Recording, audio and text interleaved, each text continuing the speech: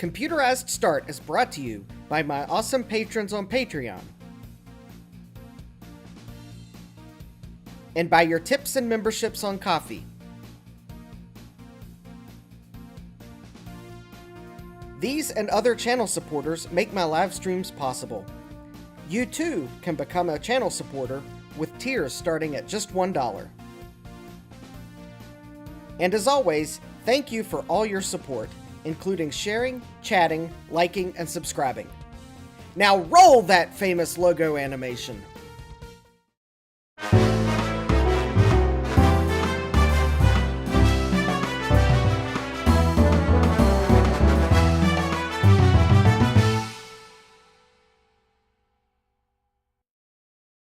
Good evening, and welcome back to Computerized Start Live. I am your host, Justin D. Morgan. Looks like we have a couple people in the chat already. Let's see, we have Francois. We have Frank S., who's reminding everyone to don't forget to smash, or press firmly, that like button. We have DTMAce1 for a few. We have Mac84. Hi, Steve. We have SadMac. Hopefully only in the chat. And, well, got a coffee go, links in the description. And we have Gutbomb, who made it just in time for us to go to Table Cam. Let's see if Gutbomb probably recognizes this. But I'll go ahead and open this because it did arrive today. The post office, I guess, decided to deliver it before Christmas. And I have not one, but two PS2 mouse headers for PC motherboards. All right. Thank you, Gutbomb. These will come in very, very handy. I will just have to put the pins on a different header, but all right. That is very awesome. All right, I set that to the side because now it's time to look at the Apple IIci, which means we've got to, I got to recap the power supply. Yeah. Yes, so I guess a quick summary of where I'm at with the IIci, and as you can see, I did put it back behind me, very close to very conveniently access it. Let's see here. There's all the all the parts in a bag, plus the one screw that's not in a screw for some reason. Anyways, so previously, I'd tried not once but twice to repair two other logic boards and failed. Third time was the charm. This is the one Garth sent me. In the meantime, I have acquired a SCSI cable that will at least get the job done. It is a bit long. I found the cable for the LED. I have an amber LED. I did forget to get screws for the Blue SCSI. I knew I would forget something, but, well, I can get screws later. That's the only thing I forgot. Well, I guess I'm doing pretty good. I did manage to find the network card I have for this computer. I also have this bag of parts that I think go to the IIci, although I think in this bag are mostly broken pieces of plastic, the battery holder cover, and now that one screw that I'm not exactly sure what it goes to. I think it might be the screw that holds the power supply in, or the case closed one, or it's just a random screw that showed up with the IIci. Yes, it's my poor little IIci. The case is definitely worse for wear. I may have to see if I can't find a better case at some point, because there's like a big dent here, and it's very dirty, and I may try to Windex it or whatever. The outside is very much covered with various asset tags from the government that are starting to tear off. So like this one I'm probably going to remove because the paper's torn. There's this label here. That's a U.S. government inventory identification. There's this asset tag here. Apparently this was Mac 115. There's this 222 in some type of writing instrument. Oh, I'm missing a foot on this case. Well, I guess I'll have to probably 3D print one or something. And yeah, it's missing the missing a new bus card cover, which is okay. It's got permanent marker there. Bad, whoever did that. It even has this label here that says funny card, but there were no funny cards in this when I got it. So I can only presume the eBay seller removed the funny card and sold it separately. But what you probably notice is that this power supply here is not in the case. And that is because this power supply came from eBay, just like the computer, the place where I buy things I later regret. And I'm pretty sure that it needs recapped, just like all the other 2CI power supplies. So, before I even do anything else, other than say, hi, Eric, we're going to recap this power supply. And if this goes faster than I expect, we may even have some time for some more eBay regret testing. Yeah. Hey, Jesse and Sloopy. Jesse says the seller needed a laugh, therefore the funny card was pulled. Yeah. All right. So I have this wonderful Delta Electronics power supply. And I have to kind of somewhat remember how these come apart. These are somewhat annoying, if I remember correctly. I think I just need to remove all of the... You know, I don't think the other... Oh, maybe it is a Delta. All right. Let me just start removing screws from the outside, and hopefully it will come apart at some point. If I remove too many screws and it flies apart spectacularly, then... Yes, Frank S. asks, anybody serving snacks? No, the only snacks I have are not... I can't put them in the chat. And since I'm not in Canada, I can't fax them either. The Canadians won't give us their 3D faxing technology.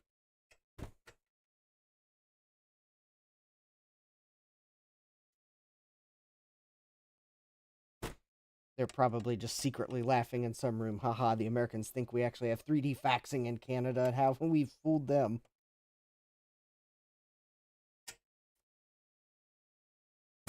Okay. Yeah. Alright. I think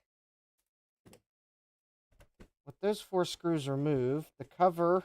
Oh, I should probably disclaim that, warning, what you're about to see is, I guess for entertainment purposes only. This is not intended to be a tutorial on how to recap a power supply. Dangerous voltages can and do exist inside. Yeah. Do it at your own risk. Blah, blah, blah, blah, blah. I think I covered all the required disclaimer. And this power supply has been powered down for at least 6 months. Probably longer.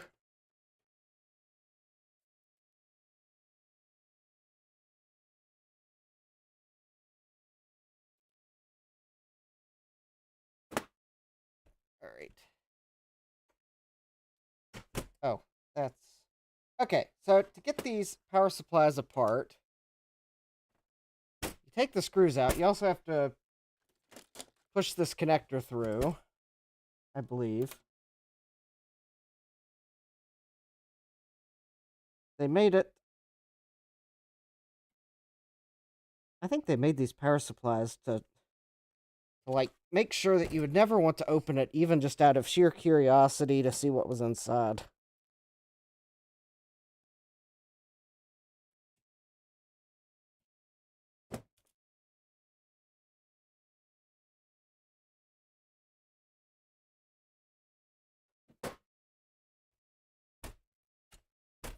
Oh, hey, Martin. Welcome.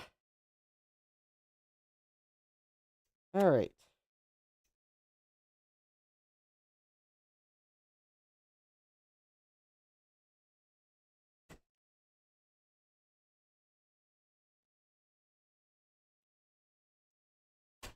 There we go.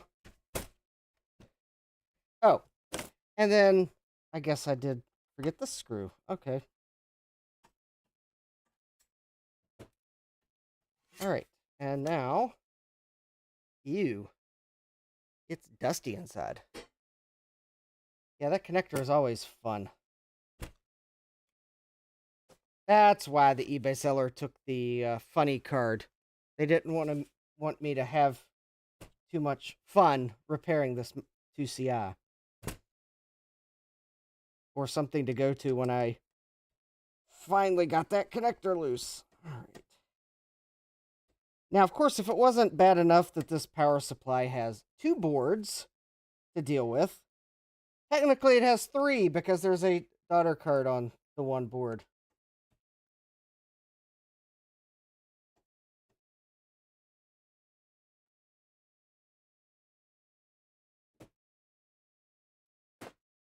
I think now that that is loose, I think I can pivot. Oh, after unplugging the mains connector,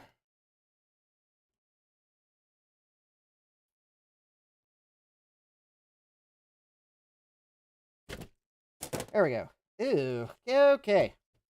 It's a dusty one. Hi, micro hobbyist.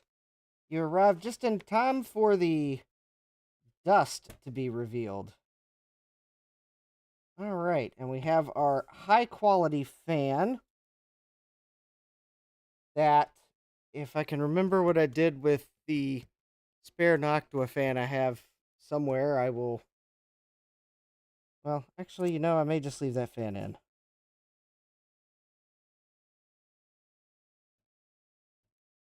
Let's see here. Well, it actually... it doesn't look too bad inside. On a cursory inspection, it's very dusty. I don't see any leaked capacitors.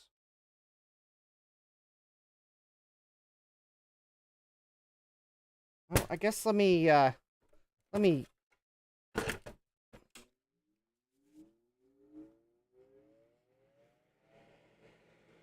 smoke absorbers are also good as miniature dust collectors. So I'll mute so I don't blow out the eardrums of all the headphone wearers, and I'm going to give this thing a little bit of a clean. So.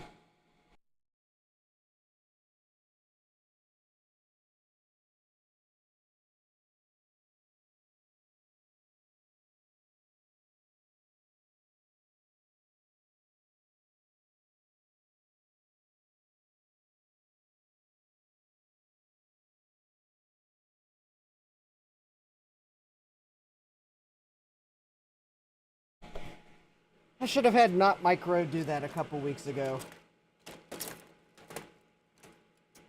Where's Not Micro when you need him?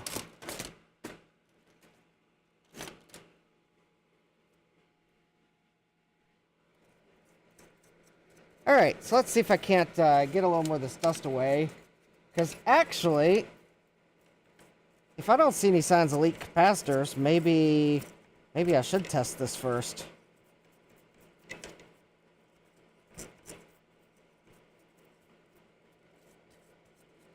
Because maybe it's the Aztec supply I'm thinking of that's pretty much always leaktastically leaked.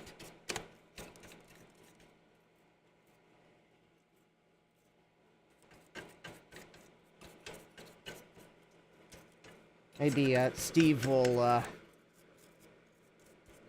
chime in with his experience on these Delta power supplies for the 2CI, etc. I don't know what computer this actually came out of, but it's one of the ones that use the same common power supply. Dealy doodad. Dealy doodad. Dealy doodad, that's our technical term for the day. It's yet another word that means thing.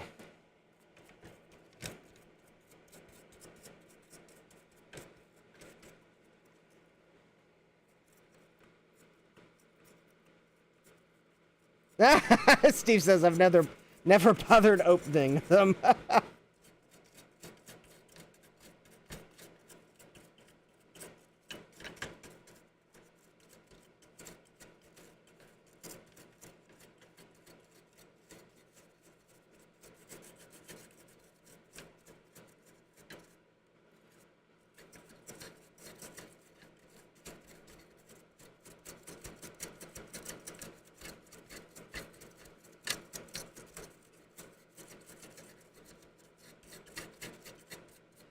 Yeah, they don't make electronics like they used to, Frank. That's definitely true. There are so many older electronics that you can get away with powering them up and seemingly they're fine.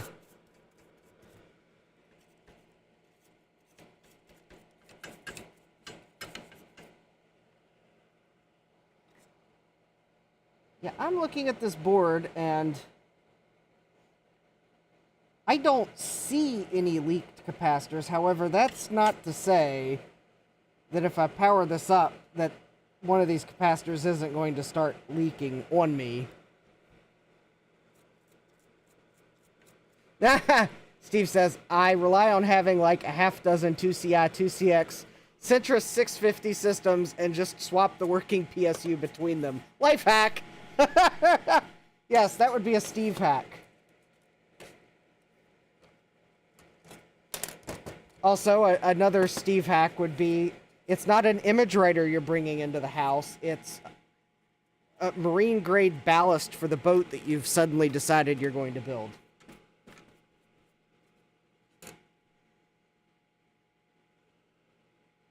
Just don't let your wife see you take it out of the marine store parts box that the image writer seller conveniently had for you to put it in. Steve says, it's a cake shaped like an image writer. Happy birthday! Whoops!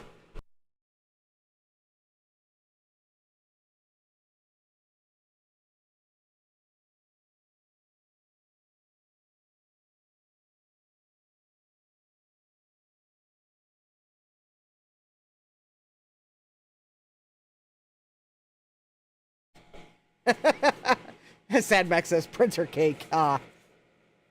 Yeah, Martin, I think the 7100 may have a very similar connector. That is quite possible. Alright, so now that I've got the dust out and I don't see any electrolyte on the board.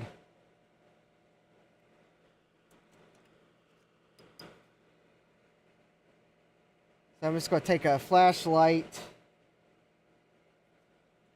and use that as some extra light. It's going to make the image overexposed for you, but hopefully it would mean that I would see the electrolyte hanging out on the board if it's there.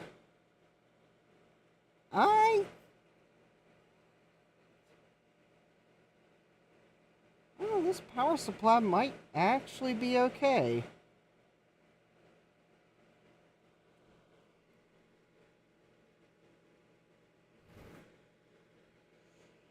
No, there's no reefas in here. Ah, hey, Will. Will is back in the Cayman Islands. Oh, welcome home, Will, I guess. After your trip to, I guess you were in the States?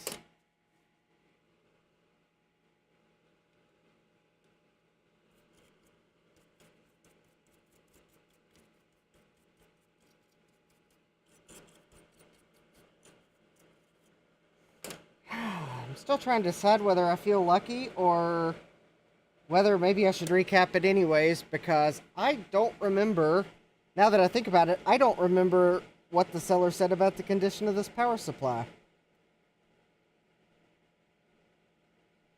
And they are such a pain to put back together. They are a pain to take apart.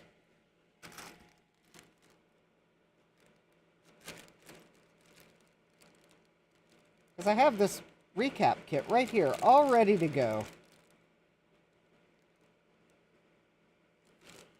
Alright, we'll see you later, DTM Ace 1. Frank said, oh, I thought you were still here. Then I realized I messed up your return date with the end of date sale for Marlon P. Jones Associates. Yeah, I can't say I've never done that before, mixing up a sale date with a... Steve's telling me to pull a Steve, use it till it pops, then recap it. Alright, there you go. Professional advice from Steve. What? Yeah, quite honestly, I think I'd rather not bore the audience through a recap unless it's needed. Because it actually looks like it's in good condition. Alright.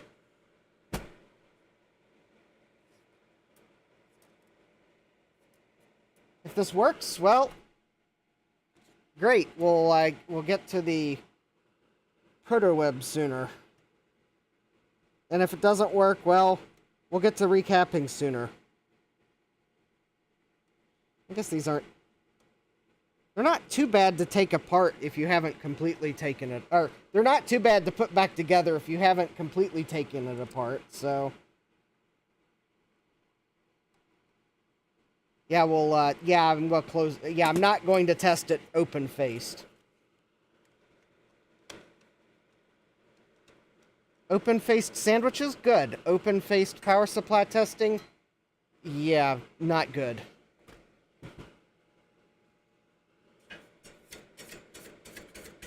Don't ask me where that statement came from, because it obviously came from my brain, the thing that thinks of everything both brilliant and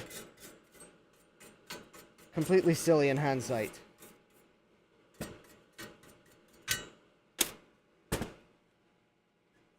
Ah! Alright, well, if it needs a recap, I'll recap it. It's also entirely possible that I'll need to lubricate the fan, which means I'll still have to take it apart. And if I have to take it apart again, I probably will just recap it then. So if I got to take it apart for any reason, I'm going to recap it, because I don't like taking these things apart. Besides, I don't think they take... I don't think it would take that long to recap it. I mean, it's got more caps than an LC power supply, but the hardest part of recapping is getting into the groove of recapping. Once you're in the groove of recapping, what's a few more caps? I mean, it doesn't look too bad.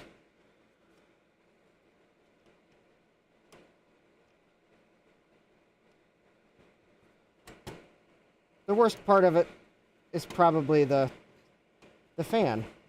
And if the fan's probably just noisy. Something tells me I...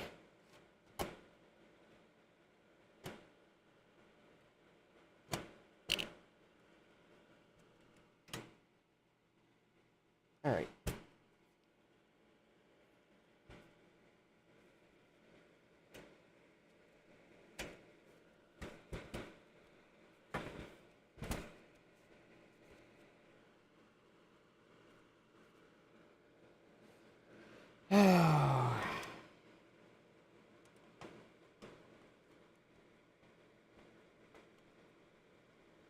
Well, I think if there's one thing I've learned, that for some people, it doesn't matter how delicately you say everything, they're going to misinterpret, so...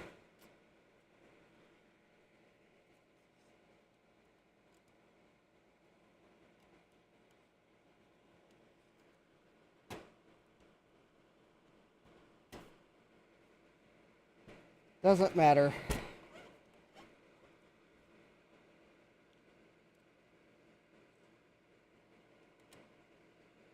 Francois, let's see. Gparted running NFS resize with both force, and no actions. So, which is it?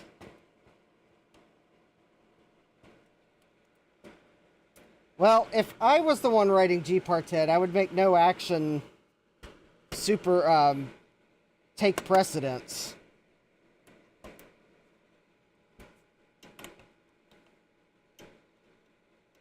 But I wasn't the developer of Gparted, so I don't know what they did.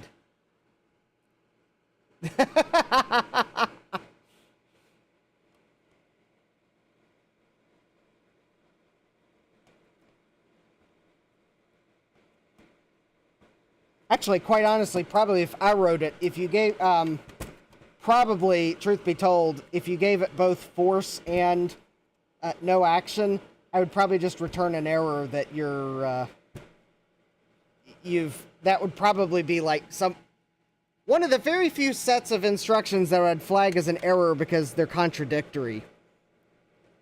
Because one is basically tell it, go forth no matter what happens, and the other's telling it don't do anything. So I would give you the oxymoron error. Hey, Jeremy, welcome!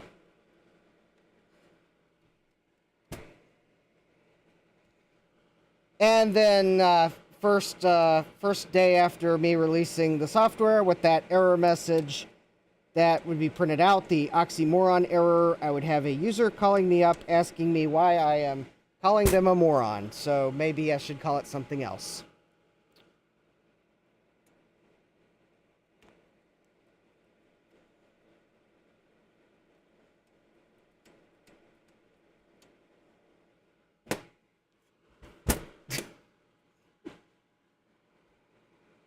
Oh, hey, Scarlet the Four-Eyed Cuda. And anyone else that I've managed to miss in the chat, because it kind of went zoom while I was putting this back together. And yes, for anyone that has been watching and wondering why in the world did I keep trying to, like, screw this screw in, it's because for some reason this one screw, probably as a result of me putting something on backwards, this one screw just doesn't seem to want to screw in.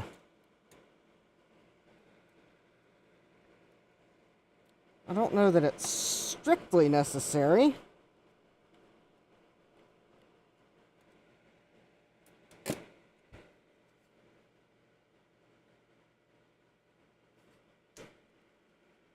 All right. I did put the paper insulator back, so I'm just going to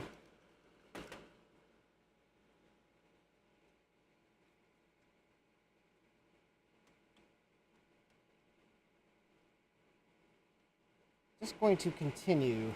All right.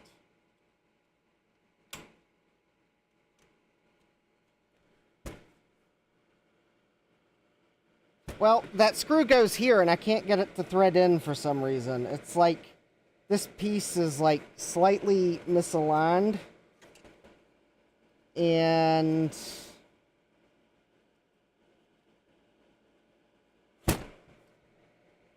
I don't know how many times you're supposed to try to...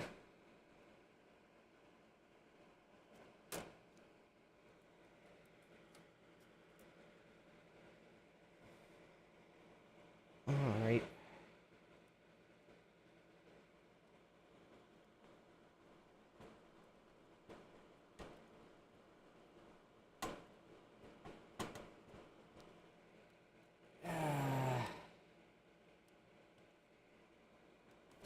All right.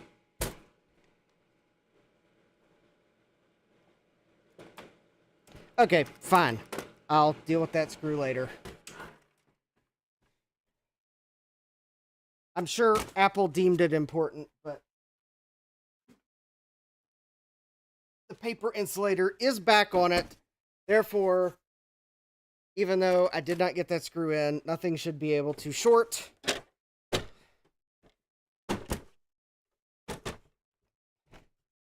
Hopefully that is not foreshadowing or hindsight. All right. There we go. Blue SCSI. I don't have screws to actually screw it to the bracket, so there's that, but I can at least...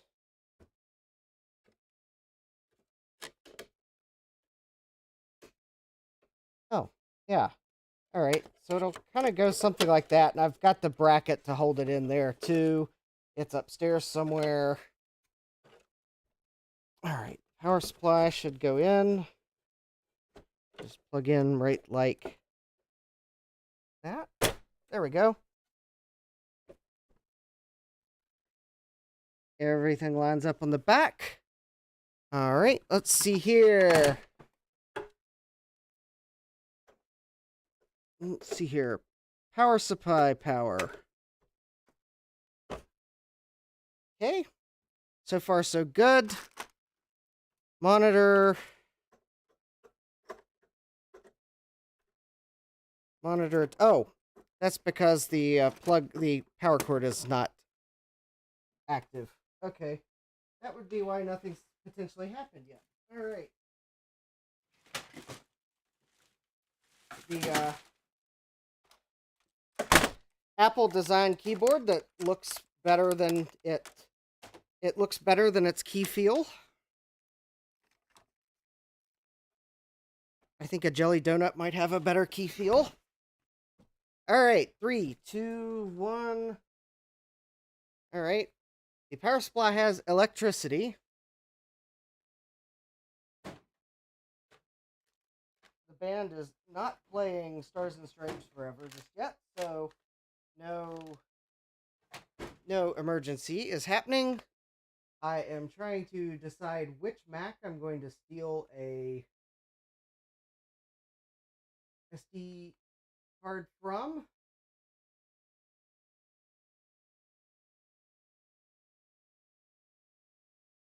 And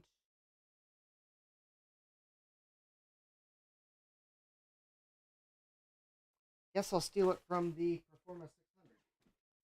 Because it's most likely to be compatible.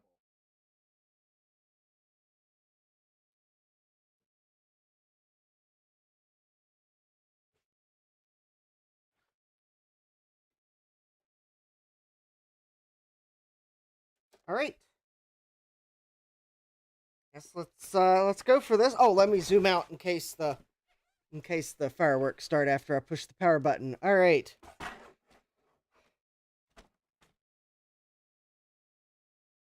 3, 2, 1. Got a chime. I have a signal.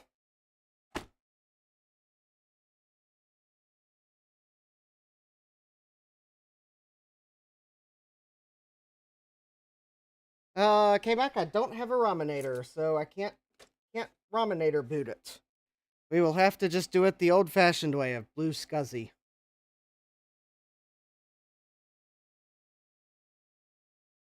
Although it would appear as if my Blue SCSI does not have power at the moment. Oh, that could be a problem.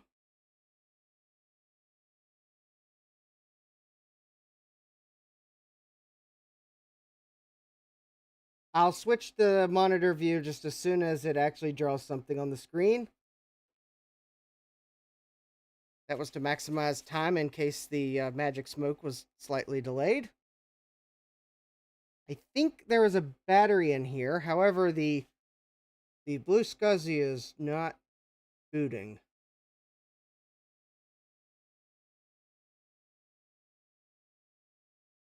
All right.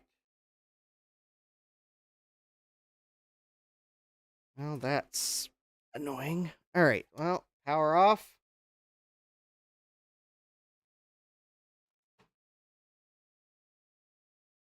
It is a Blue SCSI I built, so there's always the possibility that I did something wrong. So how about let me swap it out for the other Blue SCSI that I built at the same time. And then if that doesn't work, then I'll see if maybe the problem is that I forgot to load firmware on them. Because I didn't see any signs of power on the Pico.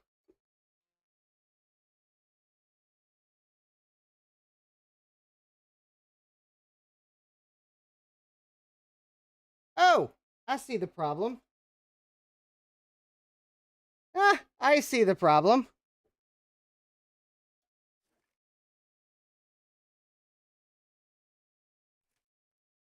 Can you see the problem?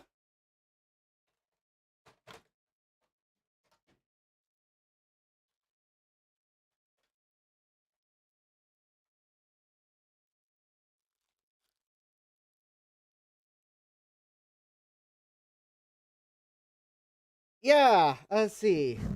I forgot to put jumpers on it. So I need to put a jumper on termination on and a jumper on power on. Of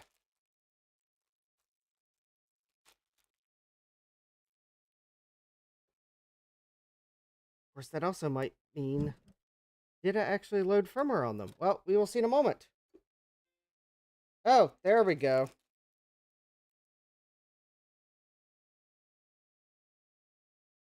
Ooh.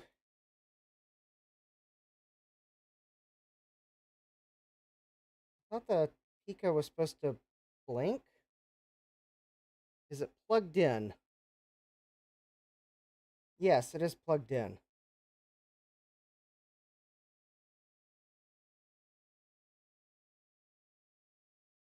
Maybe, just maybe, did I forget to put firmware on it? Let me try the other one, because I sure thought I remembered. Oh, hey, Retro Techie. Alright, so term on. This one has a mark on it.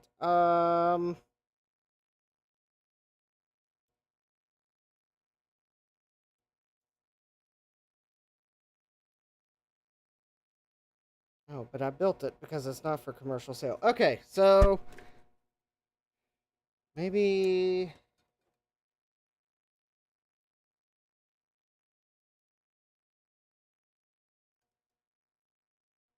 Alright, let me try the other one. I sure thought I loaded firmware on these.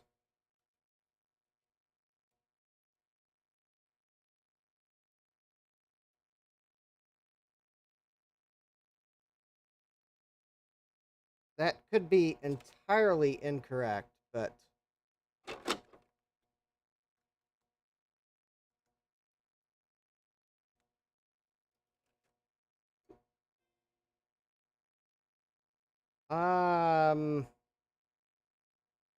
No, that would seem to be.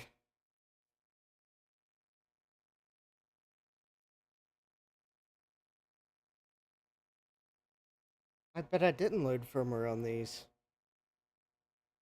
Okay. Oh, I guess I'm going to have to go load firmware on these. What do you know?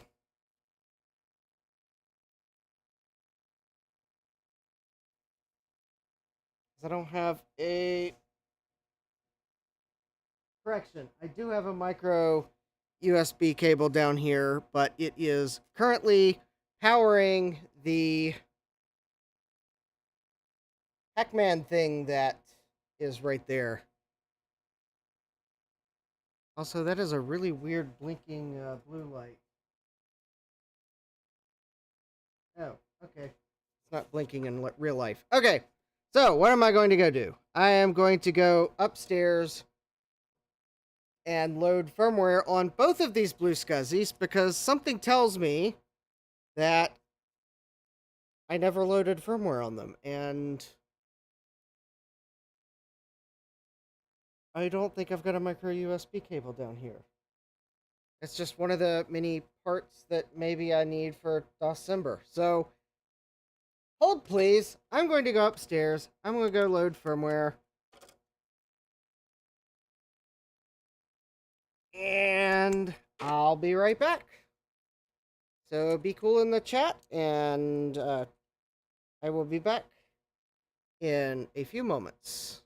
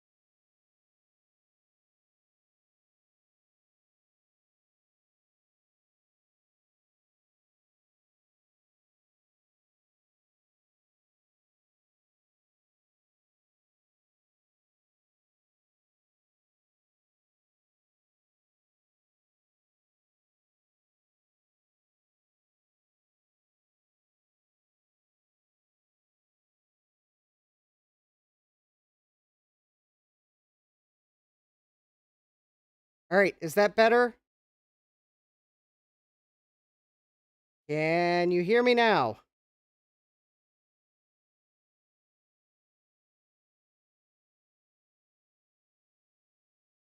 Can you hear me now? Okay. I have no idea what happened because I was not muted. It was OBS's, it was Squawker's fault. There we go. Yes, Garth got it. It was Squawker's fault. Squawkers, bad Squawkers. Yeah, all I did was disable and enable my webcam. Even though I'm using this microphone, but OBS reasons. Okay, so as I said before, you all pointed out that my lips were moving and no one could hear me because Squawkers flew over to the East Coast while I was on Be Right Back, meddled with OBS, and then flew back to the West Coast. That's how sus Squawkers is, and that's my story, and I'm sticking to it. I realized as soon as I plugged the Pico in upstairs and saw it had a green light on it, I realized, oh yeah, that was my first clue. There was no firmware on them. So that's how long ago I built them. I forgot that I never loaded firmware on them. So we are now in Mac OS. Apparently, we are in my scaler doesn't care about the internet trolls mode. Let me see if I can, let's see here. If I can fix the,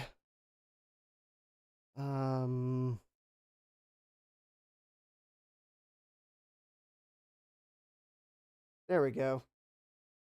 I think that's more correct. All right, other than I think it's still cutting off the curved corners, but well, that's probably the refresh rate. All right.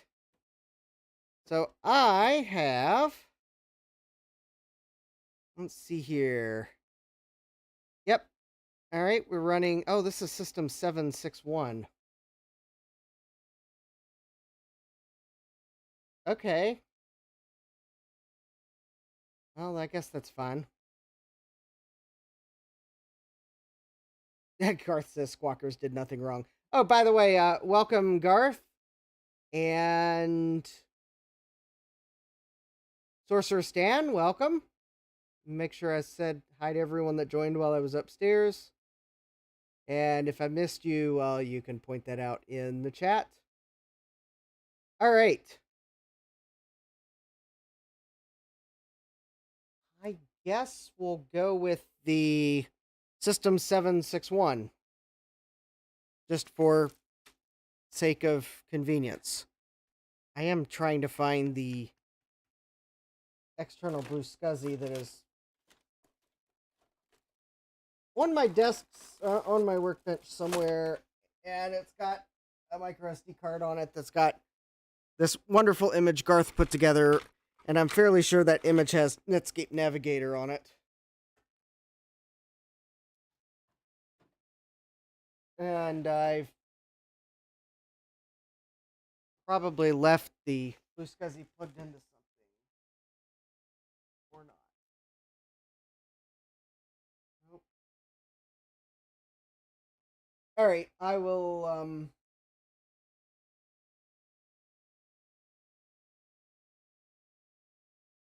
it'll show up in a moment. Is actually, let's get this network card in, shall we?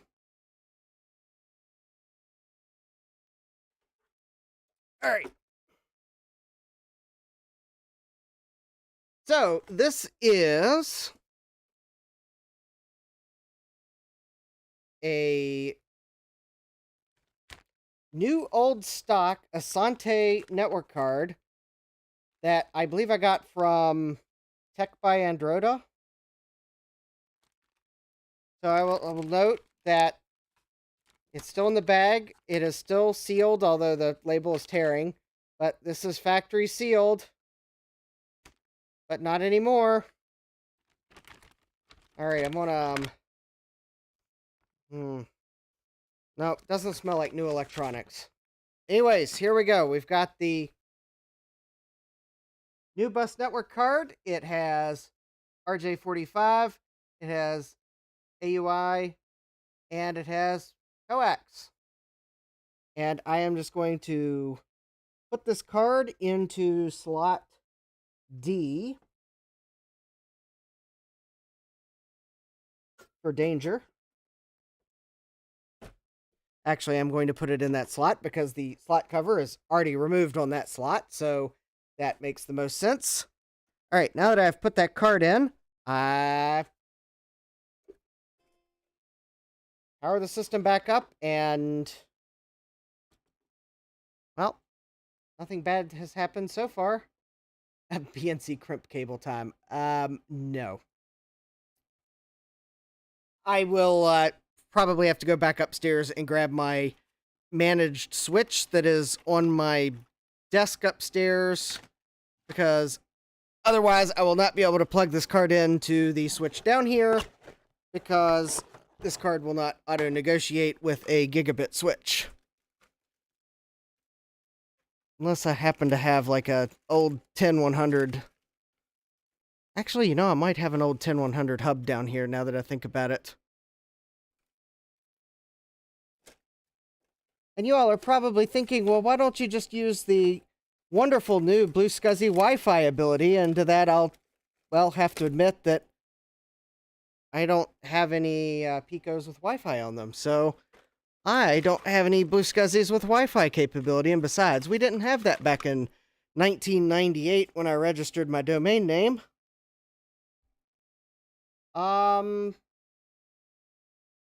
That macOS kind of looks a bit funky, doesn't it? What in the world is going on?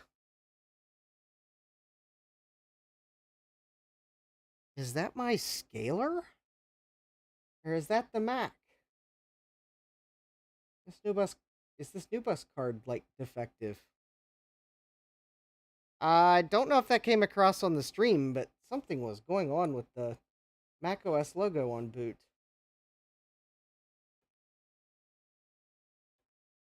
Um...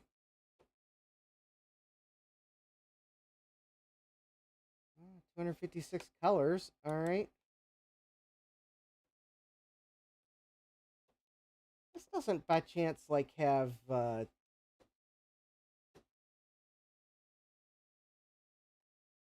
drivers built in. Probably not. I'm about to go find the... Yeah, make TCP/IP active.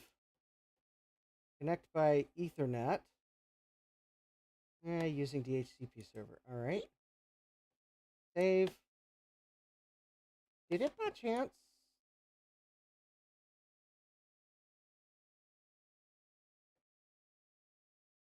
No, it couldn't have been that easy.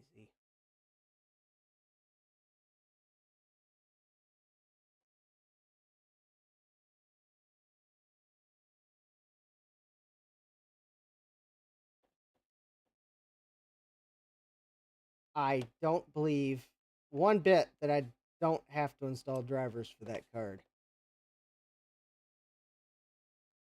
But Apple System Profiler doesn't run on a 68030, so I can't see if it sees a network card. Well, I guess I'm going to have to find my Blue SCSI that's got the image on it that I got from Garth, or I'm going to have to see if the... Oh, you know, it might be quicker if I just see if that image is on this computer. Because even though this computer doesn't like the USB thumb drives I use with my GoTech, I think it is totally okay with my micro or my SD card reader. Let me see here. Oh, hey, Jack 68K.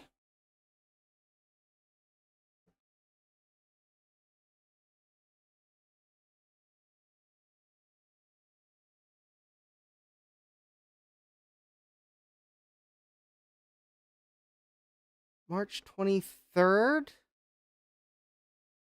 Okay, I think that might be right. I think that might be right.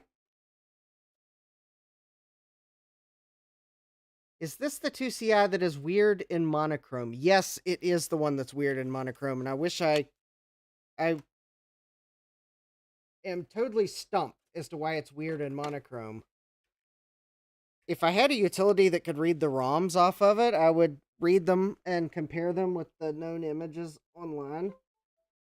Because it's almost like maybe there's a different. It's almost like this 2CI might have a different ROM version on it than the one that everyone says is like the only 2CI ROM version that Apple shipped. Okay, I think this is the image I'm looking for because I think Garth sent me the image back in March. I don't remember creating a image of this name. I certainly don't remember zipping it after creating it, so I think this is the one Garth forwarded along to me that's got like a bunch of programs on it so I can quickly copy them to my hard drive. And I'm pretty sure he had Netscape Navigator on it.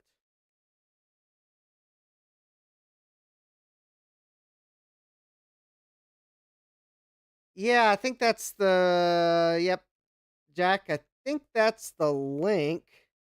Oh. Ask and you shall receive. Thank you.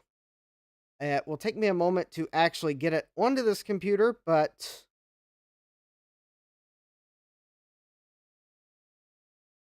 I will find a way. Because I don't have the Blue SCSI image handy to install files that way. All right. Although I may go grab that. Okay. I have the image. It is on my SD card.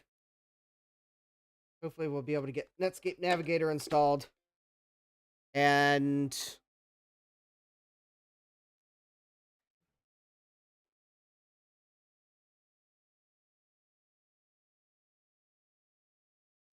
let me also see if I can get the Asante drivers. Just in case I need them, because I am very suspicious of the fact that I was able to enable TCP/IP drivers for old Asante Nubus network card system 6 or 7. I don't know if that's the one I want. Asante Ethernet installer 5.x.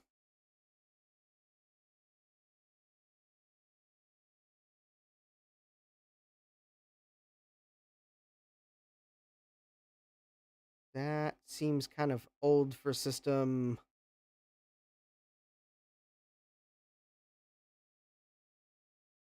Oh, actually, maybe that is newer. Oh, supper time.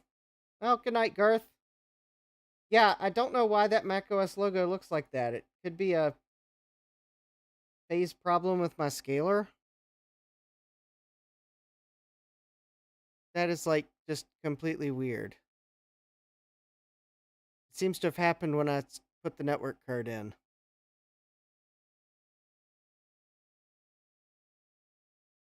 Maybe I should shut down and pull the network card out and try again and see what it does.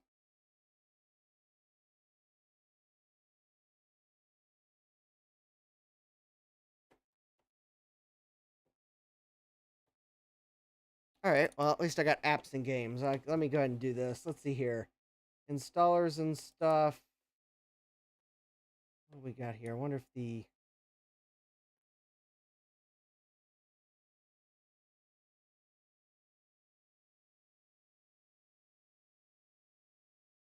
All right, well, don't need anything that's in there. Applications. Let's see here. Just have Netscape Navigator anywhere. Backbench. Let's see. Fun. Would Netscape Navigator be in the fun category?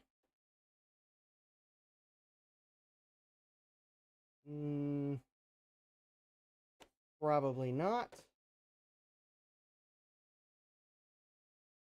Utilities.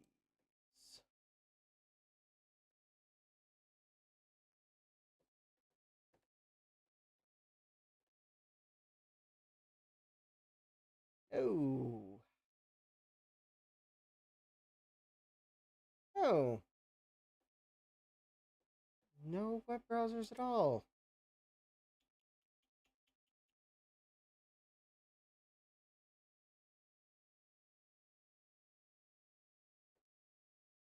All right. Multimedia and docs?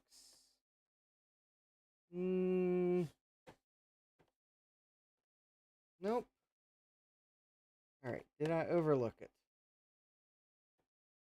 All right. Well, maybe Netscape Navigator didn't make the cut of what Garth put on this disk image.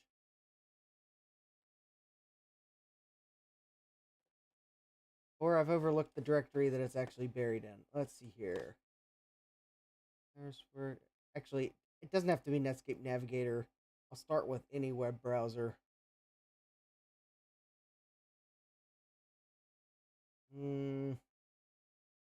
No, I don't see any web browsers.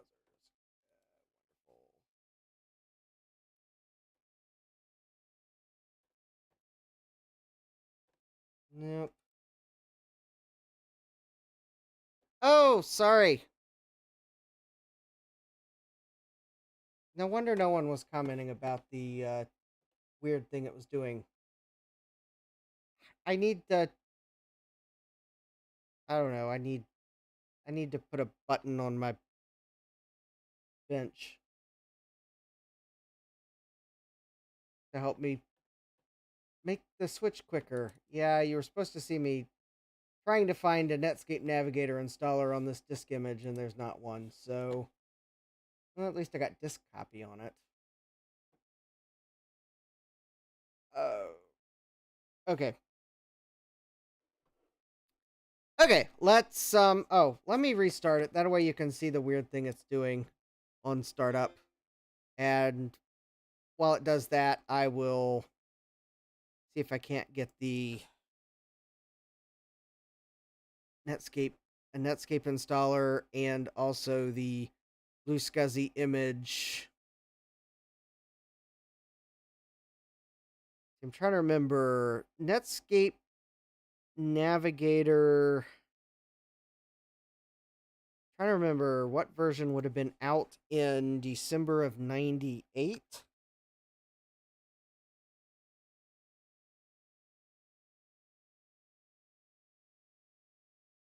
There, you see the weird blue color on the.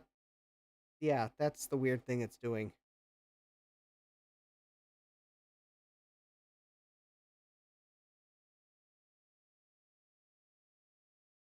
I actually figured it out the other day and then I promptly forgot. Alright, version 9's not the one I wanted.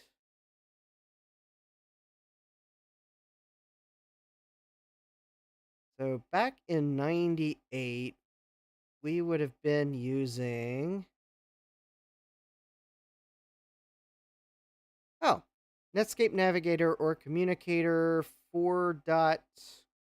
Something. Yeah, we'll go for 4.08 because that one's going to be easy to get because it's right here.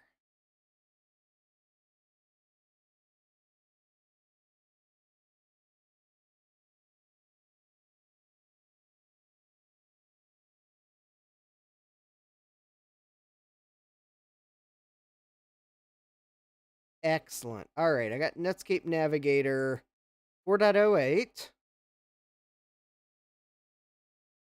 And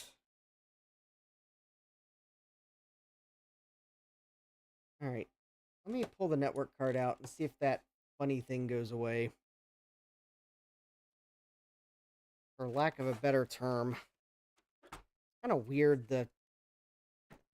I don't know if it's the scaler causing it, but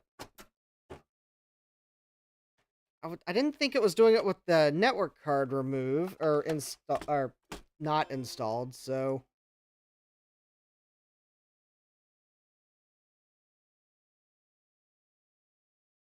this could be a very short exploration of networking on a 2CI if the network card doesn't actually work.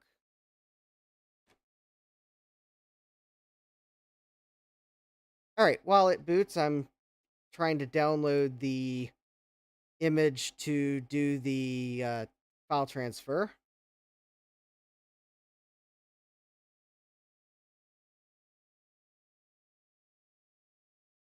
Okay. Blue SCSI toolbox. Excellent. All right.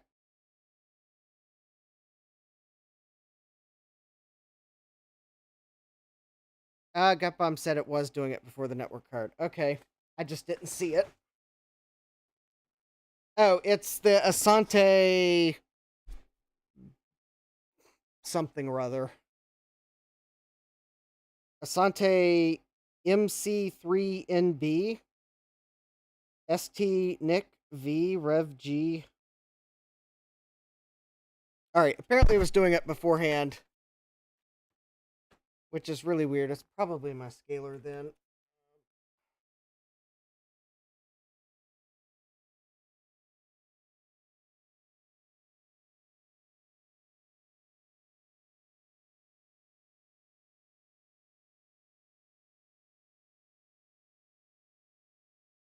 Of course, if you also let's see, horizontal.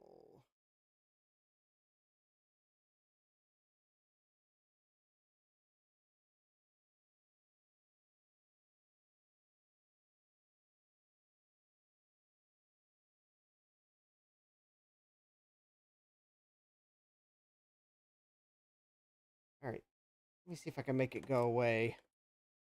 Actually, that might have fixed it right there. No, this image never had the appearance manager stuff on it. I picked the wrong Mac to borrow the SD card from.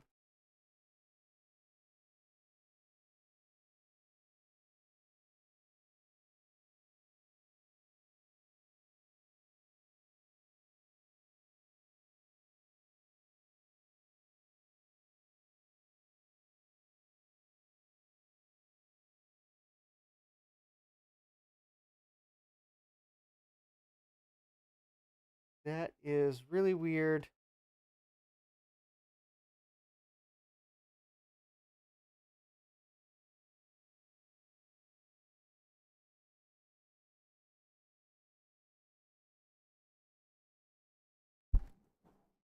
I don't know.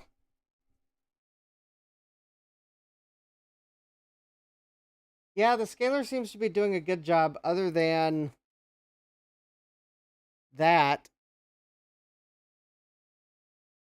The interesting thing is though, it's also doing that on my multi-sync monitor, which is not going through the scaler, but it does go through a splitter.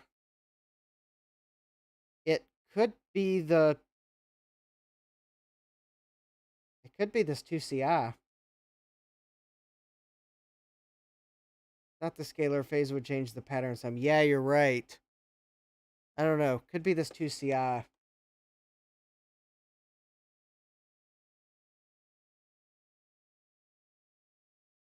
You know, I was kind of I don't know, maybe this Mac OS is just kind of too new. All right. I got to pull the SD card. Okay.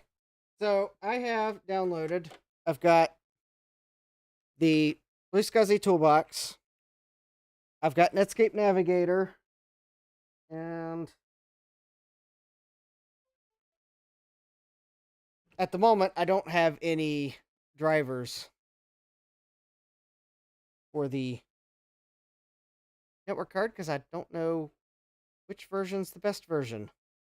Although maybe I'll just take a guess and copy them in the shared folder. All right, so let me copy the toolbox image over. All right, shared. Let's see here, downloads. All right, there's those two programs. All right, let me just grab the both Asante drivers that are on the garden.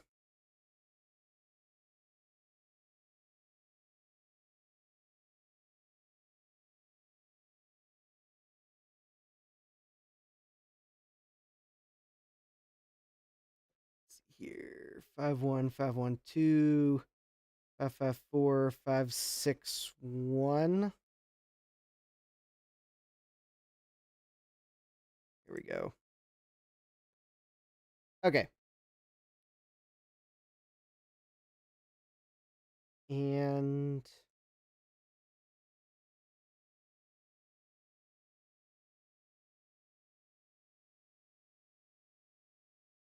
all right, latest version of the Asante drivers, I think.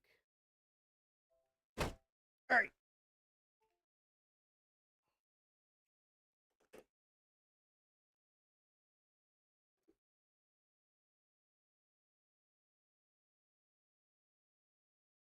Am I using a Trident card? Nope.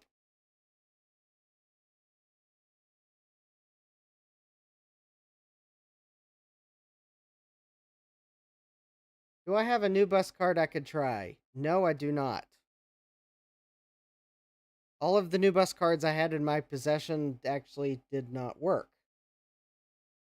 And I thus sold them as for parts or repair on eBay.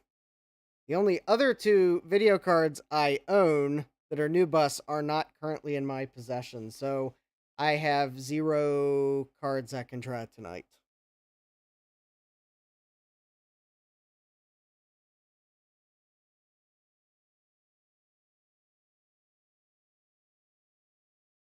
Yeah, there could be some graphics problem with this logic board.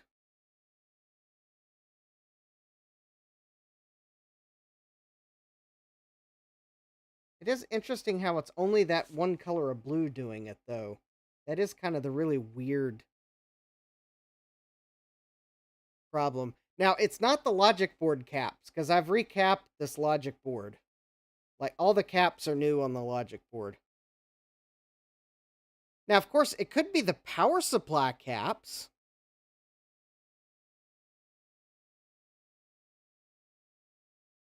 Yeah, monochrome is weird, too. Oh, yeah, I guess for anyone that's curious.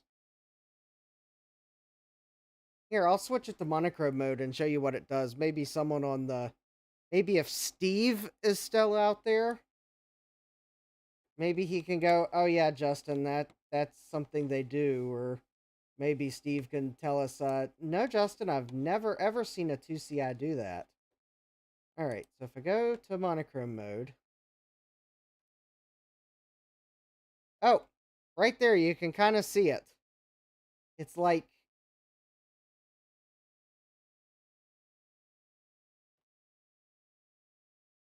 I mean, it is possible that I got a bad desktop pattern for monochrome mode. I don't know why I'm bothering changing it, though. Because actually, the really weird part's on reboot.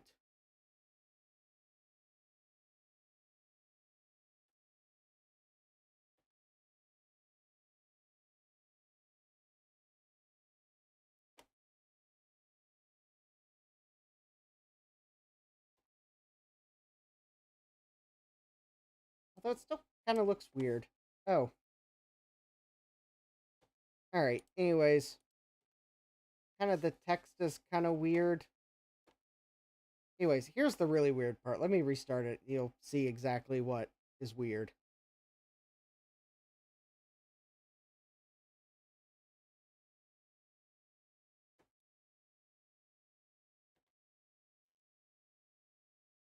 So in monochrome mode, you have black and white set on this 2CI.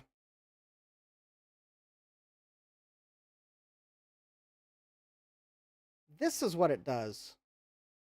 Notice how there was no gray checkerboard pattern behind the Happy Mac. And there was no gray checkerboard pattern behind the Welcome to Mac before it switched to the System 7.6 startup. I thought you got the gray checkerboard pattern on a 2CI, but I could be wrong. That's the weird thing it does. Other than that weird thing it does with that particular blue color.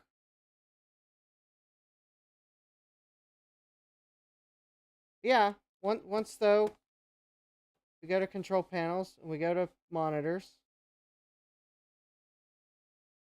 And I think all you have to do, I think, is just even if you go to four grays, Although I haven't really specifically tested it. But I think if you go to 4 gray colors, my theory is it's going to actually be a gray checkerboard pattern.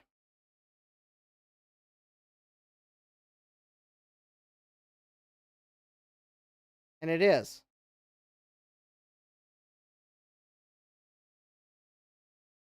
All right, so I got 2 people agreeing that that is weird. Yeah, 4 grays, and you get the gray checkerboard pattern. So there is something weird about this 2CI. But I did download the ROM dump program that Jack found, and I'll use that to compare the ROMs on this machine with the ones that are. In fact, I think there's only one set that are quote known to exist for the 2CI. So it would be really weird if this computer has like a different ROM version on it. It is a somewhat early board though, because the ROMs are EPROMs. Oh, okay, no, that desktop pattern's got to go now.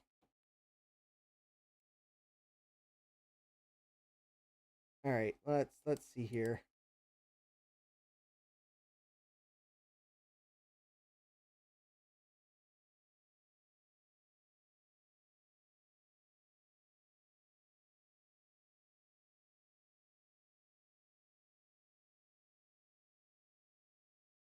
Okay, that actually is.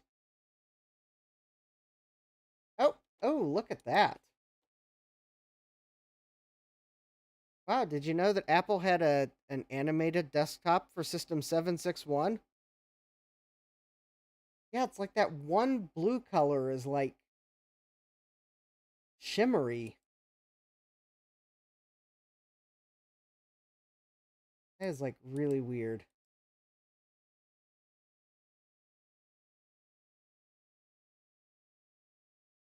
Yeah, no, you can even yeah, YouTube's not even like.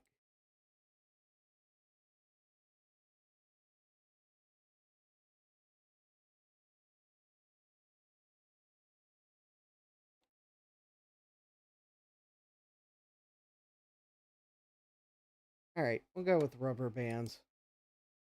Yeah, it's like dancing all over the whole screen. Yeah, the purple too. Yeah, something's definitely weird. All right, we're going to move on though because I have no new bus card to attempt to use instead.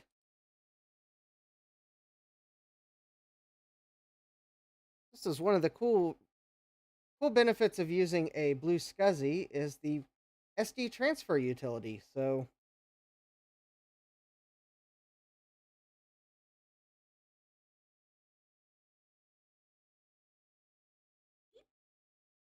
yay! Oh, it downloaded the first file.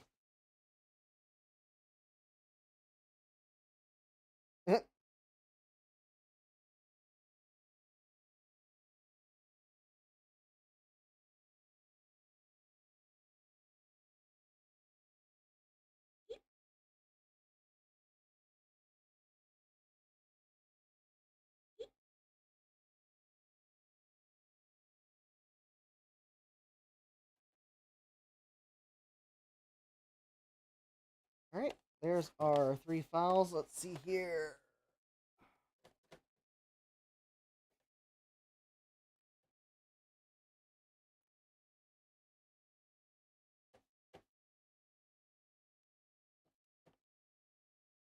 I'm pretty sure stuff it expander's on here. Stuff it expander. All right. Let me copy these. Let's do this because new folder, downloads. Oh, you know, it does help to type on the correct keyboard.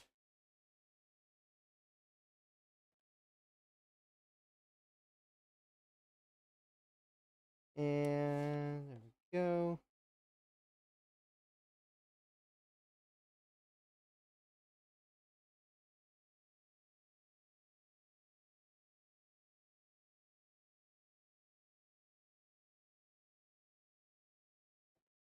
I'll have to put the Asante card back in.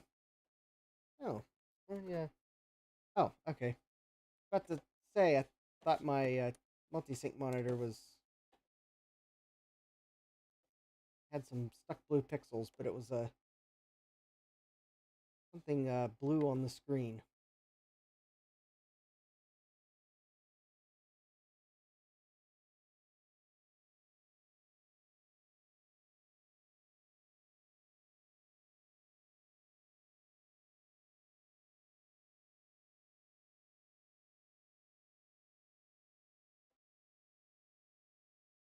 All right. So this will take a moment because, well, 25 megahertz, 68030.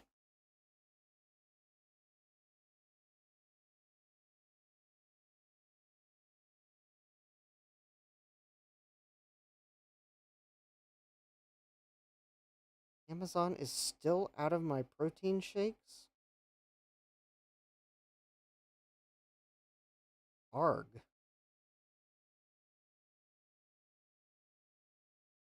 I'll set up backup. Alright, well.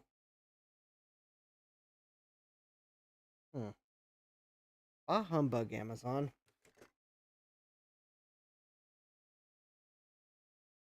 Okay, so this might take a little bit longer than I thought, so maybe while it's expanding things, I should go get my small stack of potential eBay regrets, and we'll take a look at them as things are expanding.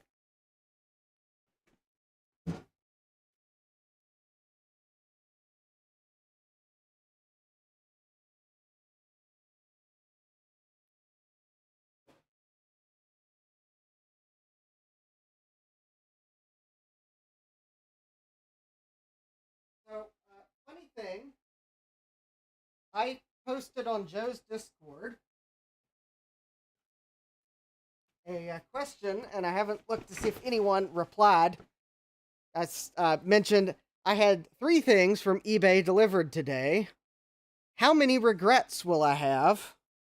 And I put A1, B2, C3, D4 somehow,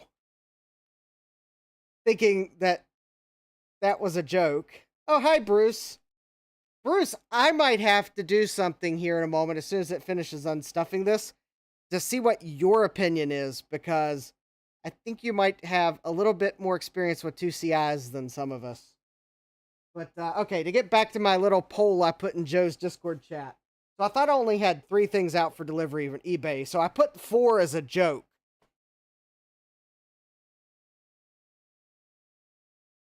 It's probably hard to tell, but that's actually 4 packages from eBay today.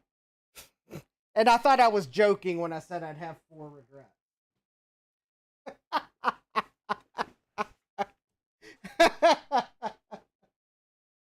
Because apparently one of the items, either the postal carrier forgot to scan it or eBay just hasn't sent the email yet. But anyways, so what are my recent acquisitions that will probably might come out to play for December?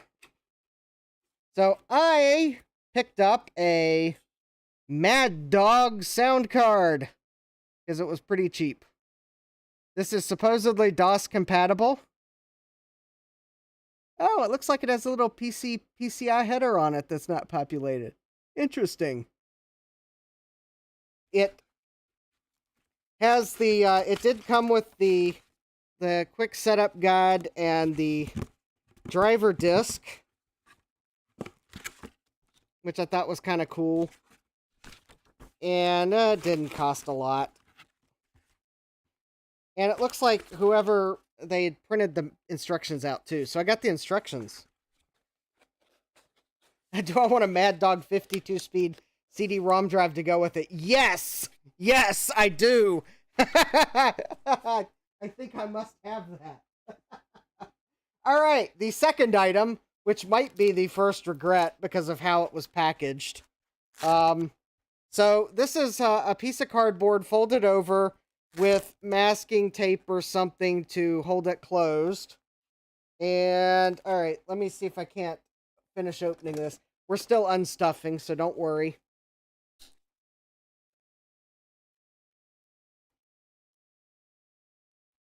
Let's just say that when I saw what was in here and how exactly it was packaged, I was very concerned that the post office probably found a way to bend it in bad ways. But anyway, so... Oh, okay. Well, at least they put anti-static foam on top of it, but,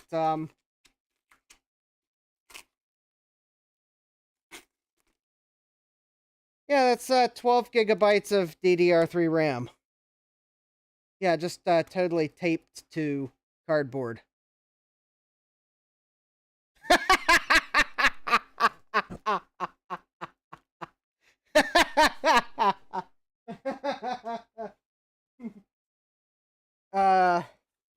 A Red Ryder BB gun? No, just kidding.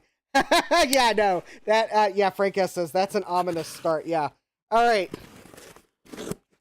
Okay, it's done extracting, but I might as well go over the other eBay regrets here real quick. Potential eBay regrets. I haven't tested these. In fact, you should probably tell by the fact I'm just opening it. Okay. This is probably one of my more questionable repurchase attempts of an item.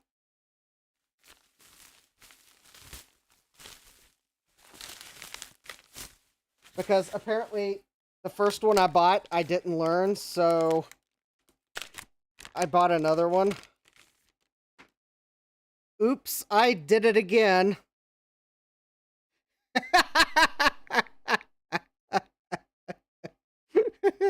The seller said working tested. Adam says, you meant it was 12 gigs of RAM. Yeah, that's yeah, I'm totally afraid of that. Yeah, hi, Adam. Oh, that hard drive smells like pepper. Okay, interesting. Yeah, so that could be another regret because the first one worked out so well. I like sadness, don't I, Justin? Apparently I do. But you all make it worth it. Ryan, my only Trident regret right now is that someone beat me to buying that Trident Macintosh new bus card. Although to be fair, it's not a Trident video and it's a Trident graphics chip. That was just its nickname. Unfortunately, someone bought it before I could. Alright. And then this is probably my most questionable purchase of all from last week.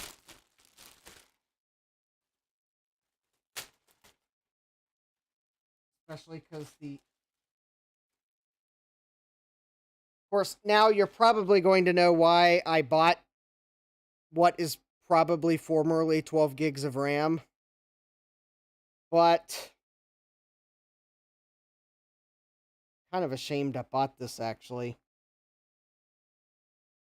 This is a Dell 3020 mini tower motherboard with what should be an i5 4570 processor. So, oh god, a proxy Trident. So how about, Adam says, that Mac store sucked when it was new. Yeah, and it's not going to, and I suspect it's one of those components that didn't age well. Yeah, Ryan got it. Cheap PC. All right. All right, before we get back to now that the decompressing's done, of course, now my workbench is going to smell like pine sol. All right, let's see if this is actually an i5 4570, which will help my cheap PC challenge build, or if I got duped by the seller and it's only like an i3.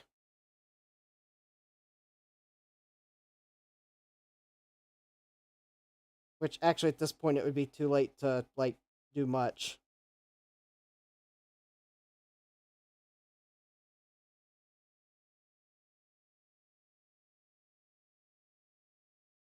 Yeah, Jesse says, every successful YouTuber owns an old Dell Optiplex. Yes, I own 2 old Dell Optiplexes, but the rules of the Cheap PC Challenge are that you have to buy the CPU, the GPU, the motherboard, and the RAM.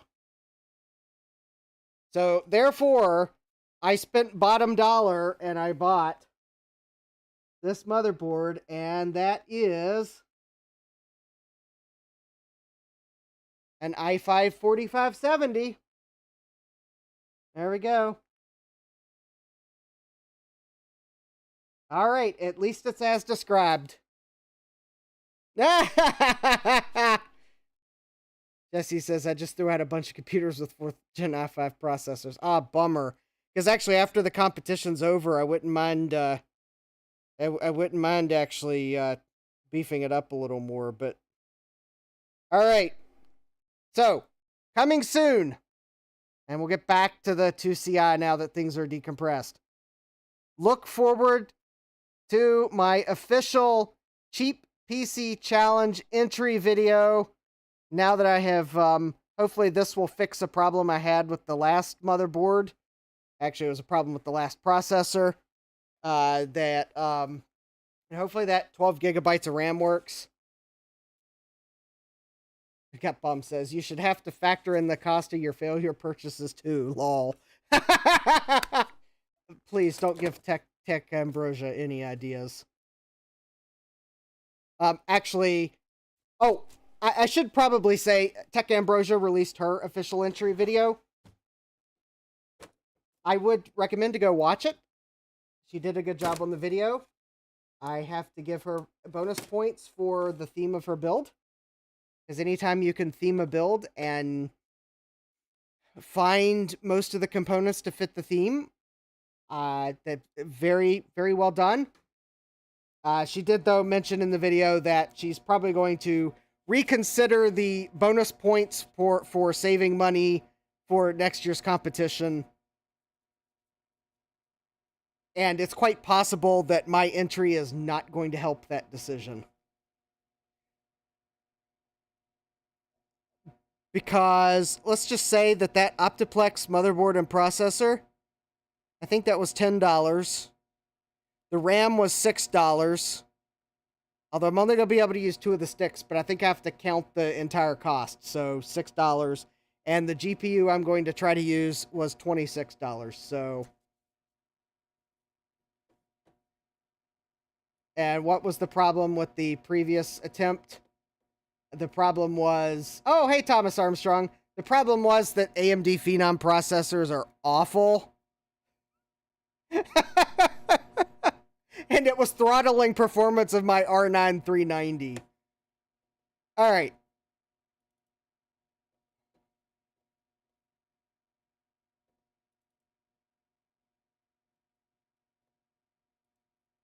That doesn't sound right. Okay. We'll take a look at that later. So let's go ahead and eject that. All right.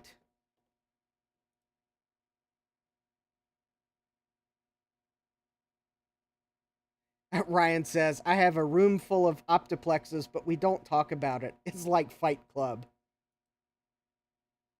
Yeah, Ryan. Rule number 1 of Optiplex Club. You don't talk about Optiplex Club.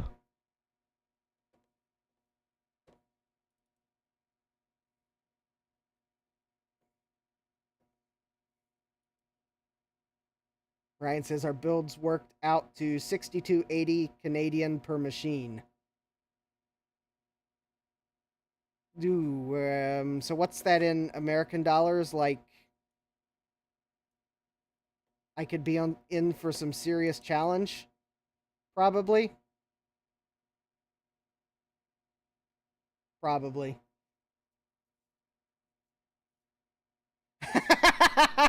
Francois says, ooh, can I join the club that shall not be named? Well, Francois, all you have to do to join the club that shall not be named is to scavenge a machine that a business is scrapping of that club, and then you're a member of it. Oh, wait. I think you might have to salvage 2 first. Francois says, we do have some Optiplex at the Fab Lab, which don't boot anymore because Optiplex.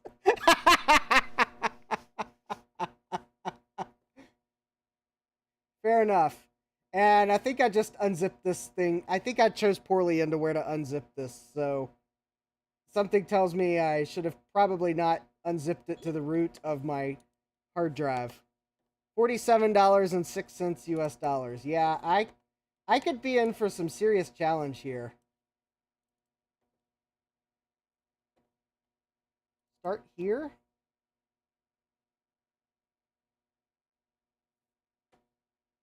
Oh, wow. This is bringing back some feels now. And yeah, there's that shimmery blue color or purple color or whatever. Yeah, there's something going on with the... All right, let me install Netscape Navigator, and then since I know we have a couple more Mac experts, I'm going to set this back to black and white mode and restart it again to get opinions.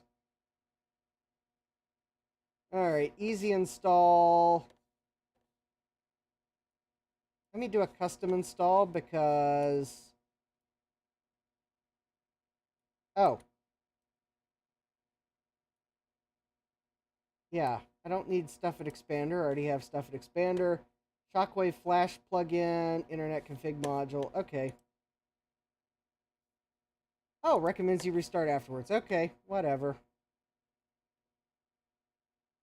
Francois says, we have a pile of GX 620. They all have capacitor plague.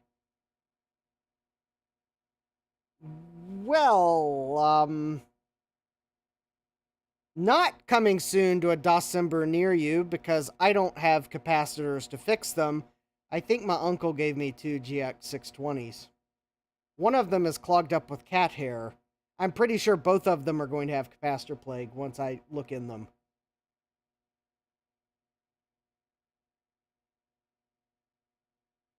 Ryan says, Intel Core i5 Gen 7 7500, 8 gigabytes of DDR4 RAM, 512 NVMe, a 500 watt PSU, and 1050 Ti. I don't know how in the world... Wow, that... Yeah. Okay. I think, that's going to be hard to beat. Francois says, I have spare parts if you need. I need capacitors for a bunch of stuff, but my capacitor budget's running low right now. I spent all the money on cheap PC challenge parts. AMD AM3 dual core, 8 gigabyte DDR3 RAM, 256 gigabyte 2.5 SSD, and a 450 watt PSU, and a 1050 non-TI. How do you all get such great video cards up there? Is it because all the crypto miners were mining them in Canada?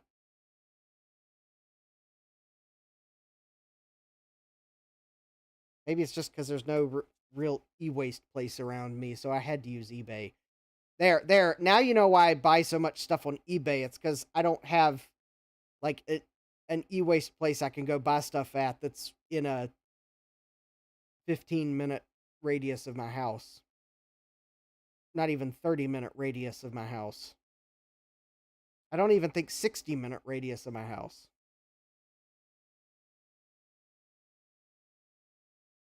Video cards were $20 Canadian each. Yeah.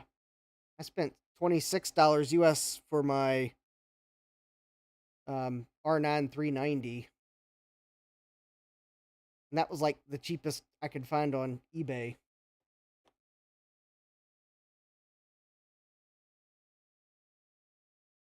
Brian says I should open an e-waste facility. I am going to... opening e-waste facilities is too much paperwork. Because you have to have paperwork from the Department of Environmental Quality for both the state and feds, and I'm sure the DEA and the NSA and the CIA and the FBI and the EPA and the IRS and the SSA and the... Yeah, I'm just trying to name 3-letter acronyms from U.S. government agencies. They probably all want their say in some aspect of your e-waste facility.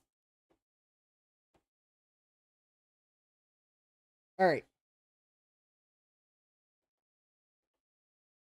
Let's go back to black and white mode. And this is so for you all Mac experts.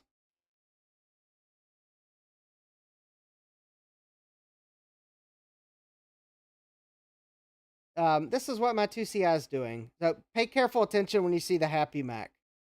There's the mouse. There's the Happy Mac. You notice how there wasn't the gray checkerboard pattern? It's doing that in black and white mode. You don't get the gray checkerboard pattern. And then in 256 color mode, one of the blue colors is shimmery. And I don't have a new bus card to compare with.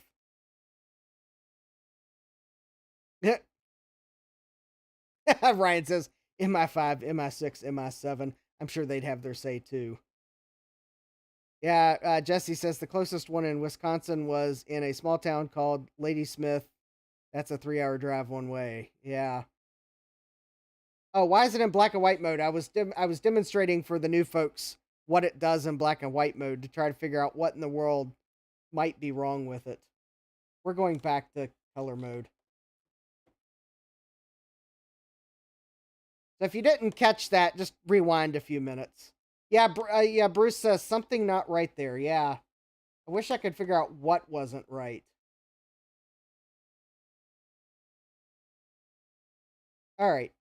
I got Netscape Navigator installed. Oh. I gotta put the network card back in. Yeah, okay, so I gotta put the network card back in. I just realized it's sitting to my left. So I'm going to put it in slot D. I'd removed it to see if that was the cause of the problem. I wonder if maybe I haven't recapped the power supply. I don't know if maybe that could cause. Oh, okay. Well, that's not the black and white problem because that was doing it with even a recapped power supply.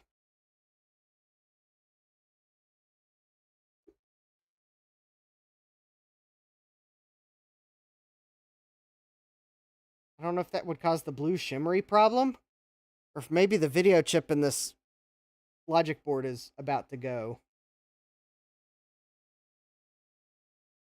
Well, maybe I should enjoy it while it lasts.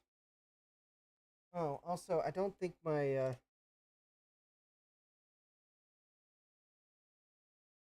Also, just realized I wanted to see if my activity LED was working. Or did I plug in the LED backwards, maybe? Oh. RAM test penalty. Please wait.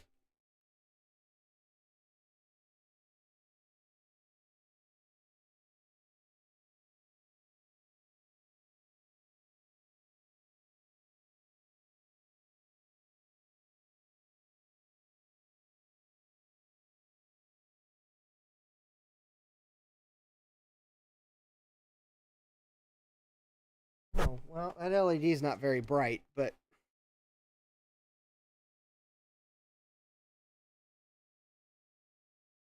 Okay, well, the LED I put in the front is working.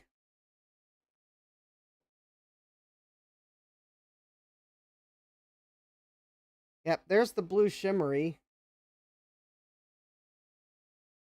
This boot up, it's mostly shimmery. That's weird. All right. All right. Let's double check settings. So I have TCP/IP set to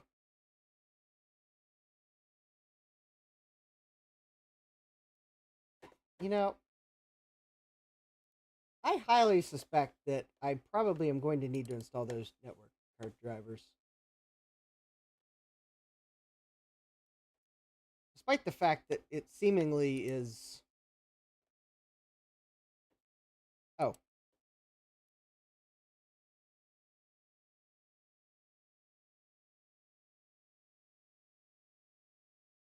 can already...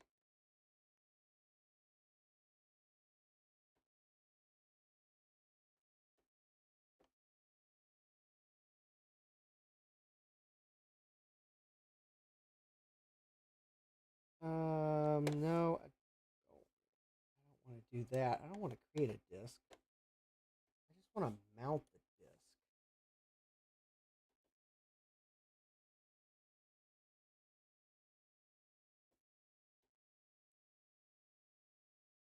There we go.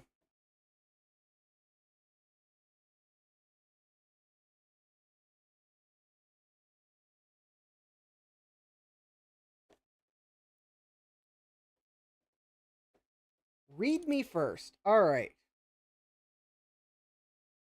Normally I wouldn't read it, but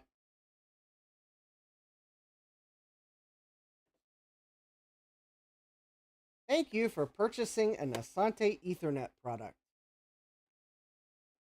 Oh, I'm so glad I bought an Asante Ethernet product. All right, PCI card has its own driver diskette. Excellent. All right. So 561.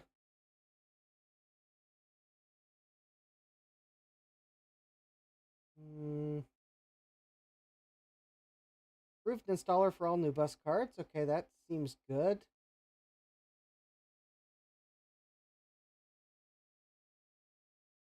Okay. Using the installer. And here.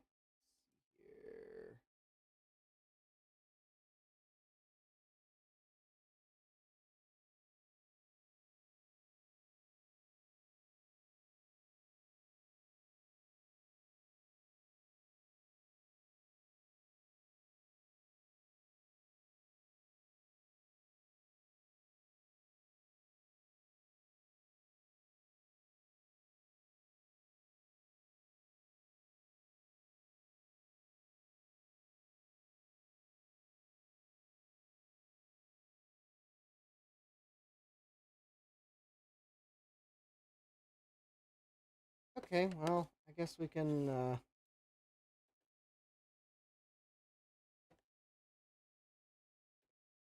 see here. Okay, those are the diagnostic utilities. Those are the things that it says to not just copy to the system.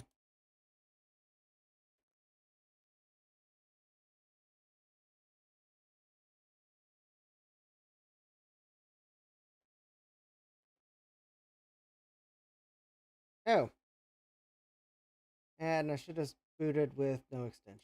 All right.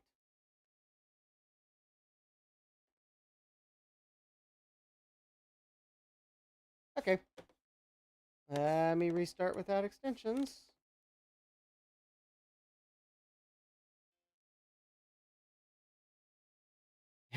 Jack says, imagine if you told the person who wrote this README that someone would be reading it 25 plus years in the future.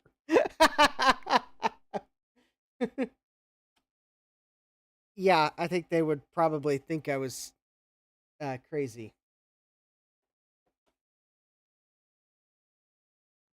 I mean, imagine the Netscape Navigator people and hearing that I had just installed Netscape Navigator 25 years after it was released.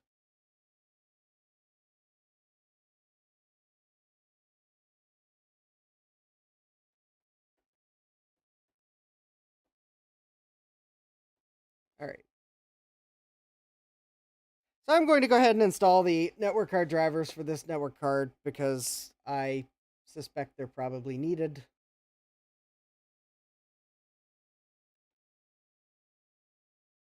And then I'm going to do the easy install because it appears to only be wanting to install the new bus driver.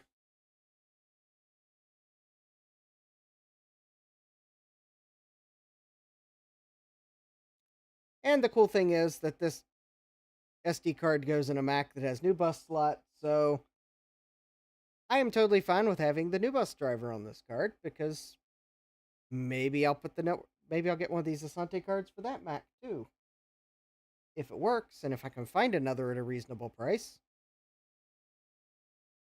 Because that was at least the one thing Tech by Androida was selling them at a quite reasonable price. But it was like it was like a year or two ago. I think I ordered it from him like right soon after I learned about Blue SCSI. I don't know that Joe was selling them yet at that point, if anyone's wondering. Or Joe was out of stock one. I don't remember which. Good night, Frank. All right. So Ryan is getting his SX64 tomorrow. Excellent.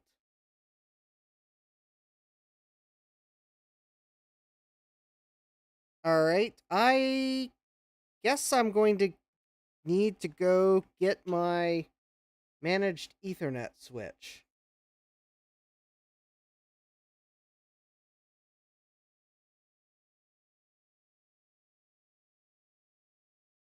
Because otherwise,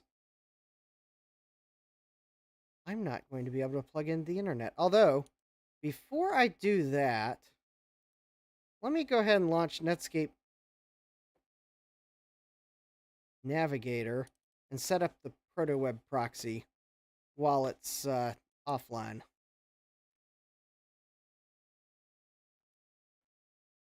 All right, here we go.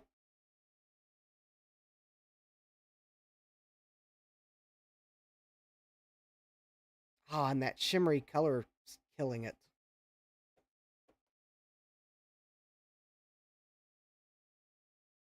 All right, we got to create a profile. My name. All right.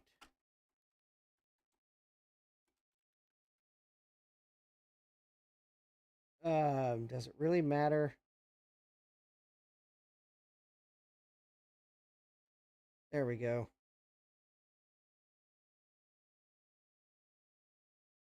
Okay, that's fine. All right. Whatever. I'm sure back in the day we put folders like that in really bad places.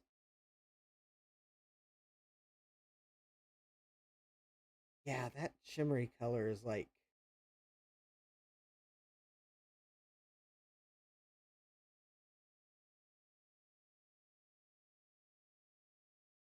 That is weird. I don't remember it doing that.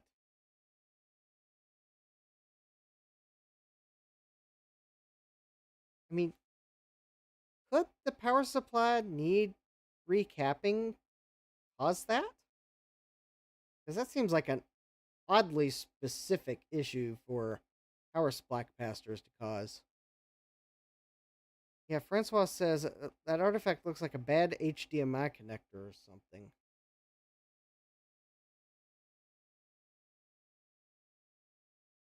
I'm actually almost tempted to. I'm almost tempted to like, um, go to the other input on my scaler, which is using a completely different cable, and see if the problem goes away. That'll require me to figure out where that cable went. So there it is. I think this is it. All right. I have no idea how mad the 2CI will get if it loses its video cable. But I'm only going to unplug the VGA cable from the adapter, so it should still see the configuration jumpers. All right.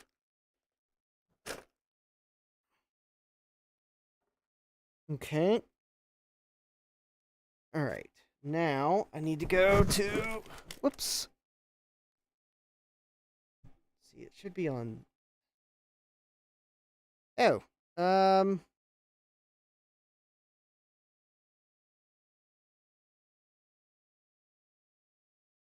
Um.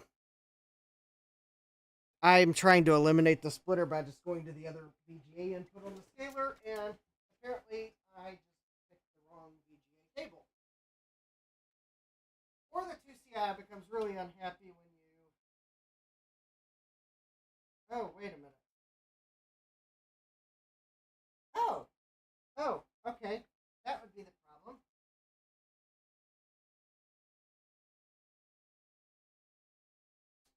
The VGA cable came unplugged from the back of the scaler. we go. I don't know if that fixed the problem.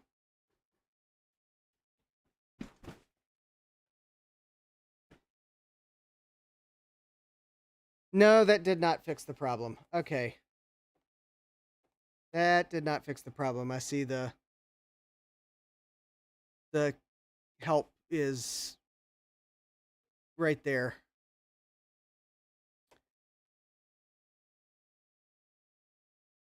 The only other thing I could do is go directly into my capture card.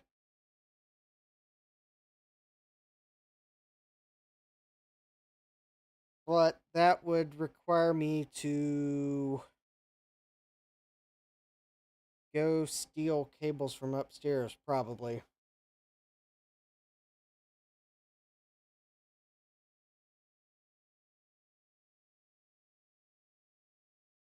Oh, wait. Actually, I think I see the adapter I need sitting to the back. Alright.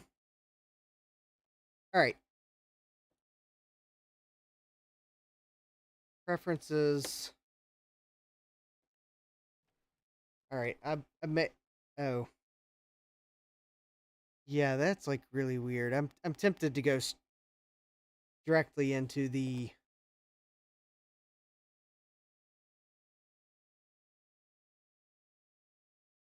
capture card, because that's, like...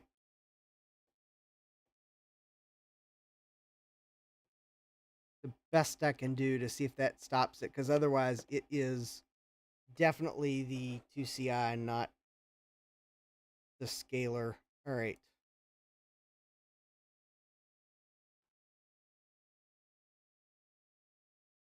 Alright. ProtoWeb. Getting started. Switch to proxy server. Oh, automatic proxy configuration. Okay.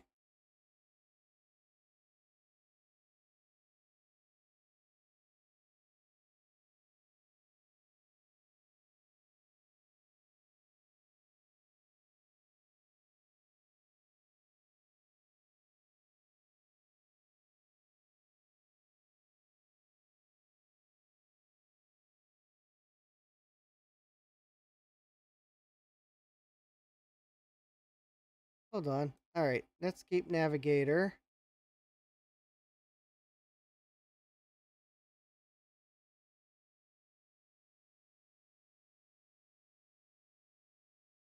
Getting started. I'm trying to find the... So ProtoWeb apparently has an auto proxy configuration setting, but...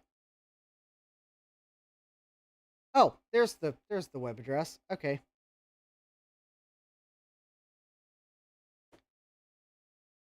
I just didn't I didn't see it. Okay, automatic proxy configuration, and that is going to be www.steptail.com/proxy1.pack.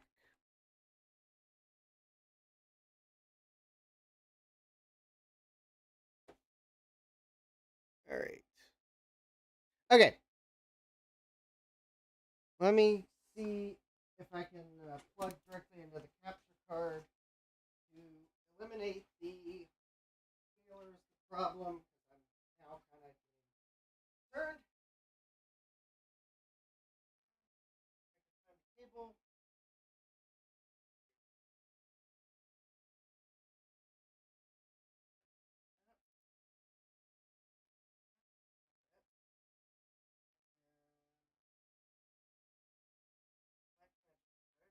Video code. So, all right. Capture card.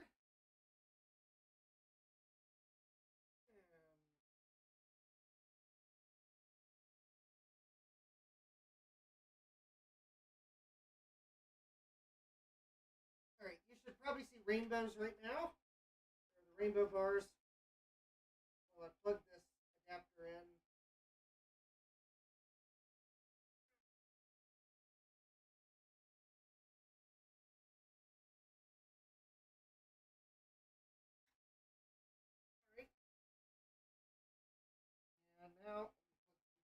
cable in.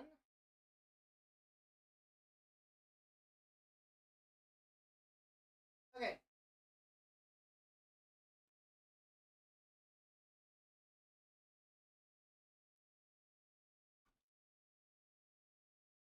Okay, that is a direct connect from the 2CI to the capture card, and I still see the problem. So, unfortunately, that probably means it's the 2CI and not the capture card or scaler.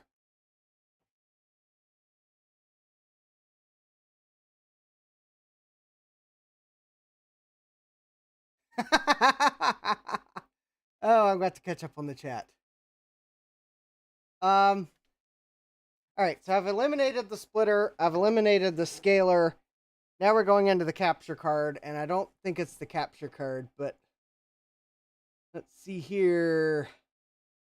Adam's asking, is smoke supposed to come out of a Dell Optiplex? No, it is not supposed to come out of a Dell Optiplex. So I would just throw it away. Francois says it is not forbidden for smoke to come out of an Optiplex. Extron does a fine job with the 2CI. Yeah, I may have to get one of those. Easy fix, use a new bus display card. Yes, that would be an easy fix if I had a new bus display card. The two that I had in my possession were dead, and the two that I don't have in my possession are not in my possession. So I have 0 new bus cards that I can use tonight. So we're just going to have to deal with the graphical anomalies and move on. Oh, let me go up and grab my managed switch because that's the last piece I need to connect to the internet. So I will be right back.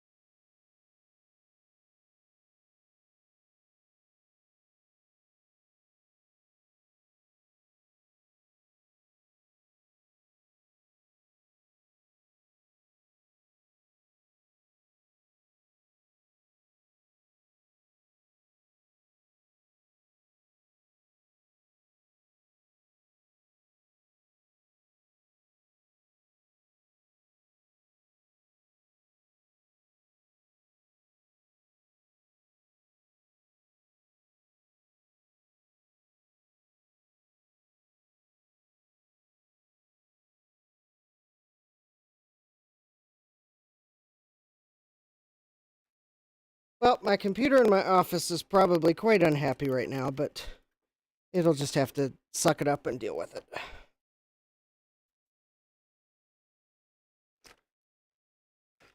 Or it switched to Wi-Fi.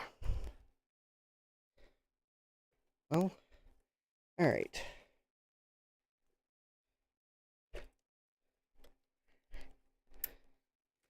All right, there we go. I should have...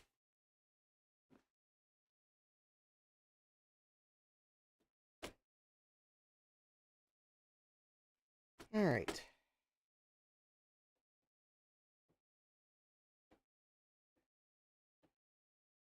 Okay. Hey, Dave, welcome.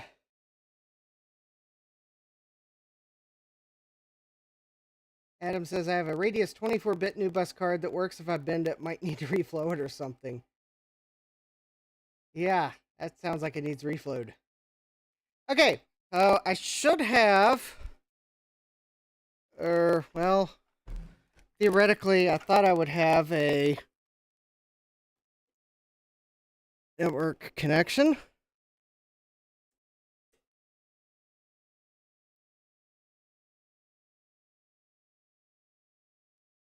All right.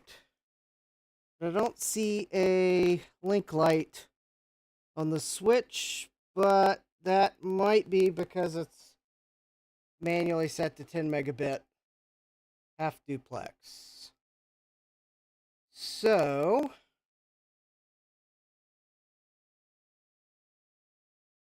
I've got the proxy set.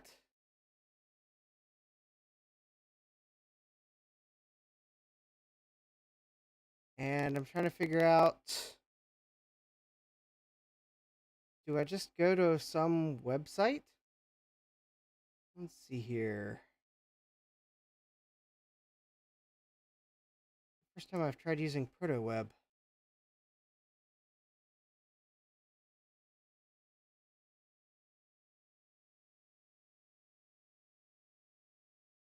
Oh, all right. Many websites available on ProtoWeb. All right.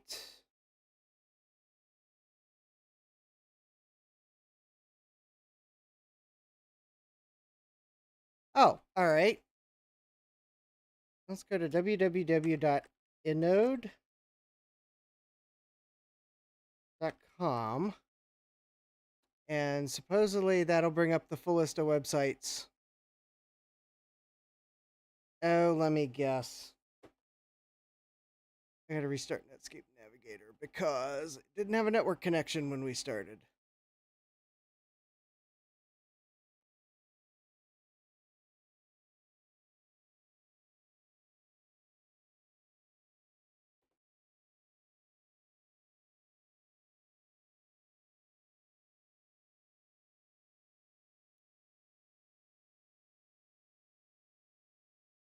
I think Netscape Navigator locked up. Well, fun. All right.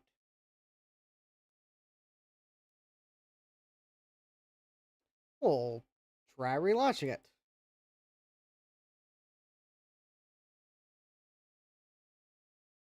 My mic is clipping a bit now.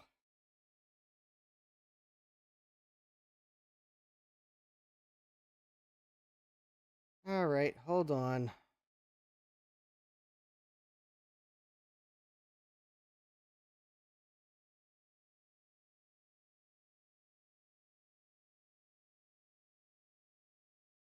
Is that better?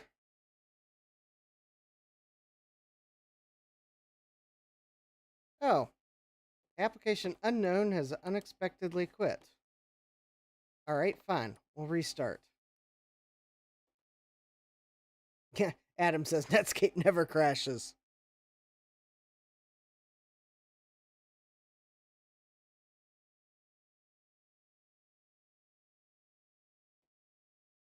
Wait, I thought I told it to restart.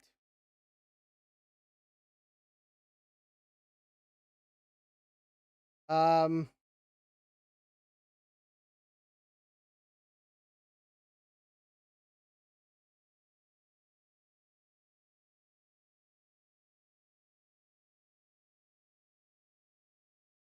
am I just now remembering one of the wonderful, wonderful things that Netscape Navigator would do, and that is like bring down the entire system?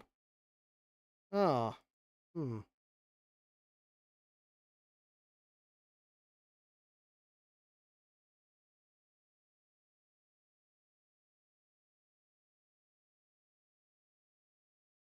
Alright, let's see if I can't fix the, at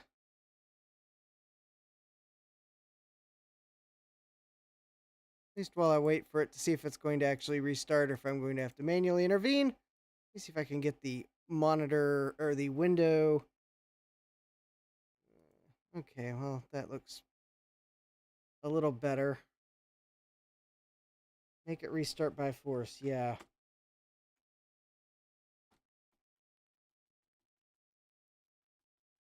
Yeah, I'm going to have to use the force.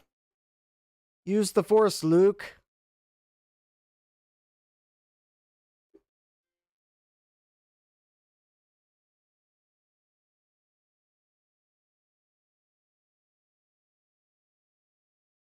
Okay, I think I forgot how painful internet browsing on a 68K Mac was.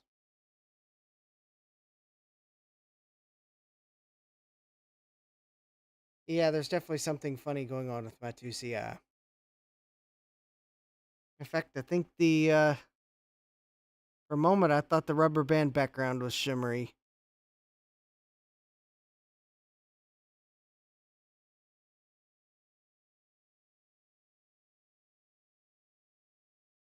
Alright, well, I'll put a new bus video card on my wish list because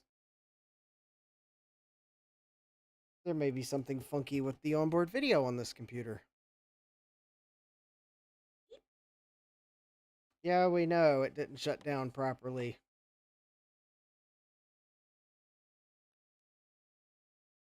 macOS, why not tell Netscape Navigator that it didn't shut down properly?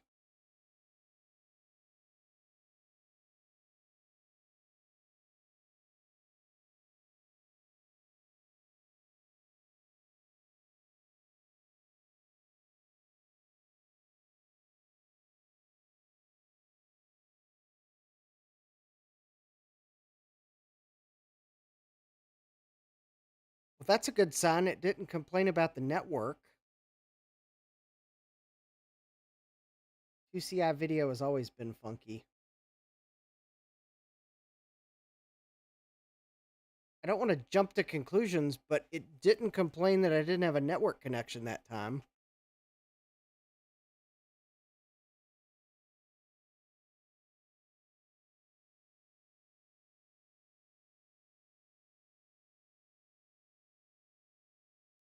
And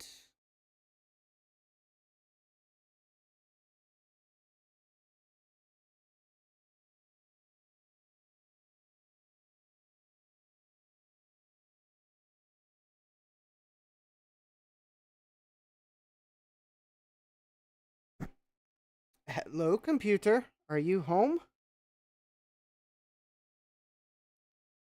Did Netscape Navigator crash again already?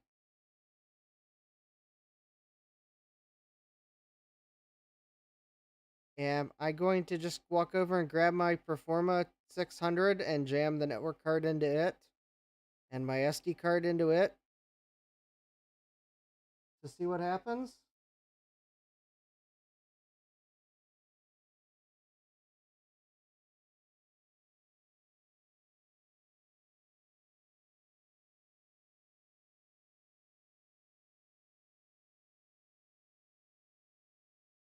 Yeah, I think Netscape Navigator has crashed. All right, let me delete its user profiles. All right, user profile manager. I suspect it probably corrupted the user profile when it crashed.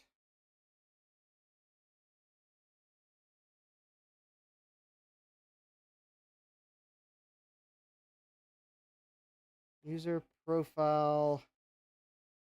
Select a profile.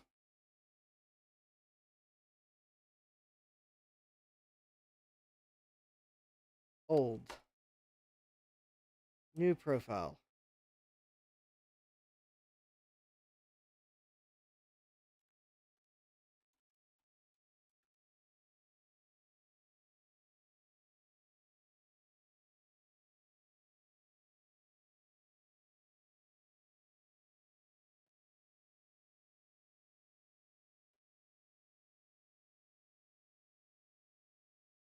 Okay, let's see what this does. I'll probably have to reset up the proxy server, but whatever. All right, reading bookmarks, registering plugins.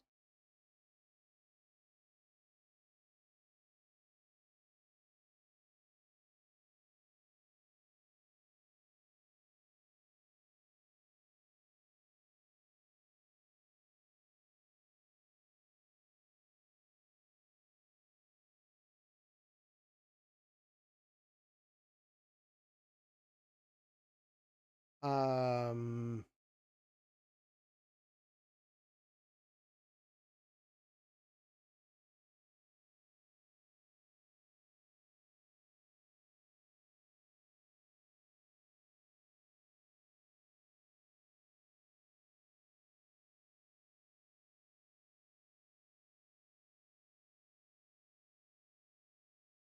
Adam McGee says, I've been using Internet Explorer 5 on my 4400. Well, I was trying to install a version of the web browser I remember using back in 97.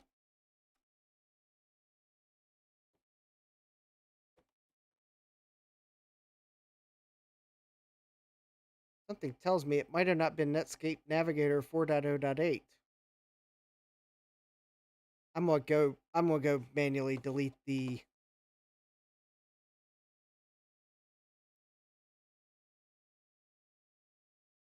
Alright, I'm gonna go manually delete all the user profiles and restart the Mac and try again. Alright, so I put those in system folder.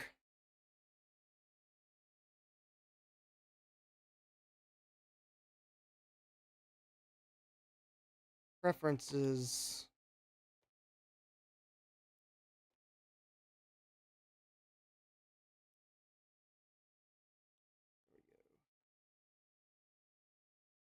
Alright, so we're going to get rid of that and that and that and that.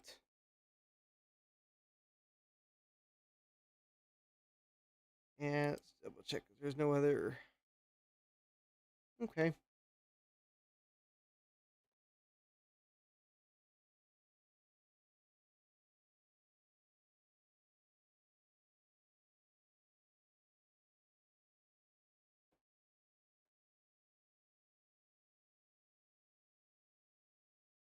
And we'll restart. Actually, I think it's using I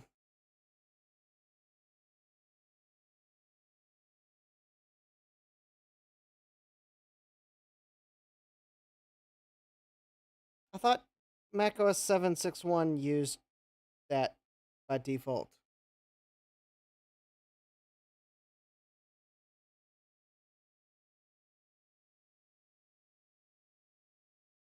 Oh, why do I get the impression that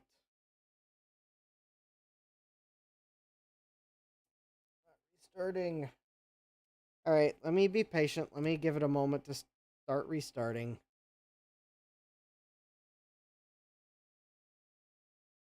Well, I was going to restart because Netscape Navigator crashed. But I don't think it's going to let me cleanly restart again.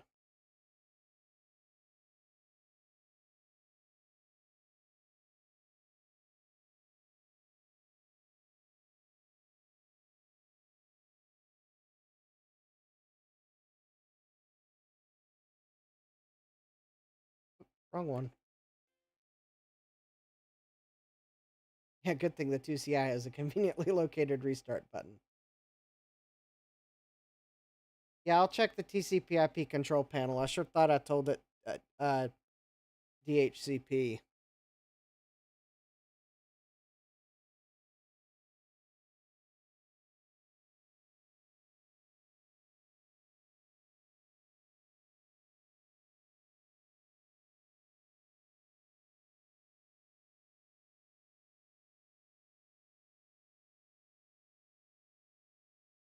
But I mean, Netscape Navigator shouldn't crash and lock up the entire system like that. That is some weird graphical anomalies.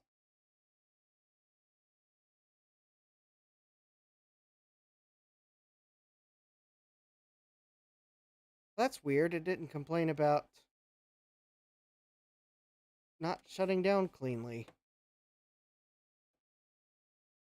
Oh, I guess internally maybe it thought it had restarted. All right, TCP IP.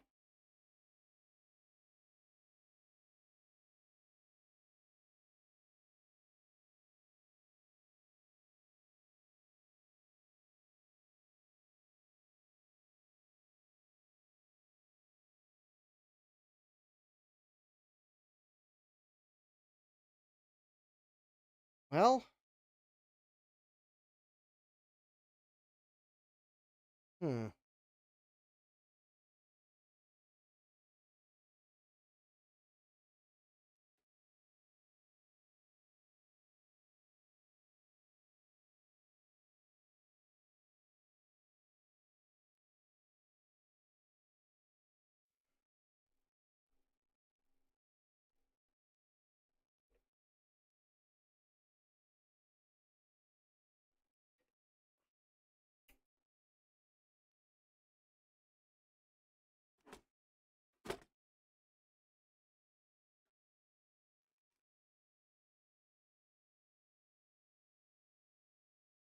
Well,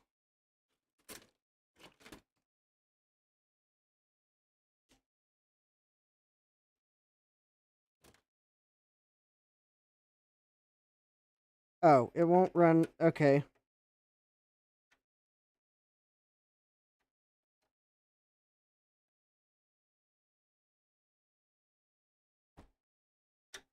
Oh, I just noticed one thing.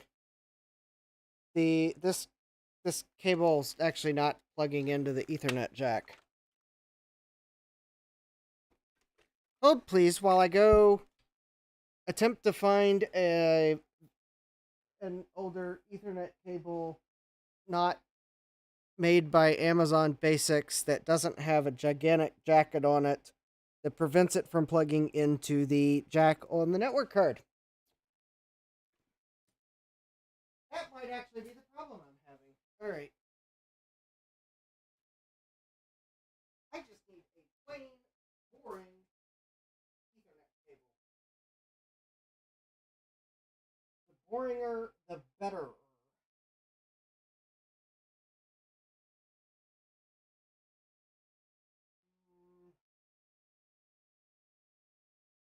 right. It'll take me a moment to figure out what I did. But I know I at least have one for around here.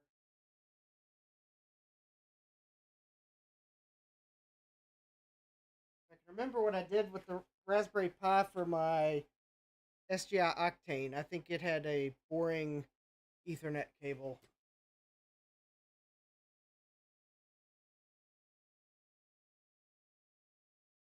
All right. Oh, please, while I find a boring cable. Uh, oh, oh,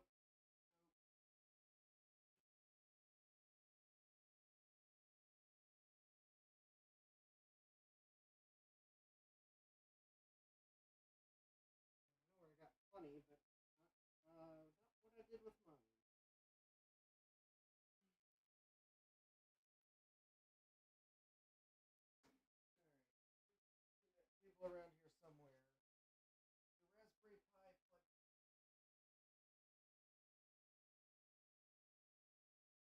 Find the Raspberry Pi and find the Ethernet cable and I find the Raspberry Pi. Find neither of them and I find neither of them. Oh, wait a minute. Is that a network? Oh, wait a minute. Is this the network cable? Oh, actually, I found the Ethernet cable without the Raspberry Pi. Okay, well, I guess if you wonder why I haven't gotten back to the SGI, it's because, well, I don't know what I did with the Raspberry Pi. Okay. Yeah, the card has a link light. as I discovered, like, way too late, that where it's actually located.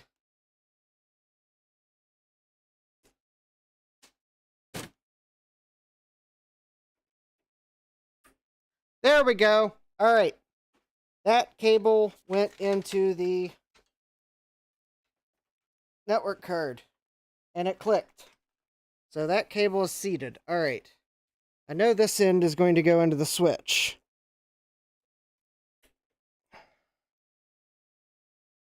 Oh, there we go. Now I've got a light.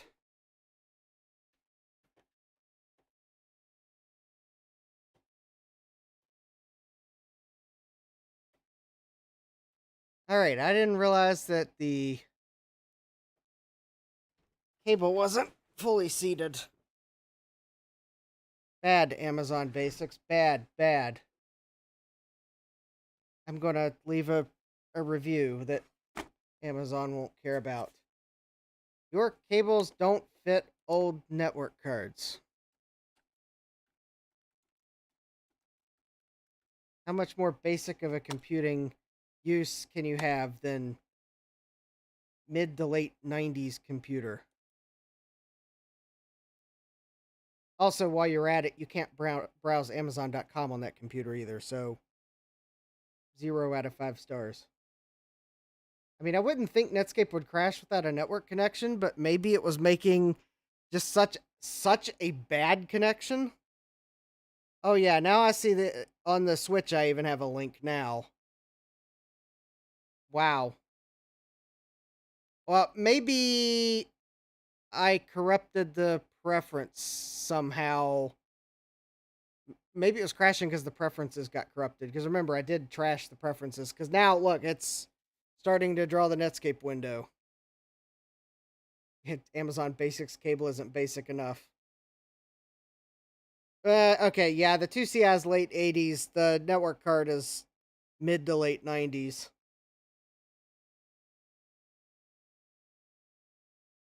Yeah, the Amazon Basics cable's too basic. It has an oversized molded jacket on it, and I think Netscape Navigator might have crashed again. But I definitely have a link light now on the network card, and I definitely have a link light on the Switch, so I know I have the right port. Of course, I knew I had the right port because I remember setting port 1 on the Switch as the 10 megabit half duplex port. Made it easy to remember.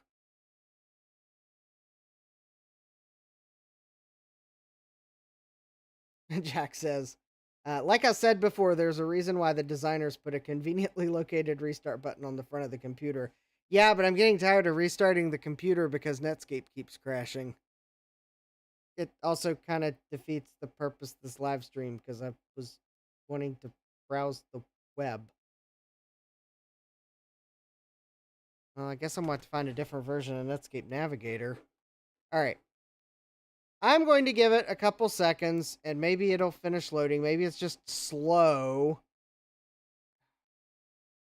While I go see what other versions of Netscape web browser there might be. I mean, I guess I could maybe try Netscape Navigator version 3, maybe?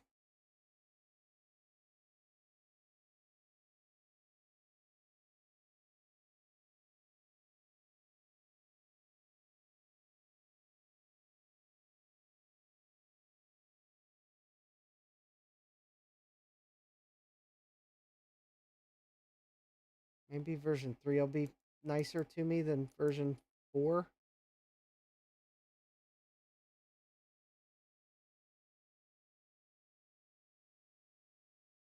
Yeah, somehow suspect it's... Alright, Netscape Navigator 3X.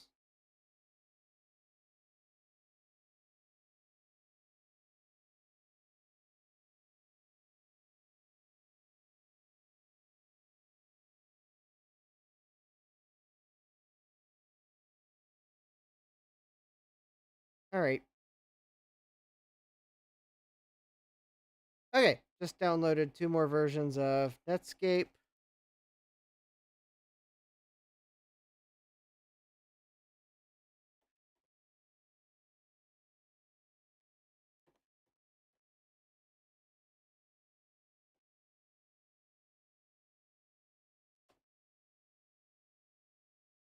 See, I like how fast on this version of Mac OS that you can uninstall the programs. Do you see how fast I uninstalled Netscape? Alright, we'll go ahead and delete the old cache because I'm going to try to shut down and not restart so I can copy the other Netscape installers.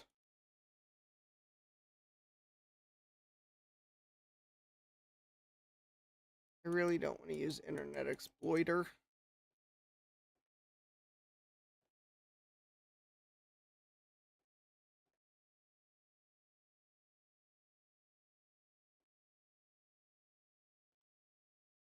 Alright. I mean, I highly suspect it's not going to shut down cleanly, but one could hope.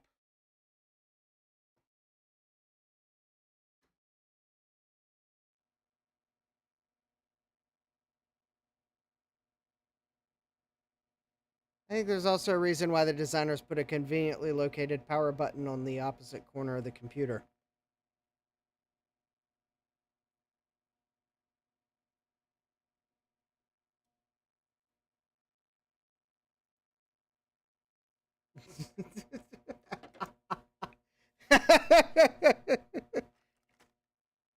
Yeah, I'm pretty sure I said Internet Exploiter back in the day, too. Okay.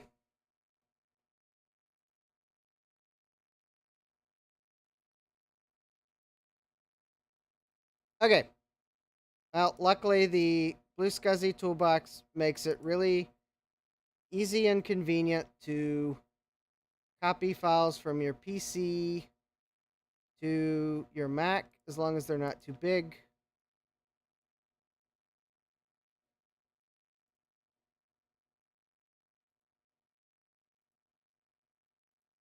Just close a few of these extra Windows Explorer windows. All right. I'll try Netscape 3.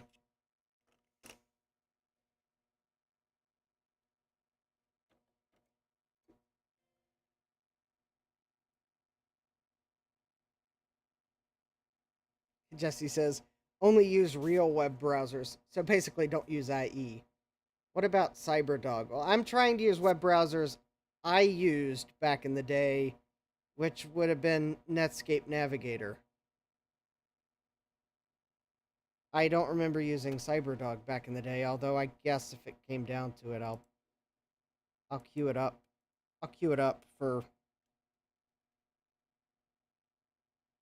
That's better than nothing.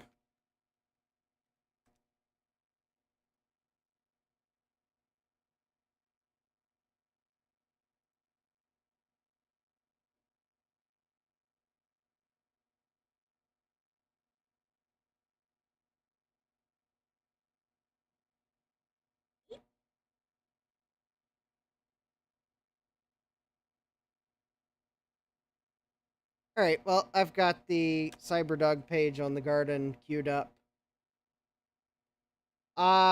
It will run on 753 or later, but I guess I'd have to install OpenDoc. So, all right, it's queued up for if Netscape 3 doesn't work.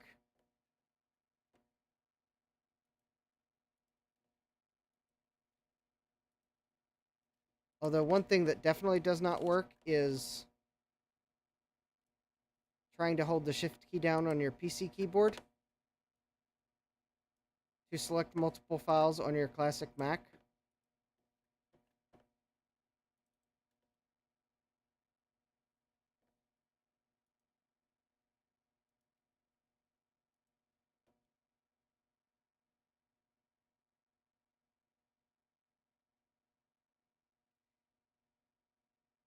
Yeah, the mid 90s were a weird time for software. I think Apple probably released OpenDoc for macOS 7.5.3 and later because otherwise they probably realized that they were going to make a bunch of people mad.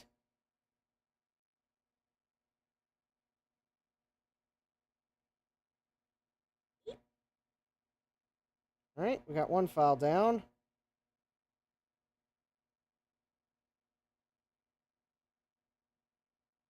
All right.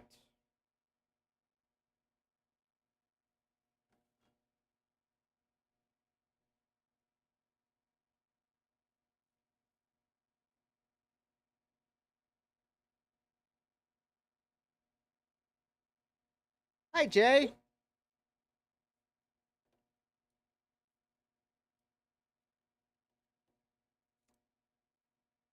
haven't by chance gotten around to fixing my 2CI board, have you?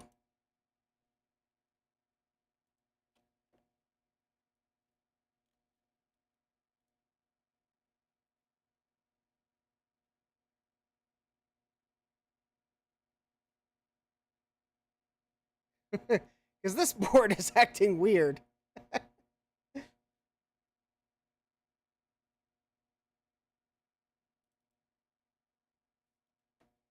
All right.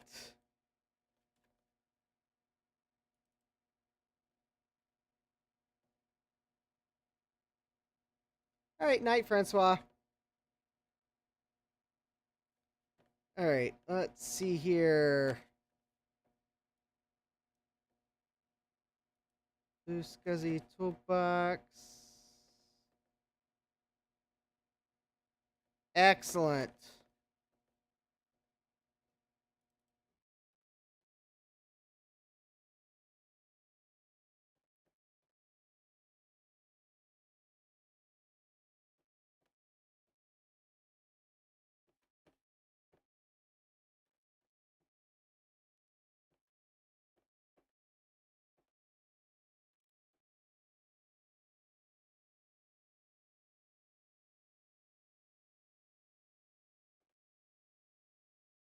All right, let's see here. Netscape Gold.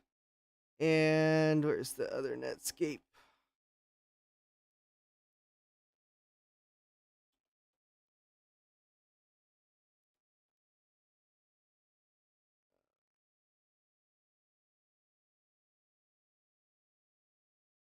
Oh, there we go. That was stuff it. All right.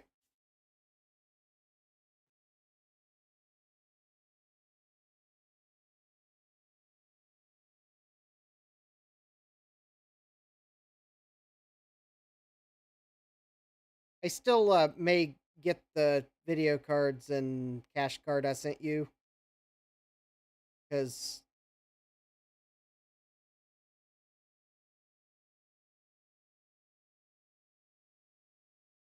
I could maybe use them in this computer to.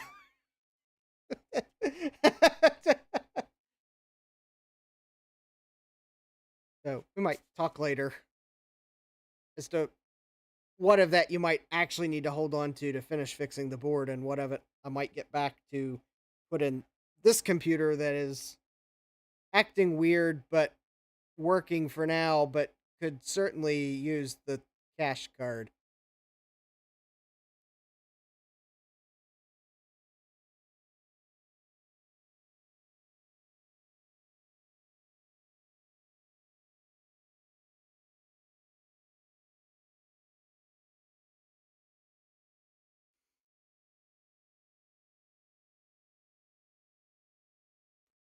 So yeah, if anyone's thinking that this 2CI is running maybe just a bit on the slow side, there is no cash card in it.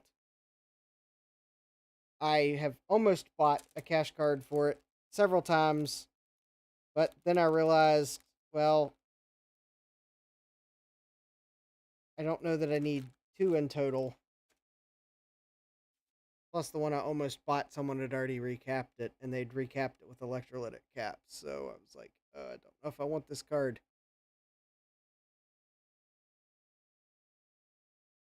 Yeah.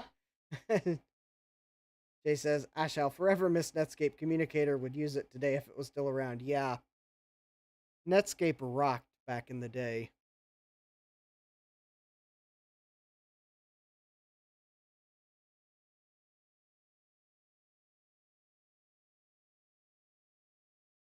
Which is kind of why I'm trying to get it to run now for the feels, because it rocked back in the day.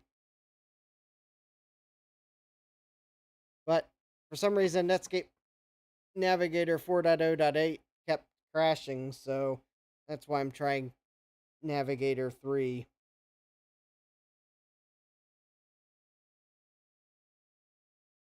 I know Navigator 4.0.8 said it would work on PowerPC or on 68K. It was the last release for 68K, but maybe, I don't know.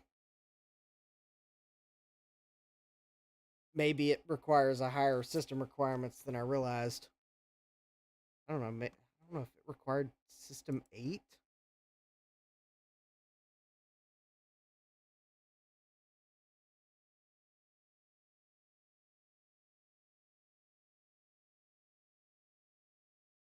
I don't think.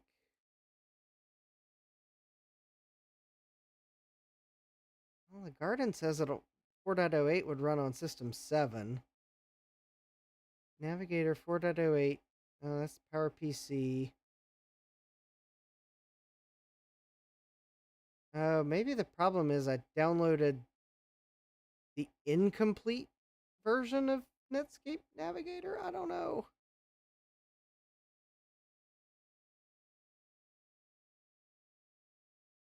All right, while we wait for that to decompress, I'm looking at the comments on the Garden to see if anyone notes like um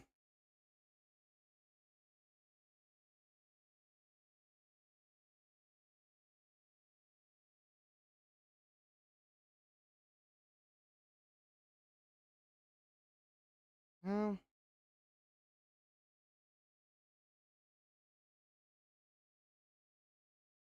oh, I think I just see why Netscape Navigator wasn't running.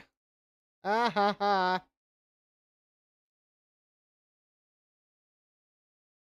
That's embarrassing. There was a note at the very bottom of the page on the Garden for the Netscape Communicator 4.08 that said, also works on 7.5 if you install the. Wait a minute.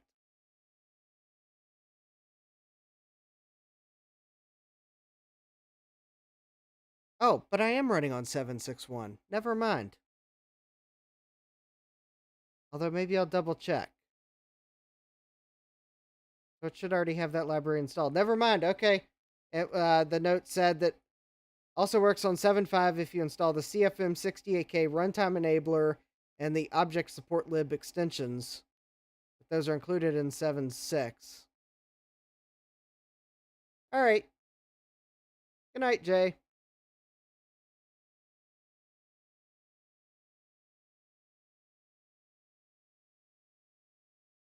All right.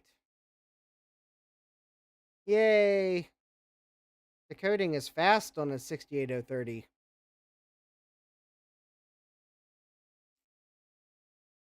You know, as fast as this is going, I could probably rig up a certain Dell motherboard to see if it works out of curiosity.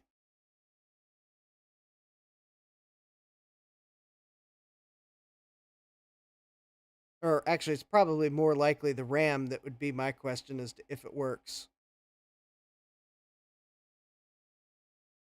All right, so I haven't actually had a chance to schedule the live streams yet, but I do have the thumbnails created for the last 3 live streams of the year. Yeah, I know this year has flown by, and it appears as if I have only 3 regularly scheduled live stream nights left in the year. YouTube makes it so hard to schedule a live stream that you're going to stream from desktop on your phone. Thank you, YouTube, for not letting me do that on my phone, even though I'm going to stream on desktop. Like, if you schedule it on your phone, it's like it wants you to be streaming from your phone. No, I'm scheduling it from my phone over my lunch break because I realized I forgot to schedule it at home. Hey, Joe! Speaking of .coms, jcm-1.com.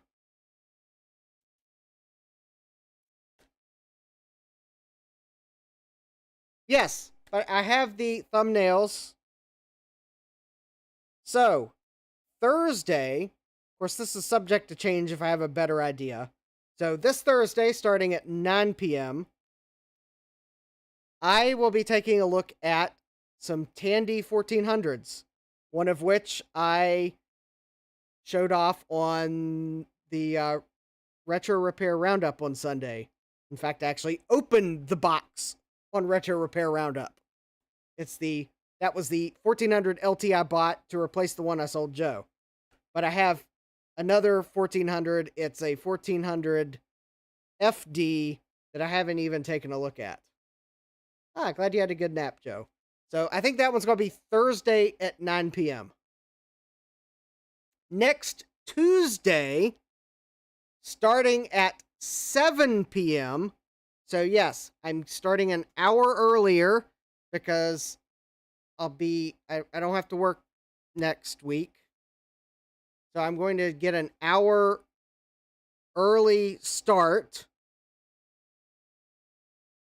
so that we can have a little bit more fun because 4 hours flies sometimes. I am going to do Will It DOS? So that is going to be the stream where I am going to have a collection of DOS install floppy images on my GoTech. I will go ahead and download a free DOS install disk, have that handy, and I will have at the ready a collection of my various PC computers, both old and new, although there are a few I have that are off limits. So I'm not going to try doing this on any computer that is an actual working productivity computer. So that means my video editing rig is off limits. So sorry, we're not going to try it on the Threadripper. I don't want to risk breaking that. The computer I'll be streaming from, obviously, we won't be using that one. However, if I haven't set up my new streaming computer, it's fair game. It's a Z440, so it's fairly new. But anyway, I think those are like... But I've got some computers, and we're just going to try various versions of DOS on various computers. And I think I could even see that maybe... if I can find a way to power them, that maybe I will see if I can't set it up so I can have two computers going at the same time. But anyways, yeah, Joe says, man, that CPU and that Mac must just be chewing right now. Yeah, it's, okay, it hasn't locked up, but yeah, it is like, I don't have a cache card in this 2CI. But anyways, yeah. So we're going to try, so I'd like to try DOS 1 on something really new, although I've been told that probably won't work. I may have to do DOS 2. And I would like to try like DOS 622 on something really old, which may have a better chance of working. And then maybe free DOS on something completely crazy. But we're just going to will it DOS. We'll just kind of see what works, what doesn't, and whatnot. It's experimental for sure. It might be a flop of a stream, but we'll have fun anyways. If I can set it up so we can have two computers going, we might even do on, so I can have it going off to the side. Because Windows 95 and Windows 98 were based on DOS. And I guess even that maligned operating system selfishly called me. Ugh. If I can set two computers up at the same time, I'll have one just so we could try installing like one of those like really new DOSes called 95, 98 or Millennium Edition on something really slow. Uh, the Gut Bomb says, use the 2CI for Will It DOS with soft PC. I was actually considering maybe not the 2CI, because I don't think I found a version of soft PC that really looked appealing. Besides, I think someone already beat me to it for DOScember. Um, I did though, however, remember the emulator I had bought for my Performa 5215 back in the late 90s. Uh, Blue Label emulator. I may download that and try it on something. I don't know. Maybe I'll try that on my iMac G4. That could be fun. That's like my oldest Power PC. That emulator requires a Power PC Mac. So my iMac G4 800 megahertz, I think it's an 800 megahertz. That's like the oldest Power PC Mac I have. Yes, I do have a gap. I go from an LC 475 to like an iMac G4. Oh, well, I guess I do have the power. Oh, well, okay, I do. I forgot. I had the base G3. It's like, mm, it's in the middle of something. I don't want to like. Okay, my newest power PC that's not like disassembled and in a sad spot because oh yeah, quick update on the beige G3. I had need to pull the zip drive out of it this weekend because I needed to get some files on another computer, and I thought I would borrow its zip drive. um I don't know if you remember how bad that G3 was when I got it, but I the zip drive was detected, I believe, or at least it did power up. However, it's a goner. Uh, there is a zip disk stuck in it because I inserted a zip disk in it, not realizing how bad it was. I'm pretty sure that zip disk is now trashed. The disk will not eject, and I don't think I could even get it to eject with the manual eject button. So, like, the disk is stuck in the zip drive, and it's probably trashed. So, yeah. Yeah, I'm going to be replacing that zip drive. It also means the CD-ROM drive that was originally in that base G3, I'm not holding out much hope for it now. It's probably trash, too. Yeah. So at the moment, toss on a boot camp Mac. I know. I'm not going to do things that I don't have a boot camp Mac set up, but yeah, I know that won't work. But anyways, I might try a different Mac emulator than the one that someone's already tried for DOScember, just to be different. But anyways, that's next Tuesday, and then for my final live stream of 2023, assuming I don't schedule another one because I get bored, for Thursday, whatever next Thursday is, starting at 7 p.m. Again, I'm gonna start early. I'm going to do another finish the project stream, and it'll be focused on DOS computers. So so the Emerson Elite, it's in the middle of trying to get video card drivers installed. The my LTE Elite 486 laptop, it's like disassembled, and I got the belt for the floppy drive because Jesse so kindly sent me one. I should probably finish that. So that's on the list.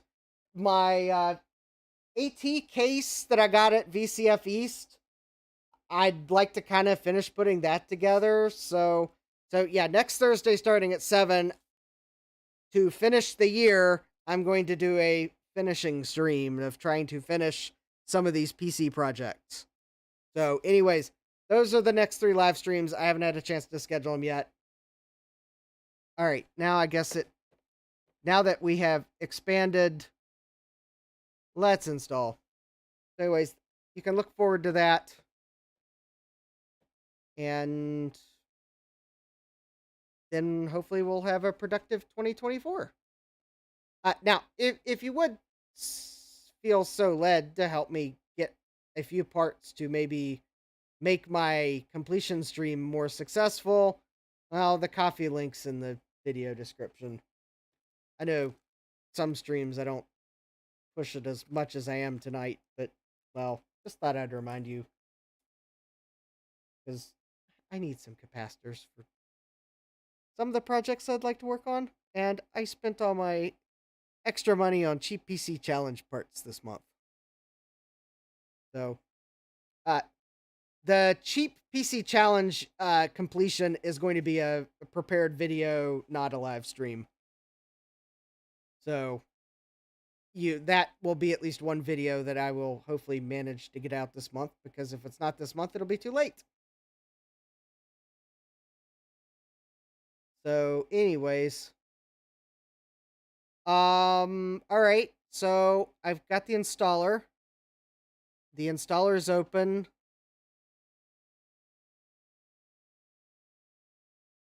I have the stopwatch.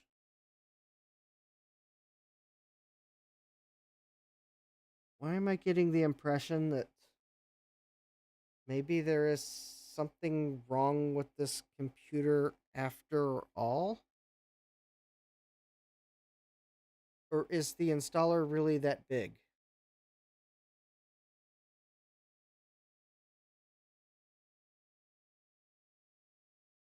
Does FreeDOS have an EFI boot? Because that might work on an Intel Mac. I'm not sure if FreeDOS has an EFI boot. I mean, I do have a MacBook Air that I haven't managed to list on eBay yet that is spare. I could totally try installing FreeDOS on it. If it'll EFI boot. I'm searching now.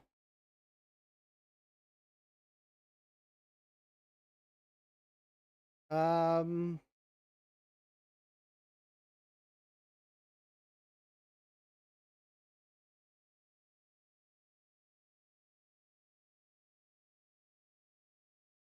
All right. I found the page on UEFI on the FreeDOS wiki.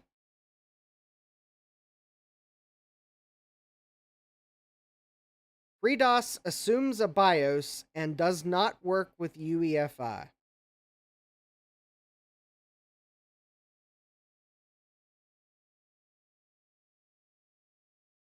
All right. Well, that's that.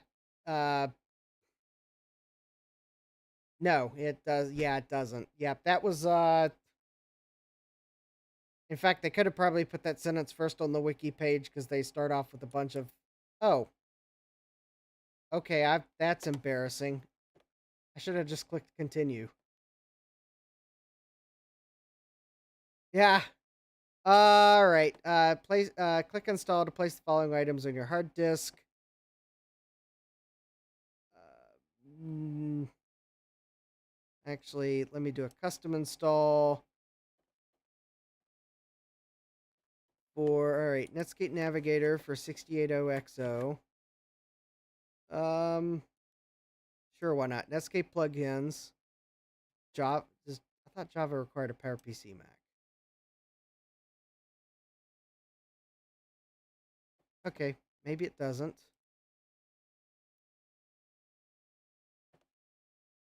Okay. I just don't need it to install Stuff at Expander because I already have Stuff at Expander. And I don't think I need the drag and drop system software because I should already have that. All right. Here we go.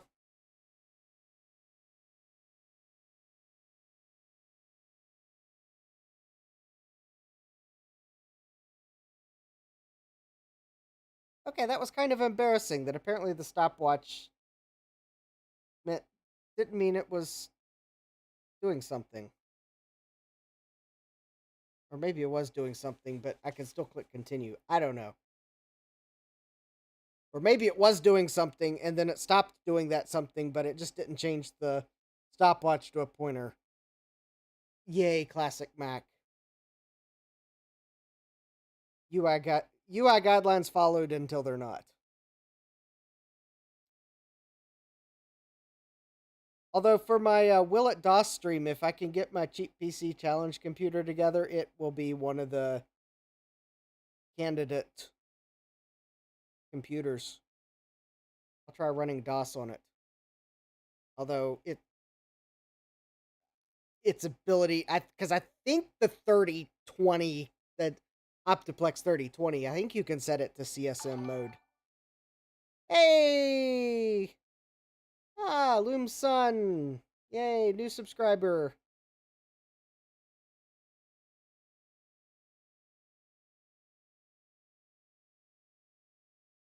If you're watching Loom Sun, welcome!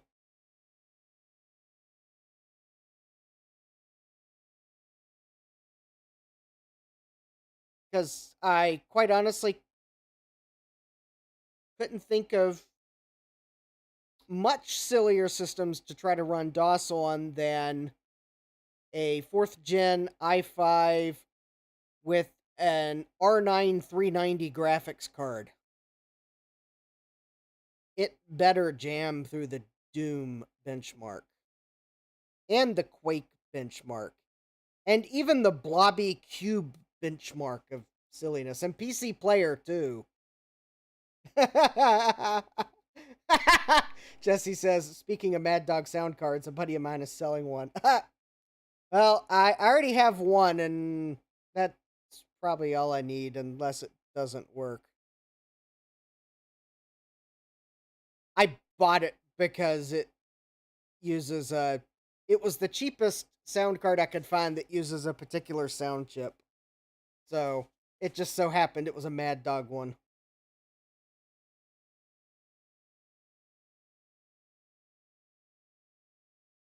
I don't remember what I paid for it. It was, one of my... Okay.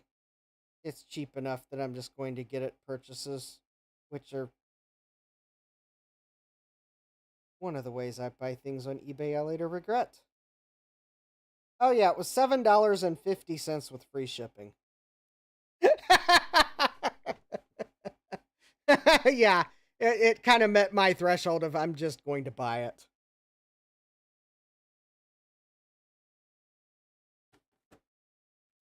All right, continue setup now. Why not? All right. Probably tricking me into doing something I don't want to do. Oh, there we go. Starting Netscape. Reading preferences. Initializing network. Okay, as long as it doesn't, like, crash. Initializing Java. That may or may not have been a good idea. Oh, there we go.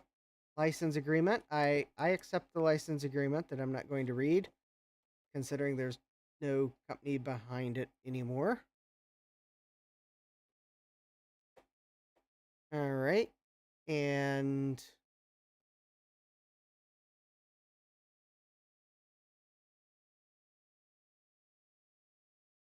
I'm probably going to turn Java off. Oh, if you notice, though, it actually is trying to look up the host that it's not going to be able to find because I need to set a proxy server.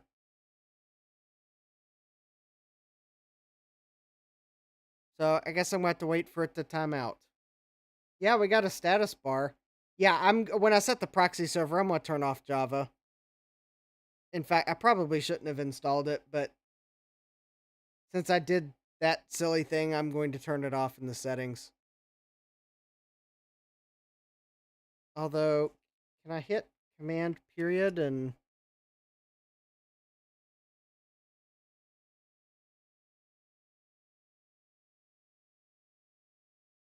No, I guess I'm going to have to wait for it to time out. Okay.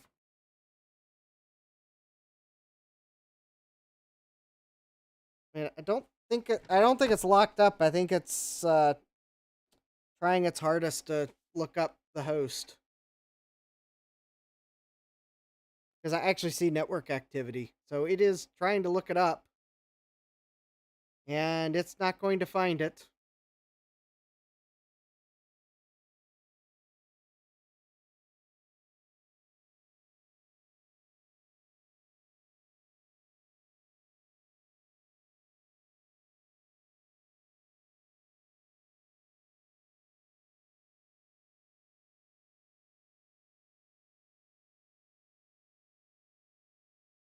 Well,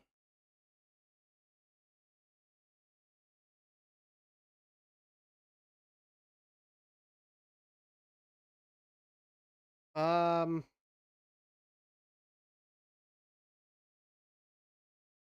well, this is disappointing.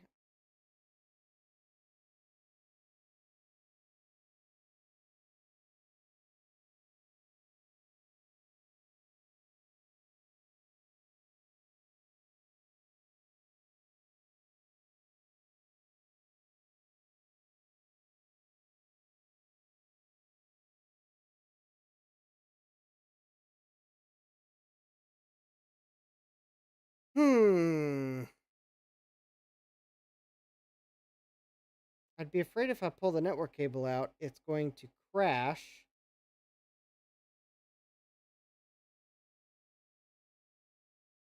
But I don't know how long it's going to sit there trying to look up a host that it's not going to be able to look up. So I guess I'm going to tempt fate and unplug the network cable so maybe it times out sooner.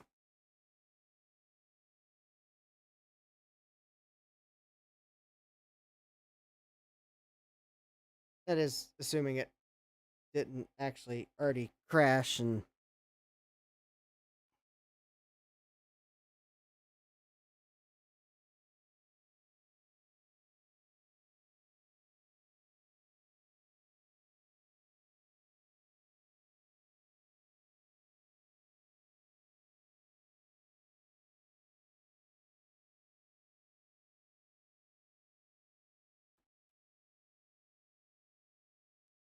okay, this is getting really old. I am having a hard time believing that every version of Netscape that I try is that bad. All right.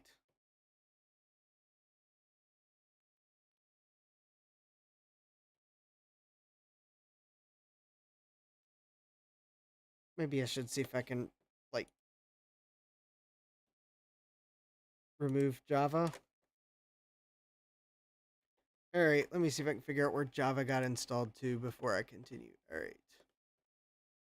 Let me guess. Java's probably in the system folder.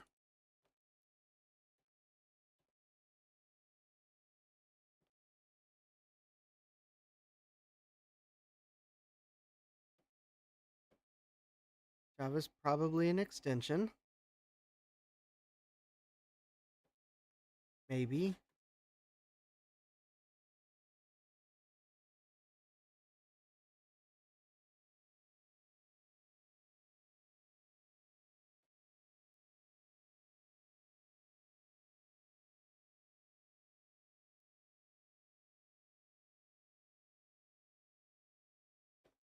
No, I don't see it there. Maybe it's not. Is it a control panel? Nope.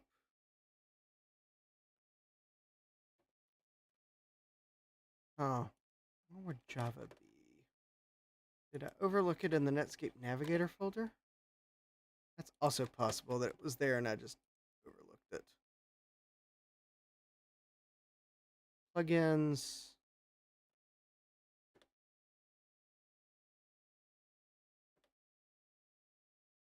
I don't know. Maybe if I hold shift down, maybe it might.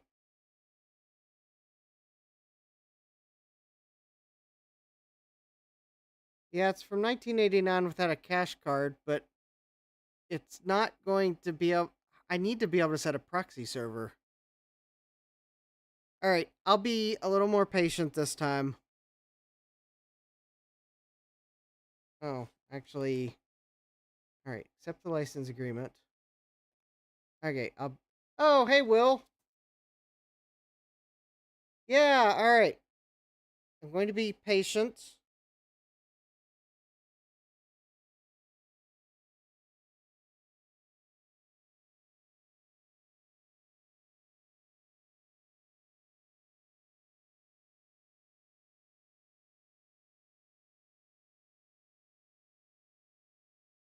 Okay, well, the network cable is plugged in.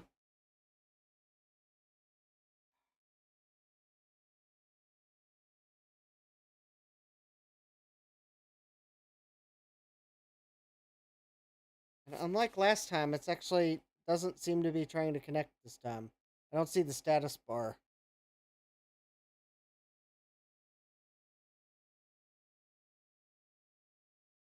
I mean, I know this is a 1989 computer without a cache card, but I seemingly do remember Netscape loading just a bit quicker.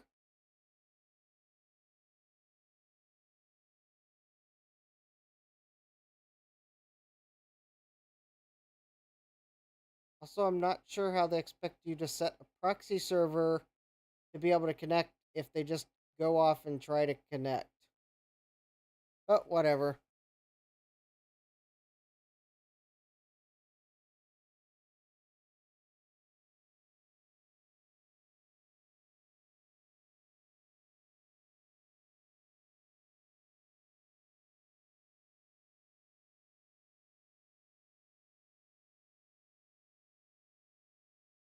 This is System 761. I believe it has open transport by default. I'm as ready for Christmas as I can be.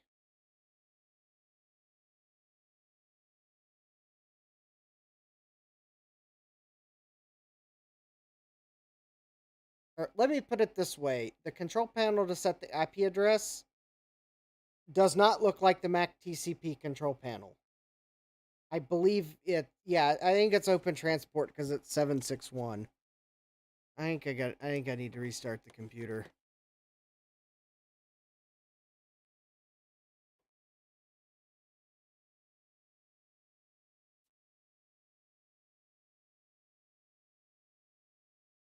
I haven't totally excluded the fact that there's a problem with this computer.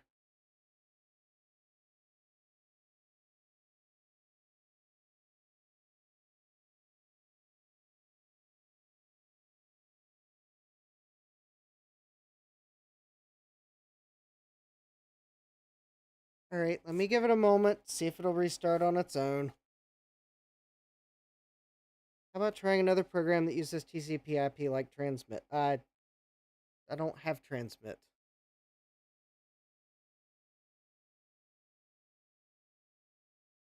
Is transmit an FTP client?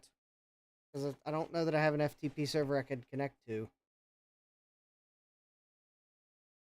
Um,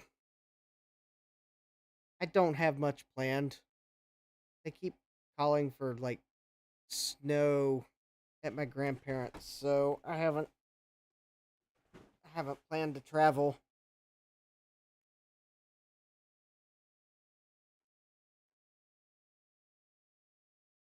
It's an FTP client. Well, I can see if it's by chance on the Garth's image.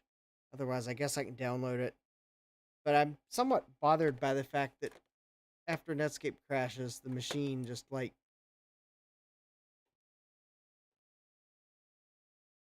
seemingly just doesn't restart. I mean, okay, maybe I can give it a little bit more time, but it's like Netscape is crashing and corrupting something in the system.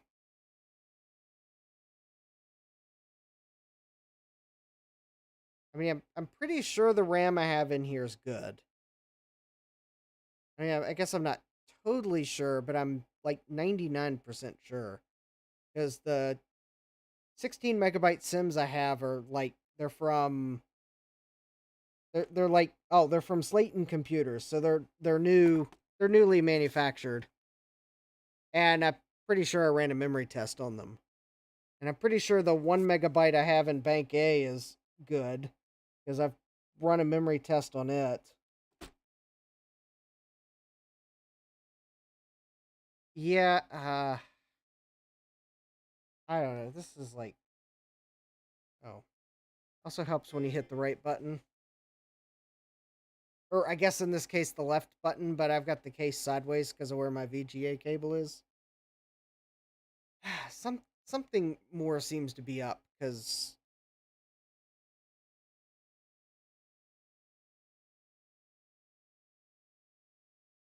and the display weirdness.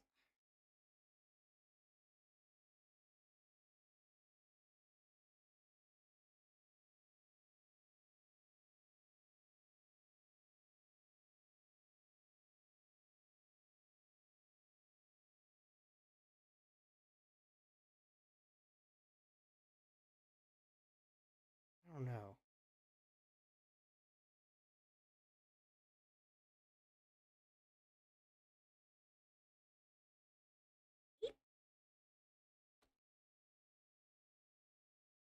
I'm I'm having trouble deciding what the problem is.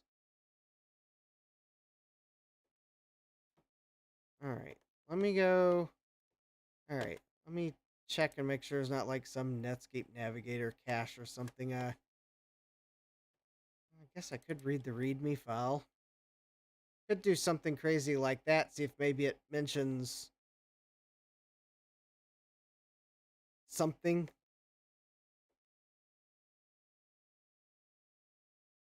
Let's see. There's help in the program. How to spit bugs. Okay.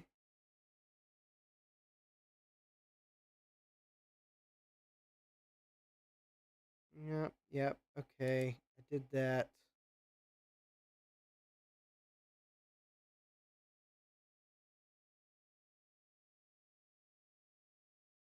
Okay. Well, that README file doesn't say anything about setting a proxy server or.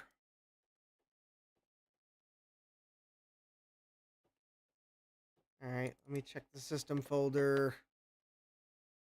Back down in preferences because I think that's where Netscape liked to hide its cache. And there's the.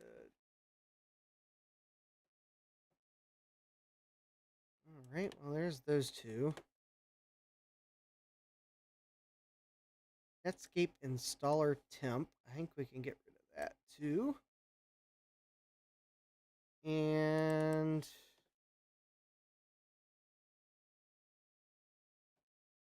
all right. Empty the trash. And maybe I should have restarted after installing Netscape Navigator. Maybe that's the problem.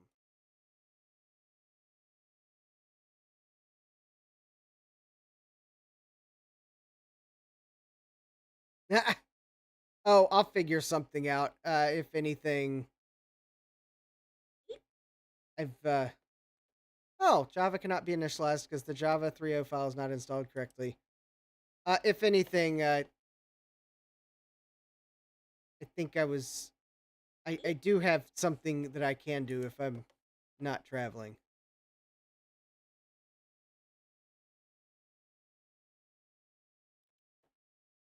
I know someone that I believe is making donuts for Christmas, and I have an invitation if I am here at home. So I cannot turn down homemade donuts if I am not traveling. If I am traveling though, I will be traveling.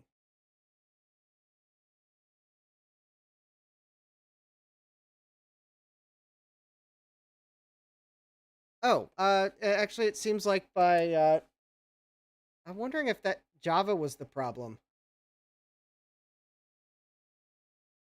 Actually in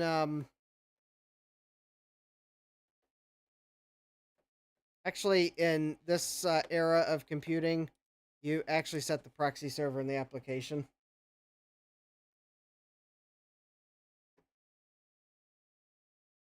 So right there it is.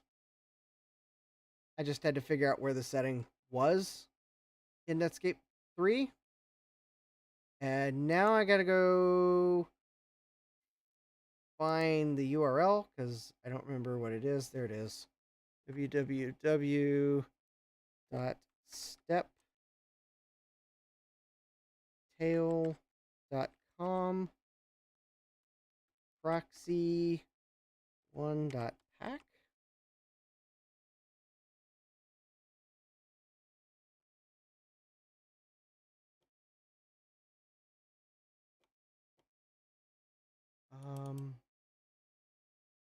All right.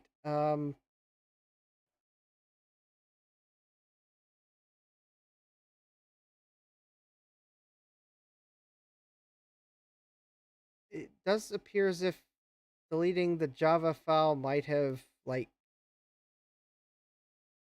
done something good. If that makes any sense. Actually, it kind of does.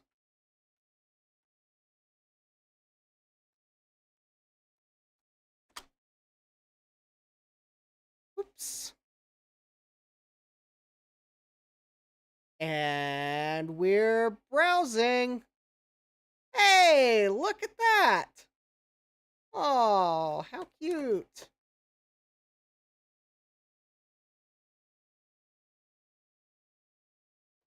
Oh,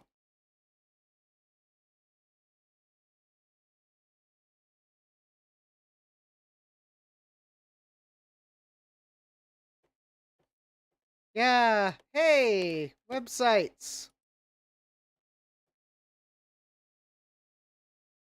I cannot believe it. I am browsing the internet on a 2CI in 2023 on the 25th anniversary of my domain name.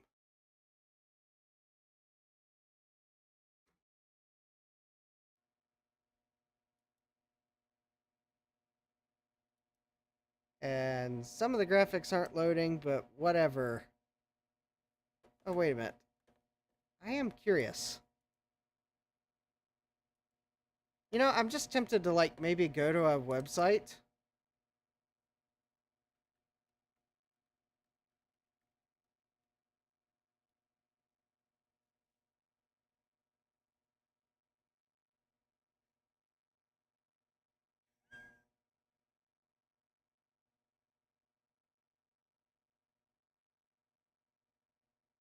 No, that can't be Apple's website. That looks totally unlike their current brand scheme.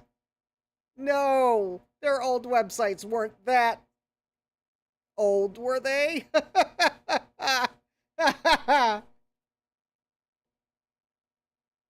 Yeah, product information. And there's that graphical glitches again. Oh, I did want to maybe go try see if I can't maybe turn off Java that I since I obviously clobbered it by accident. I would wonder if I can turn it off while I'm thinking of it so it doesn't bug me every time I start Netscape. Although that seems like exactly the type of thing I will not be able to turn off, so I may just have to reinstall Netscape at some point. Oh well. I'm wondering if Java was what was keeping Netscape from loading.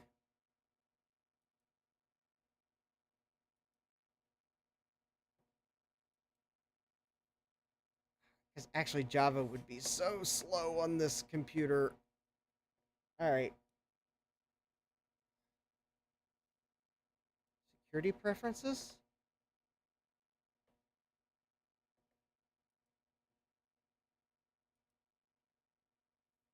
Okay. I guess, can't. Oh, Compaq. Yeah, we could go visit,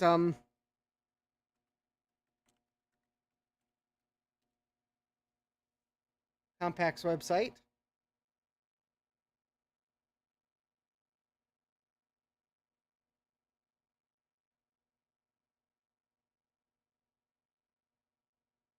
Hate to say it, but Compaq's website looks a bit more professional than Apple's at this time period. Although I kind of find it interesting the icons Compaq is using for their computing lines. I mean, why not use a picture of one of your business and consumer computers? Yeah, the drawing performance is terrible, and the graphical anomalies are getting old. Or,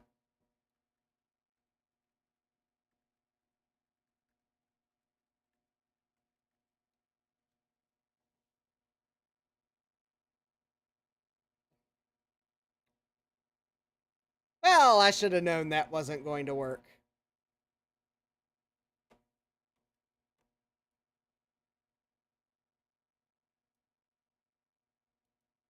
Or I have the wrong URL for network solutions.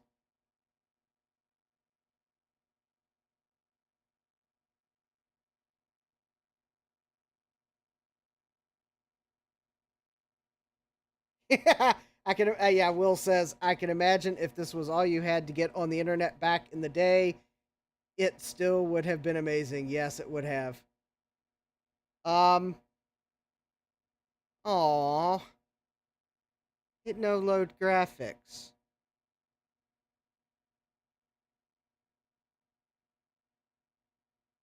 Well, too bad the Wayback Machine didn't archive graphics. Now, why in the world would I go do something silly like try to browse Network Solutions website from 1998? Well, oh, Gutbomb says ns.com.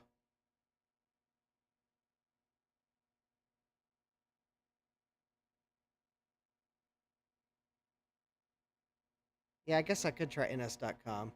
Anyways, when I registered my domain name in 1998, I registered it with through Network Solutions because that was like I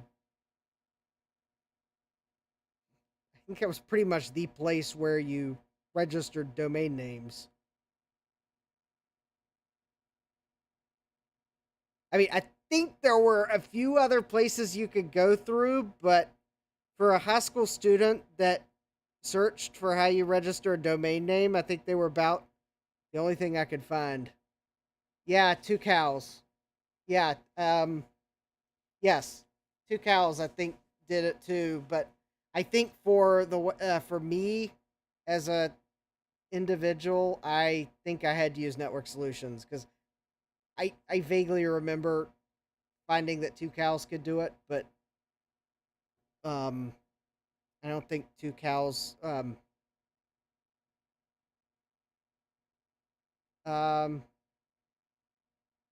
kept on saying download Nesticle. Um, anyways, oh yeah, two cows. That was a that was a cool website back in the day. I'll be really disappointed though if no, come on. Oh, it's for DOS. Yeah. ProtoWeb hasn't restored two cows? Aw, come on. Because the Wayback Machine doesn't have any of the graphics for these websites.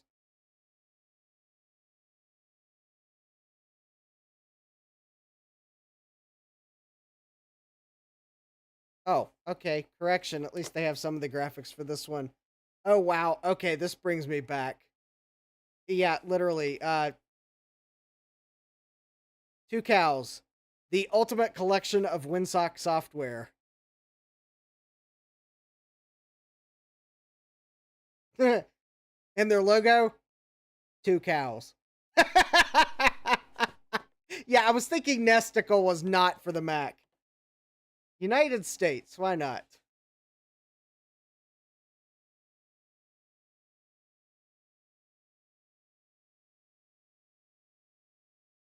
Oh, it looks like the Internet Archive actually archived some of the graphics from Two Cows.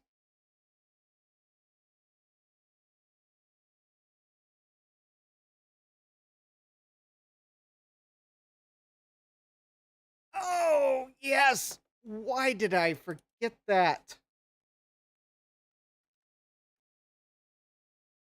Of course, I'm probably going to be disappointed. Let me guess. ProtoWeb doesn't have Alta Vista. No, of course not.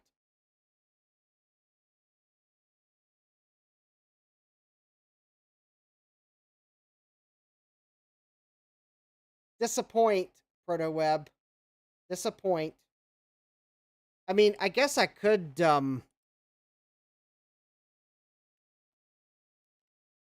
Okay, I'll be really disappointed if they don't have... Come on, the company I interned with and ultimately was hired as one of their for one of their joint ventures at the time after I graduated college. I guess they don't have GE.com. Because GE was like one of the first companies that had a web presence. I mean, they weren't the first. Slash dot. I guess I can try slash dot.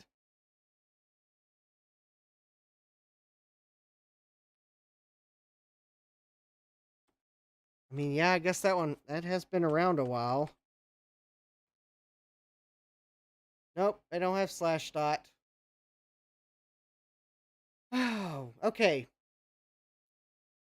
Thought this would bring back a little more of the classic computing experience, but I'm quickly seeing that a lot of the sites I remember visiting are not online or not cached. Yeah, slash dot might be slightly later. You are right. Okay. Um,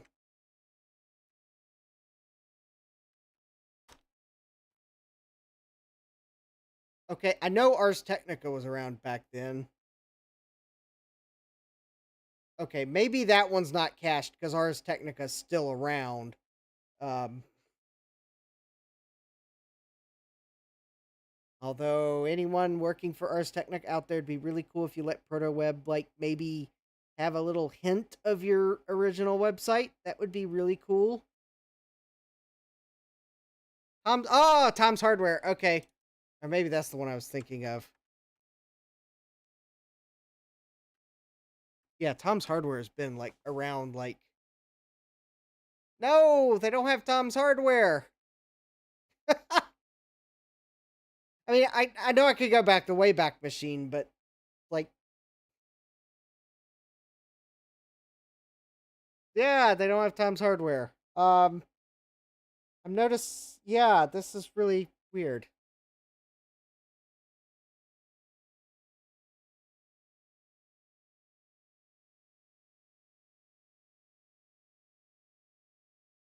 Okay. So they have Apple's and Compact's old website.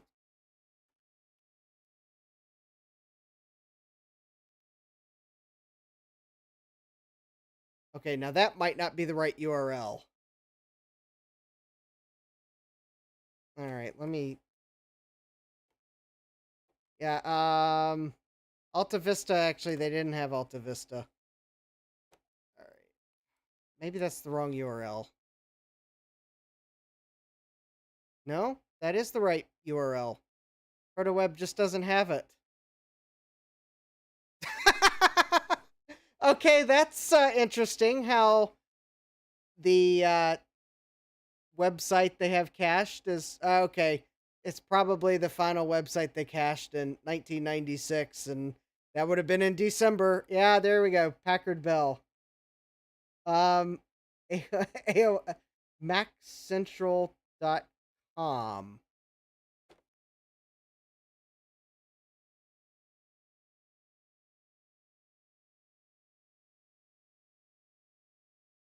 Oh, I want to go wild over their newest products. Okay, I want to see. Okay, yeah, this is through the Wayback Machine. It looks like the Wayback Machine actually archived the graphics from Packard Bell's website, which is kind of weird how inconsistent it is as to when they cached graphics. Ooh, new models for 1997. Yeah, well, I'll go see if GeoCities is available. Internet Archive is unavailable. When we attempted to fetch this page from the Internet Archive, we received the response 200 OK. Ah.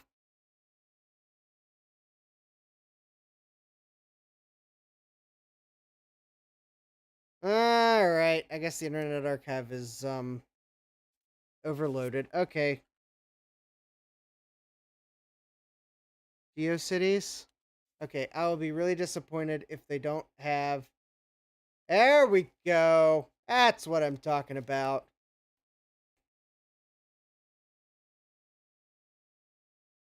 GeoCities, your home on the web.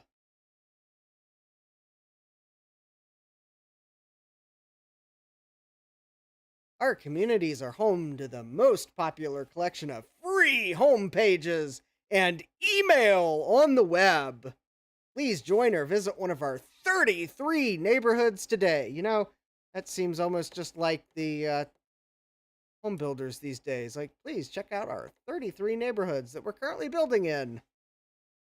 Yeah, progressive GIF files. All right, let's take a look at some of their neighborhoods. Oh, this is bringing back lots of memories. Woohoo! All right.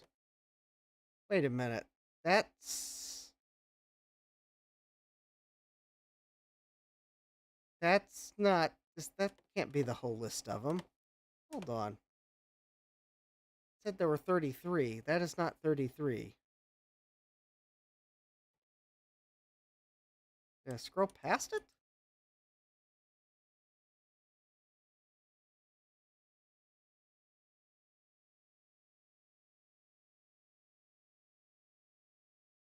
Huh. Interesting.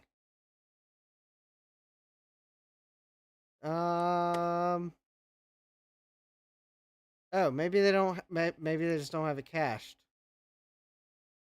GeoCities Area 51 for sci-fi fans. Oh, look! Free 3D software. Click here. Woohoo! Wow. There are a lot of ads for Visa on their website.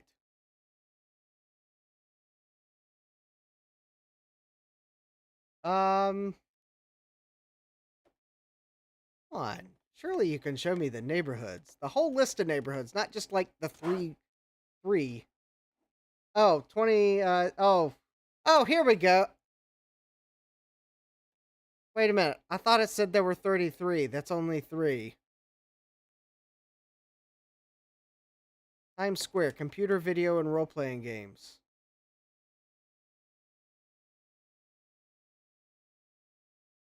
Ooh, free lifetime email.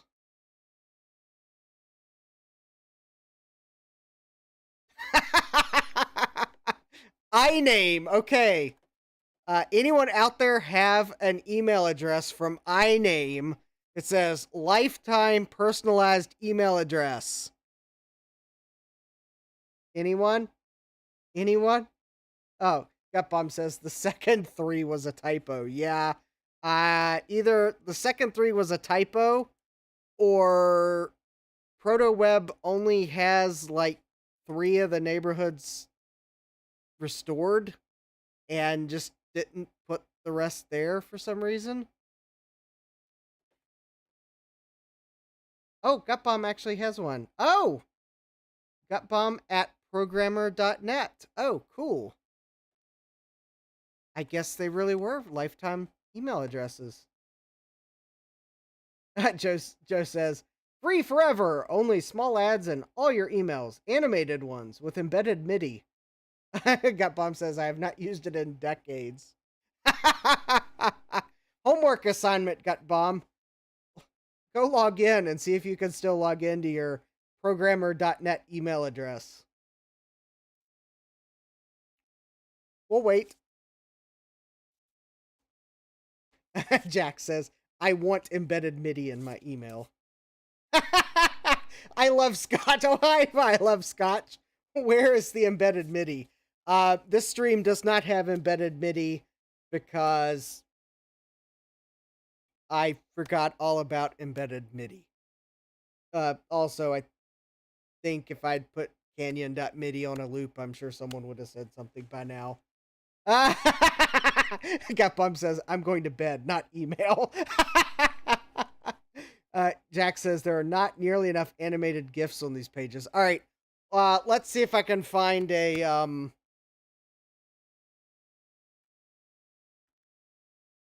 more animated GIFs somewhere.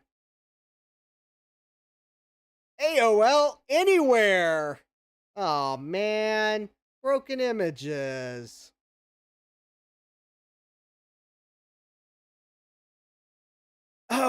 cool. Look at this. Not a member yet. Try the new AOL 6.0. 1,000 free hours for 45 days. Okay. All right. Got to do a little quick math here. All right. Let's see. 1,000 hours divided by 45 days.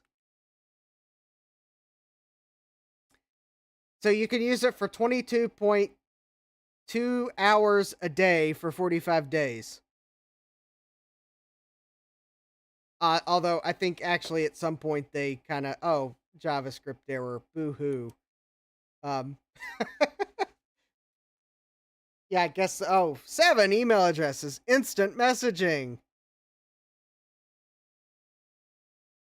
All right, that's kind of boring. There's no animation. Trying to think of a few other sites that we could go to for the, yeah. Jack says 6.0 lame, 3.0 was better.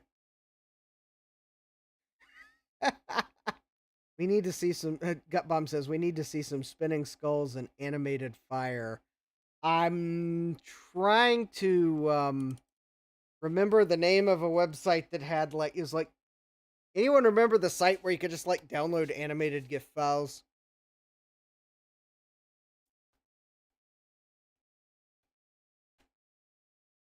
Yeah, Jack says some things never change. Yeah, JavaScript errors.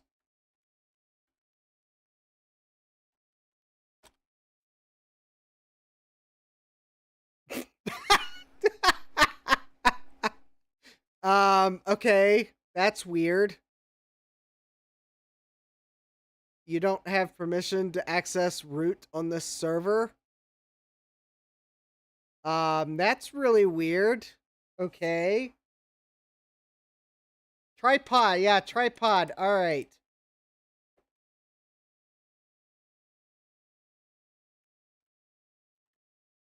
Let me see if they've got that one. No, they don't have tripod. Maybe the Wayback Machine does?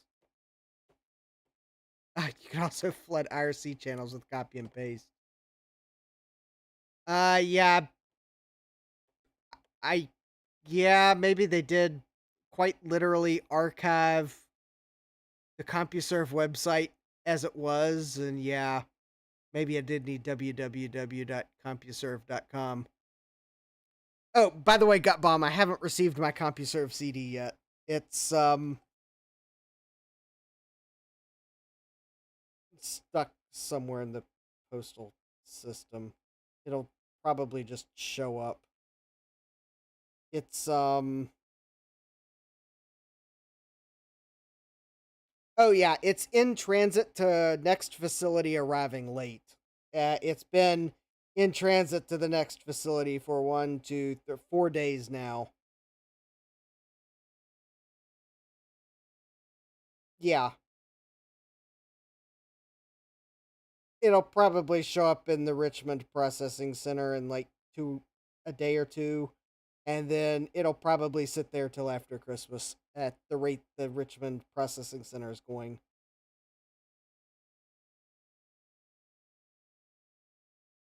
Yeah. I think basically anything that hasn't made it to Richmond at this point, I'm probably not seeing until after Christmas, unless it's from Amazon. Somehow I suspect Amazon packages are going to be treated a little bit special.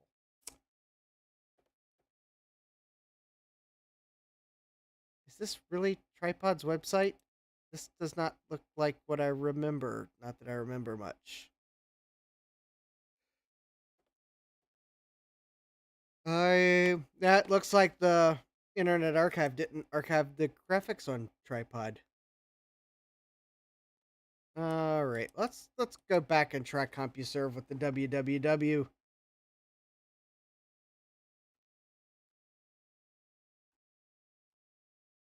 Will says, I've been wanting to jump in the shower for 30 minutes now, but this is legitimately too exciting. I know. Look at this. We're looking at old websites. Wow. See you in the spring. All right, there we go. That was the problem with the CompuServe website. I forgot the www.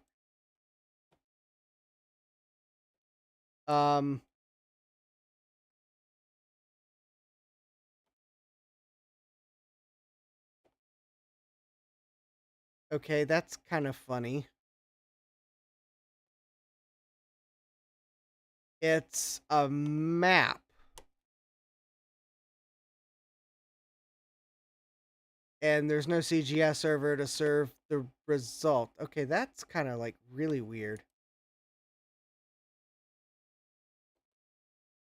That is not what I expected for CompuServe's website. I know, yeah, Jack says it's a shame so many of the graphics have been lost to history. Yeah.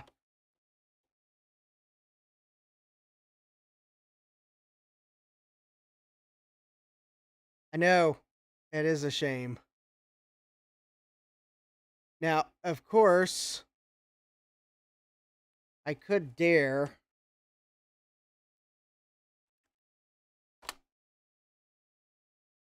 I knew ProtoWeb wouldn't have my website.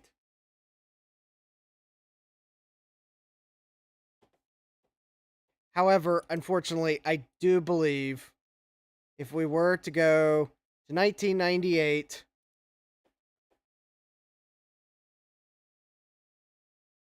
oh,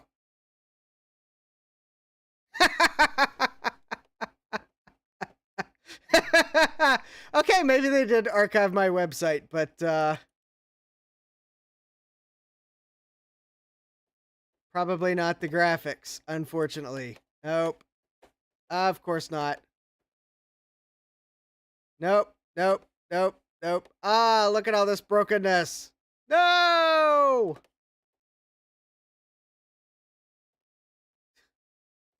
I do not have...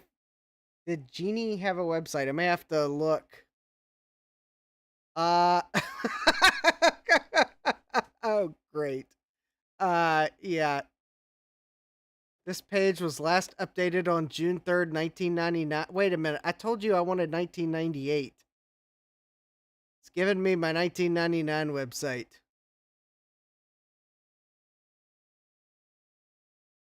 I'm going to contact the webmaster about this one. No, I do not have an archive of my website from back then. I'm also cringing the fact that I had an Internet Explorer advertisement on my website. Apparently, that is cringe. Unfortunately, the incident with my destroying my backups a number of years ago would have destroyed any hopes of having the archive of this website.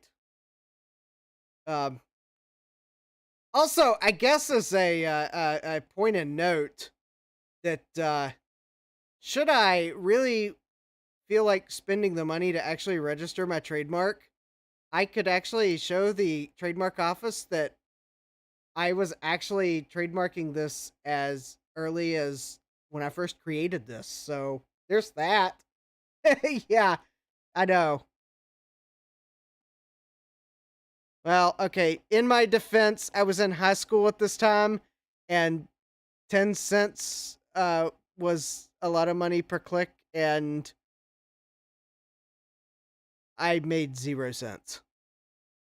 Destroyed backups, yeah. So, yeah. Anyways,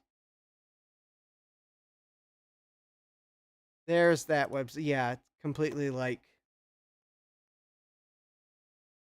Yeah, I was. Will says I was miles ahead for the time. Yeah.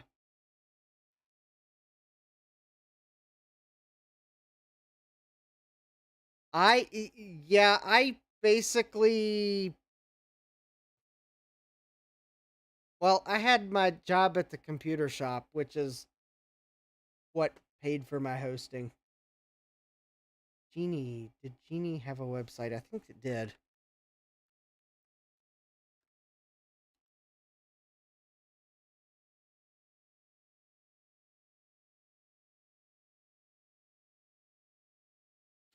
Well, the reason why I registered a domain was I had actually set the website up so I could host a web page for a local nonprofit until they had their website set up, which I helped them set up, but it wasn't going to be in time for the project forum where I was going to present the part of the website I had developed for them as part of the project. So I registered my own domain so it wouldn't have my name on it for the project forum. So that's kind of the reason. This is this really Genie's website? This does not look like the right Genie. No, that is not the right Genie. That is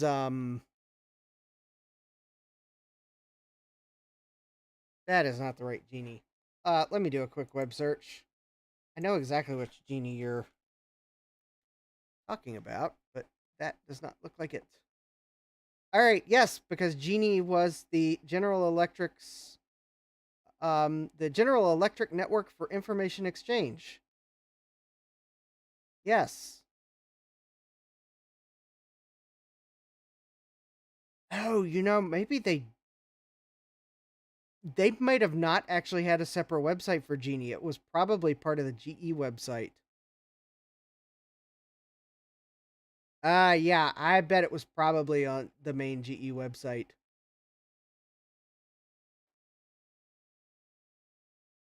Let's all right.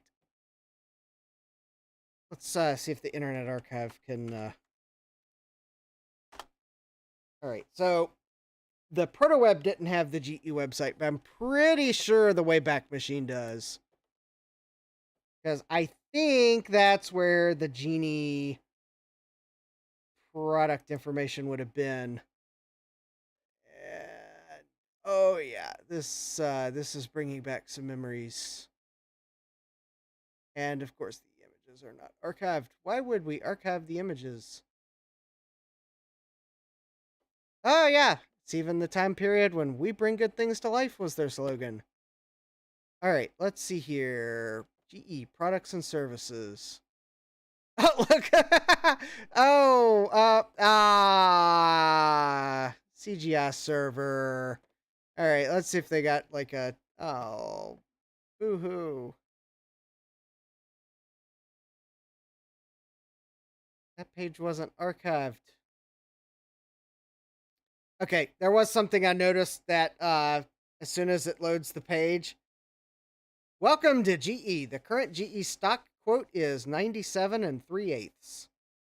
We've made it easy for you to navigate our site. Just select one of the three choices above or click on the button bar at the top. GE, we bring good things to life.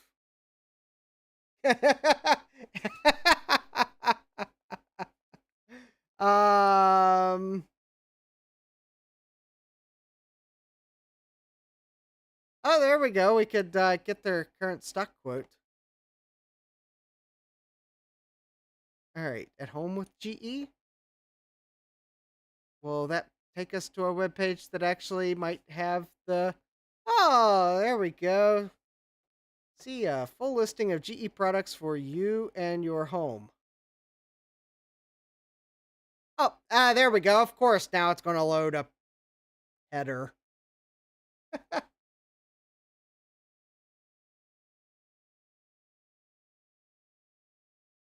Just says I had my first website around 97, but didn't have a domain until 2000. Yeah. Well, I mean, I registered my domain name December 19th, 1998. I so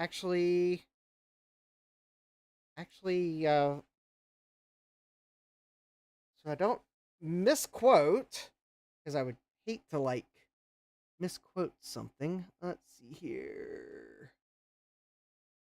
History, blah blah blah blah blah blah blah.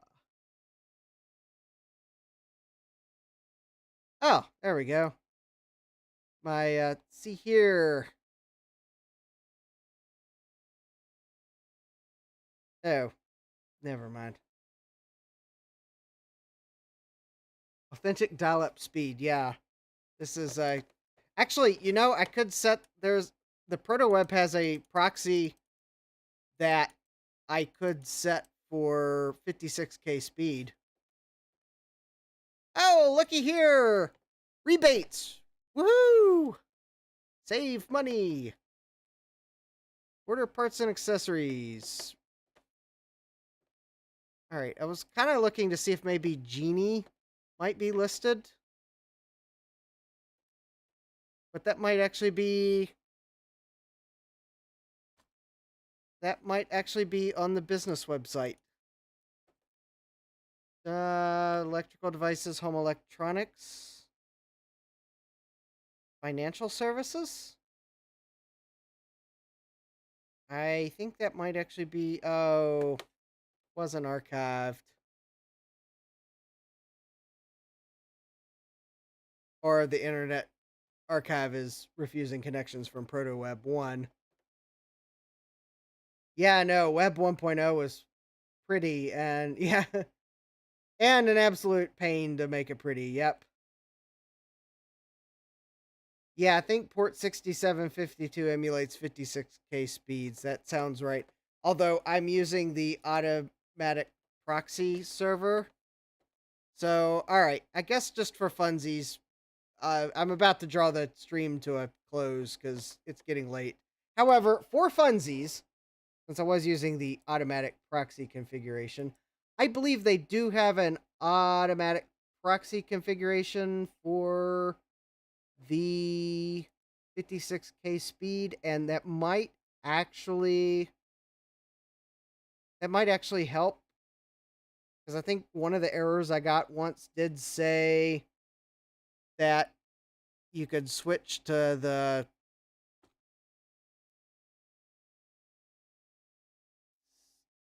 56K proxy, and that might actually help with some websites refusing connections. So maybe, okay, here we go.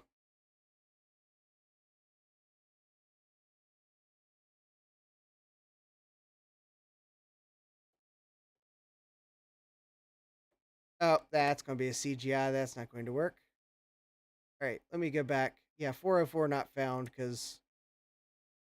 All right, let me go back. Go back. Go back. Go back. Go back. Go back. Oh, this is actually kind of fast because it's all cached. There we go. GE homepage in business with GE. All right, let's see if maybe Genie's listed on this website.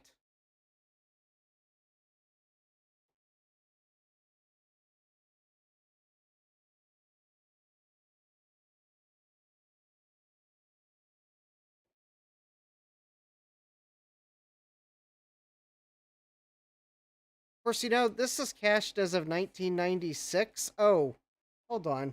When did Genie... Oh, okay. It was defunct on 1999. So, actually, if this is the 96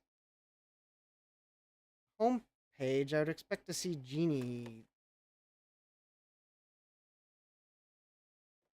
maybe mentioned. Oh, that's not going to work.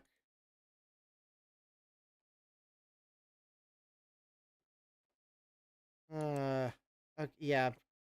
Visit a GE business site. Maybe that'll work. All right. Well, okay. We can't pull up Genie. We saw AOL. We saw CompuServe. We tried to find Genie, but GE's website has too many image maps and whatnot, so a bunch of it's not archived. So I guess...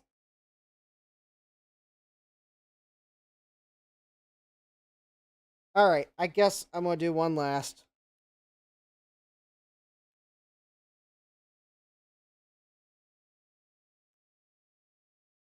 Oh, first of all, it does help to type on the correct keyboard.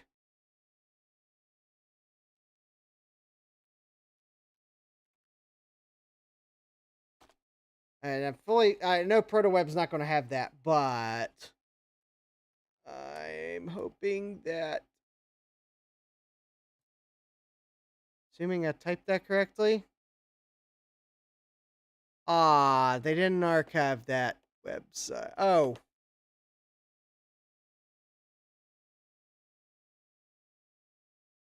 Oh, connection refused.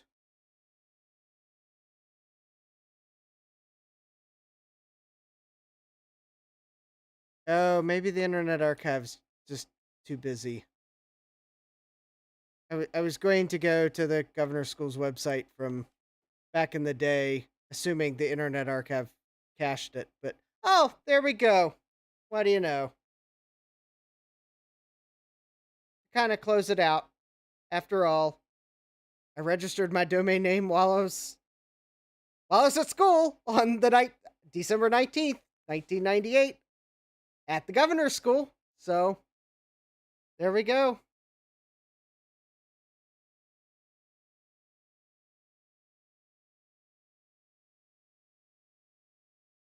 Yep. Looks like well, not all the graphics were cached, but anyways.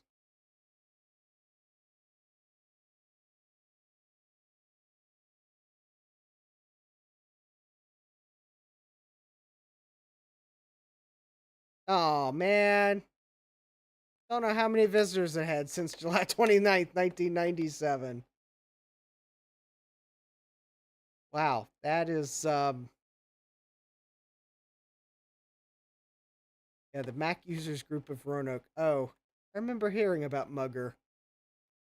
Well, anyways, yeah, this website's kind of butchered too because it's like graphics art hit or miss as to whether they got archived. So, yeah, kind of doesn't feel the same without seeing the old picture of the building because they renovated the. Well, actually, renovated might be the wrong word. They added on to the governor's school after I graduated, so it's like the building's like 2 or 3 times the size it used to be. But the little original part's still there if you know what you're looking for when you walk down the hall. Because I have been there since they expanded the building. I stopped by to say hi. It's probably a couple years after I'd. Uh, yeah, I guess it'd have been shortly after I graduated college. Well, I still knew there was enough people there that I knew that I could stop by and say hi. uh, so I do know that I did recognize the part of the building that was the original part. So it's still there if you know what you're looking for. So yeah, Joe says Justin was a gifted student. Woot. Yep, I was. So I had the privilege of going to the governor's school for math and science. So that was how I got the opportunity to be working on a project for the Clean Valley Council in Roanoke. I was putting together a website on where to recycle stuff in the Roanoke Valley, which is why I was working on that project at the governor's school and had a project to present at the project forum, which led to me needing to host it before the Clean Valley Council's website was ready, which led me on December 19th, 1998, to register jdmcs.com on a Macintosh IIci, or maybe it was a 2CX, but who's counting? There at the governor's school in one of the science classrooms through Network Solutions, and the rest is history. So, and that's why I've been trying to work on this 2CI since my prime number 23rd anniversary, because, well, us math folks are weird. Although I guess I'm a computer science or computer person, but hey, I like math, and so we're weird like that. 23rd anniversary, yeah, no one celebrates that. Cool. But yep. So started basically the process 2 years ago of trying to get a 2CI to work to re-experience going to Network Solutions website on a 2CI. And well, here we are 2 years later, 25th anniversary of my domain name. I finally got it on the web, even though the computer seems like it's acting up and might not be working correctly. Hey, I got it on the web. We browsed some classic websites. I'm happy. So, yeah, Sad Max says, I mean, math and computers go pretty much hand in hand. Yep. Sloopy says, does gold mean it's actually worth something? Jack says, you could also celebrate my 2 to the 5th anniversary. Yep. I could. And the really cool thing is, in 2 years, I have another prime number anniversary. So, anyways, this was great. Got the 2CI on the internet after a bit of a rocky start of realizing my Blue SCSI didn't have firmware on it. That's how long ago it was when I put them together. So, got it on the internet and experienced some websites.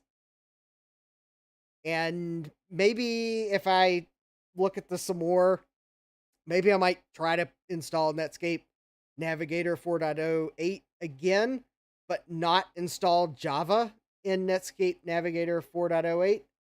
Maybe that was the problem, was Java, not Netscape. But then again, Netscape 3.04 seems to be working nice on this computer, so maybe I'll just leave it be. And if I could get my cash card back from Jay, because 2 years ago when I was working on that first 2CI board and determined it was probably the video chip, Jay had offered to take a look at it after that Macintosh was, I guess it had been the following Macintosh. He offered to take a look at it. He's had it ever since. So if I could get my cash card back from him, then, well, I'll probably have a lot more fun with this computer because it'll be a bit snappier. Or I'll just break down and get a second cash card because, who knows. I have had my eye out for a Daystar cash card for this thing. Yeah, Jack, that would have been, no, that would have been last Macintosh because it would have been December of 21 would have been my 23rd anniversary. But then it would have been March of 22 when I would have picked it back up to work on it again. So it was the end of March of 22 because Jay was, I guess, unemployed at that time, but had a job lined up to start. He was like, if you can send it to me real quick before I start my new job, I'll try to take a look at it. So yeah, that would have been the end of March of 22. And then I guess he got really busy with his new job, and I was going to let him finish the repair because he'd put while he was working on it, he'd put the graphics chip on backwards and whatnot. Yeah, no, it still seems like forever ago. So anyways, yeah, but I had sent him the 2 new bus video cards that I had but was unable to test, and the cash card which I had but was unable to test because I don't know why I sent him the cash card. Honestly, I know why I sent him the video card. It was just in case he still had trouble and with the onboard graphics, but at least got it to do more than just nothing. I thought, well, at least if he had a new bus graphics card, we could see if it started to boot with external graphics. But yeah, but yeah. Actually, now I'm kind of thinking maybe no. I think I did send him the cash card. I figured he'd test it real quick. Anyways, all right. Well, anyways, we'll definitely have more fun with the 2CI. I will see if I can't maybe get one of those new bus graphics cards back and maybe the cash card, because I would like to see if maybe a new bus card fixes the graphical problems, because it's weird. I'm kind of afraid that might be.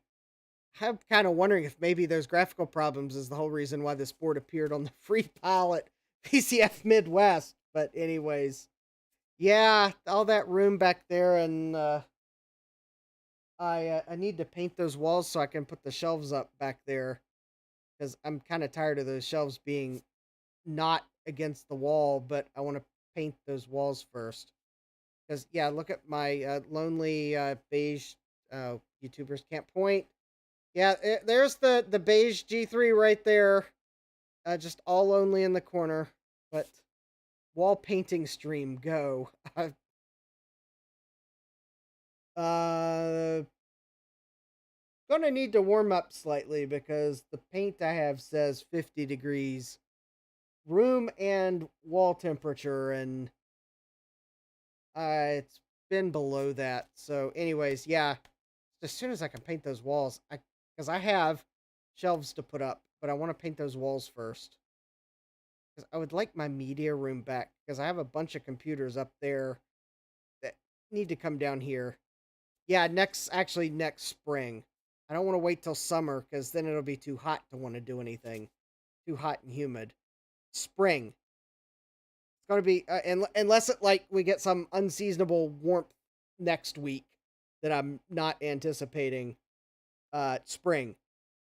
As soon as it's warm enough, I am painting those walls. The rest of the walls might wait, but those ones are getting painted so I can put my shelves up. Uh, Joe says, Macintosh painting stream, paint the wall beige. You joke, Joe. But actually, I would like to. I know, this might seem sacrilege, but I would actually like to move these two shelves that are behind me, right behind me, because I would like to paint this wall,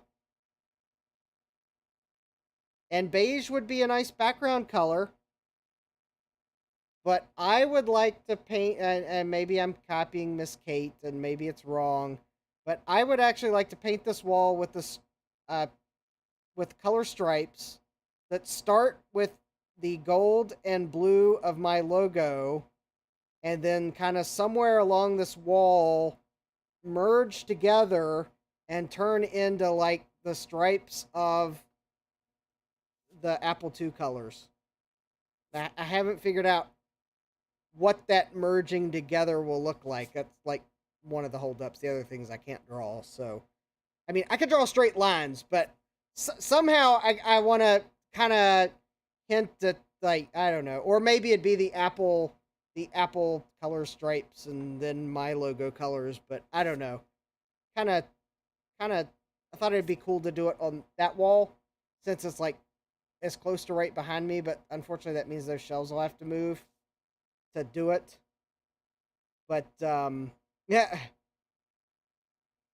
that wall all the way back there though that the shelves will be in front of that for storage. I am just painting that with the dry lock paint and nothing on top of it because the shelves will be in front of it. This wall, totally on board with RAL 7044 and then some decorative element in front of it.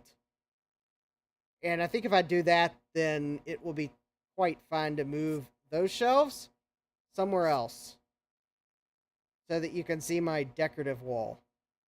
So that is kind of maybe one of my 2024 goals of, can we talk about the Trident, please? Another stream, because it's like 12:18.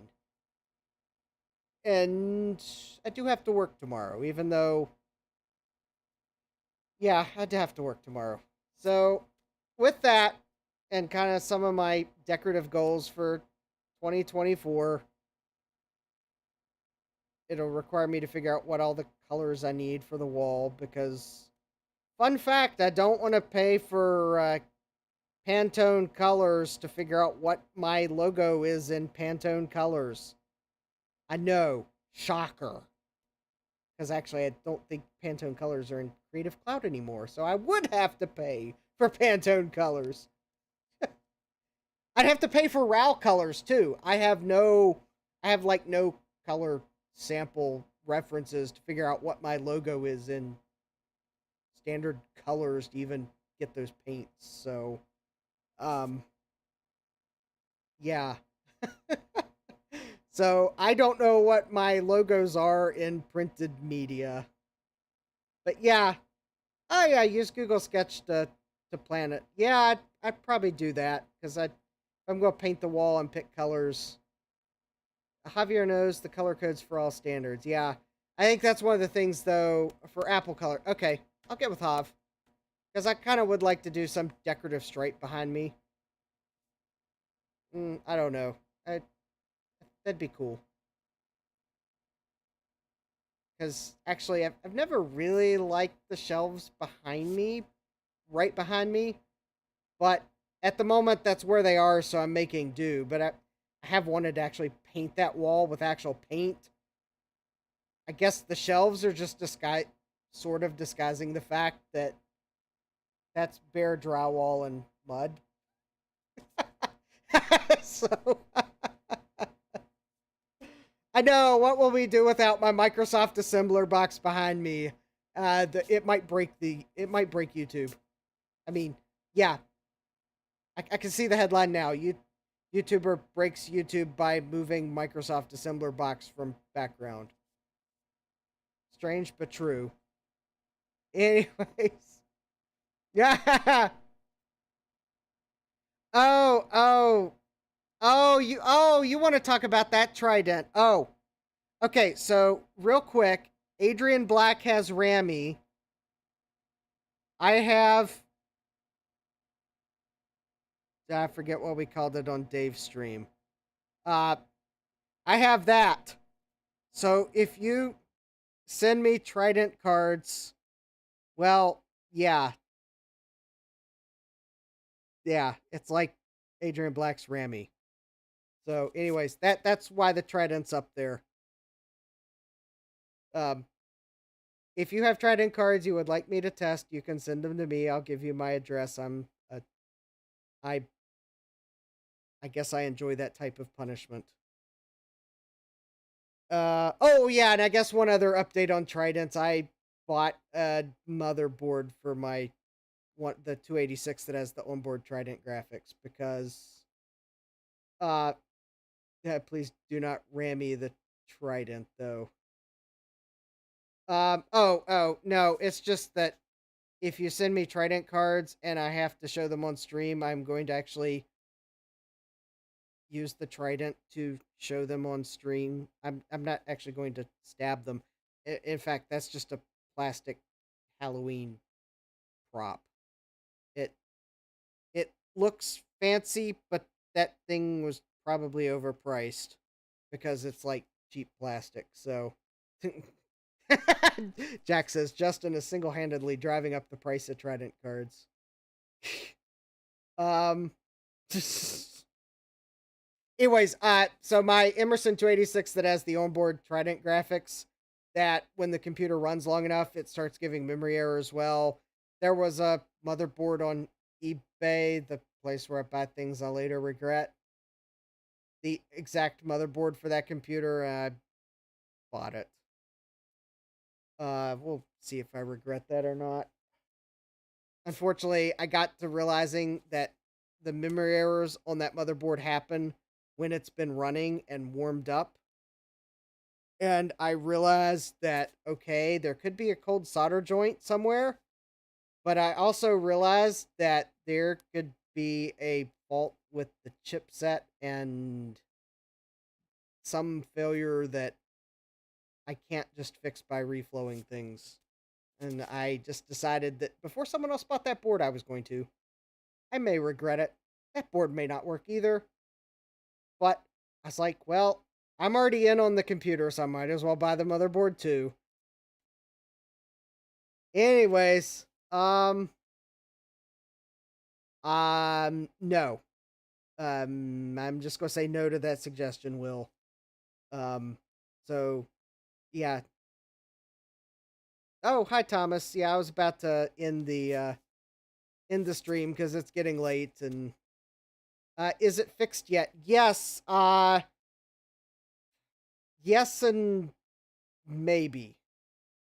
Yes, I finally did get a version of Netscape Navigator to run, and we were browsing ProtoWeb.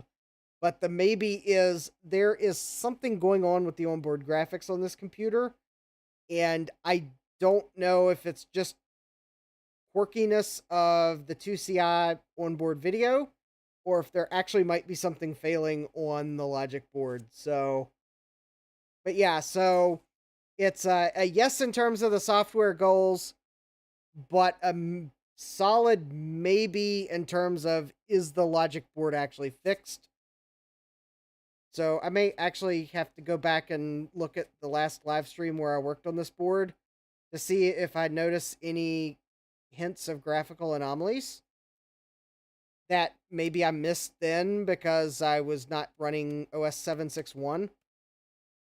Although I'm pretty sure that blue color would have appeared on screen even in whatever OS I was running. But anyways, something is definitely amiss with the computer, and well, I don't know what it is right now. But yeah, we had fun. I got Netscape Navigator 3.0.4 to run, and yeah, it was fun. And the new old stock network card I'd bought from Tech by Androida worked, even though I'd had it for like a year and a half. Because actually, I think I bought that network card for last Macintosh, actually, now that I think about it. or maybe it might have been even before then. It might have been when I first got the 2CI. But anyways, yeah. All right, well, yeah, definitely. Yes, everyone, if I don't see you before then, have a Merry Christmas and a Happy New Year. I do, though, I will be streaming this Thursday, starting at 9 p.m. And then next week's streams will start at 7 p.m., both Tuesday and Thursday. And I will get those live streams scheduled as soon as I can. So don't worry about the fact that I haven't had a chance to schedule them yet. I will get those scheduled soon. Thursday stream, I'm going to take a look at some Tandy 1400s. Just because I showed one off for Retro Repair Roundup, so I figured, why not? I was able to find an old power brick to scavenge a cable off of that I could use to power them up. So I'll use my bench supply to get 15 volts. So anyways, yeah. So Thursday, we'll be taking a look at some Tandy 1400s. Next Tuesday, is going to be Willet DOS. And then next Thursday, to finish off the year, I'm going to have a finish project stream where I'm going to focus on DOS computers that have things finished on them. So, and Will says, maybe if you're lucky, there will be a WRX under the Christmas tree, or actually maybe unlucky when I think about that more. Yeah, actually, I think on second thought, I don't want a WRX under the Christmas tree, because there's only so many ways the WRX is under the Christmas tree, as most people put up a Christmas tree, and none of those, and other than it being a Matchbox car WRX, none of them are particularly appealing scenarios. So yeah, maybe I'll be lucky and the WRX will be in my driveway, not under the tree. Although, if it was a Matchbox car, I would still appreciate it, because sometimes a WRX is a WRX, even if you have to start with the little Matchbox car version. Jack says, maybe a WRX in the driveway with a bow. Yep. One can hope. Anyways, if maybe, I mean, there is still time. Who knows? Maybe a WRX will appear in my driveway. But if it's just a Matchbox car under the tree, just saying, the sentiment's there. I can still have fun with the WRX on the kitchen table. But no, that wasn't me playing with my dolls. And with that, Spaceballs reference, I hope you all have a great rest of your day. Hope to see you next time. Take care, and God bless. Computerized Start is brought to you by my awesome patrons on Patreon, and by your tips and memberships on Ko-fi. These and other channel supporters make my live streams possible. You too can become a channel supporter with tiers starting at just $1. don't forget to smash that like button. And if you've liked what you've seen, subscribe and turn on notifications so that you don't miss the next video or live stream. And as always, thank you for all your support. I hope to see you next time. And until then, take care.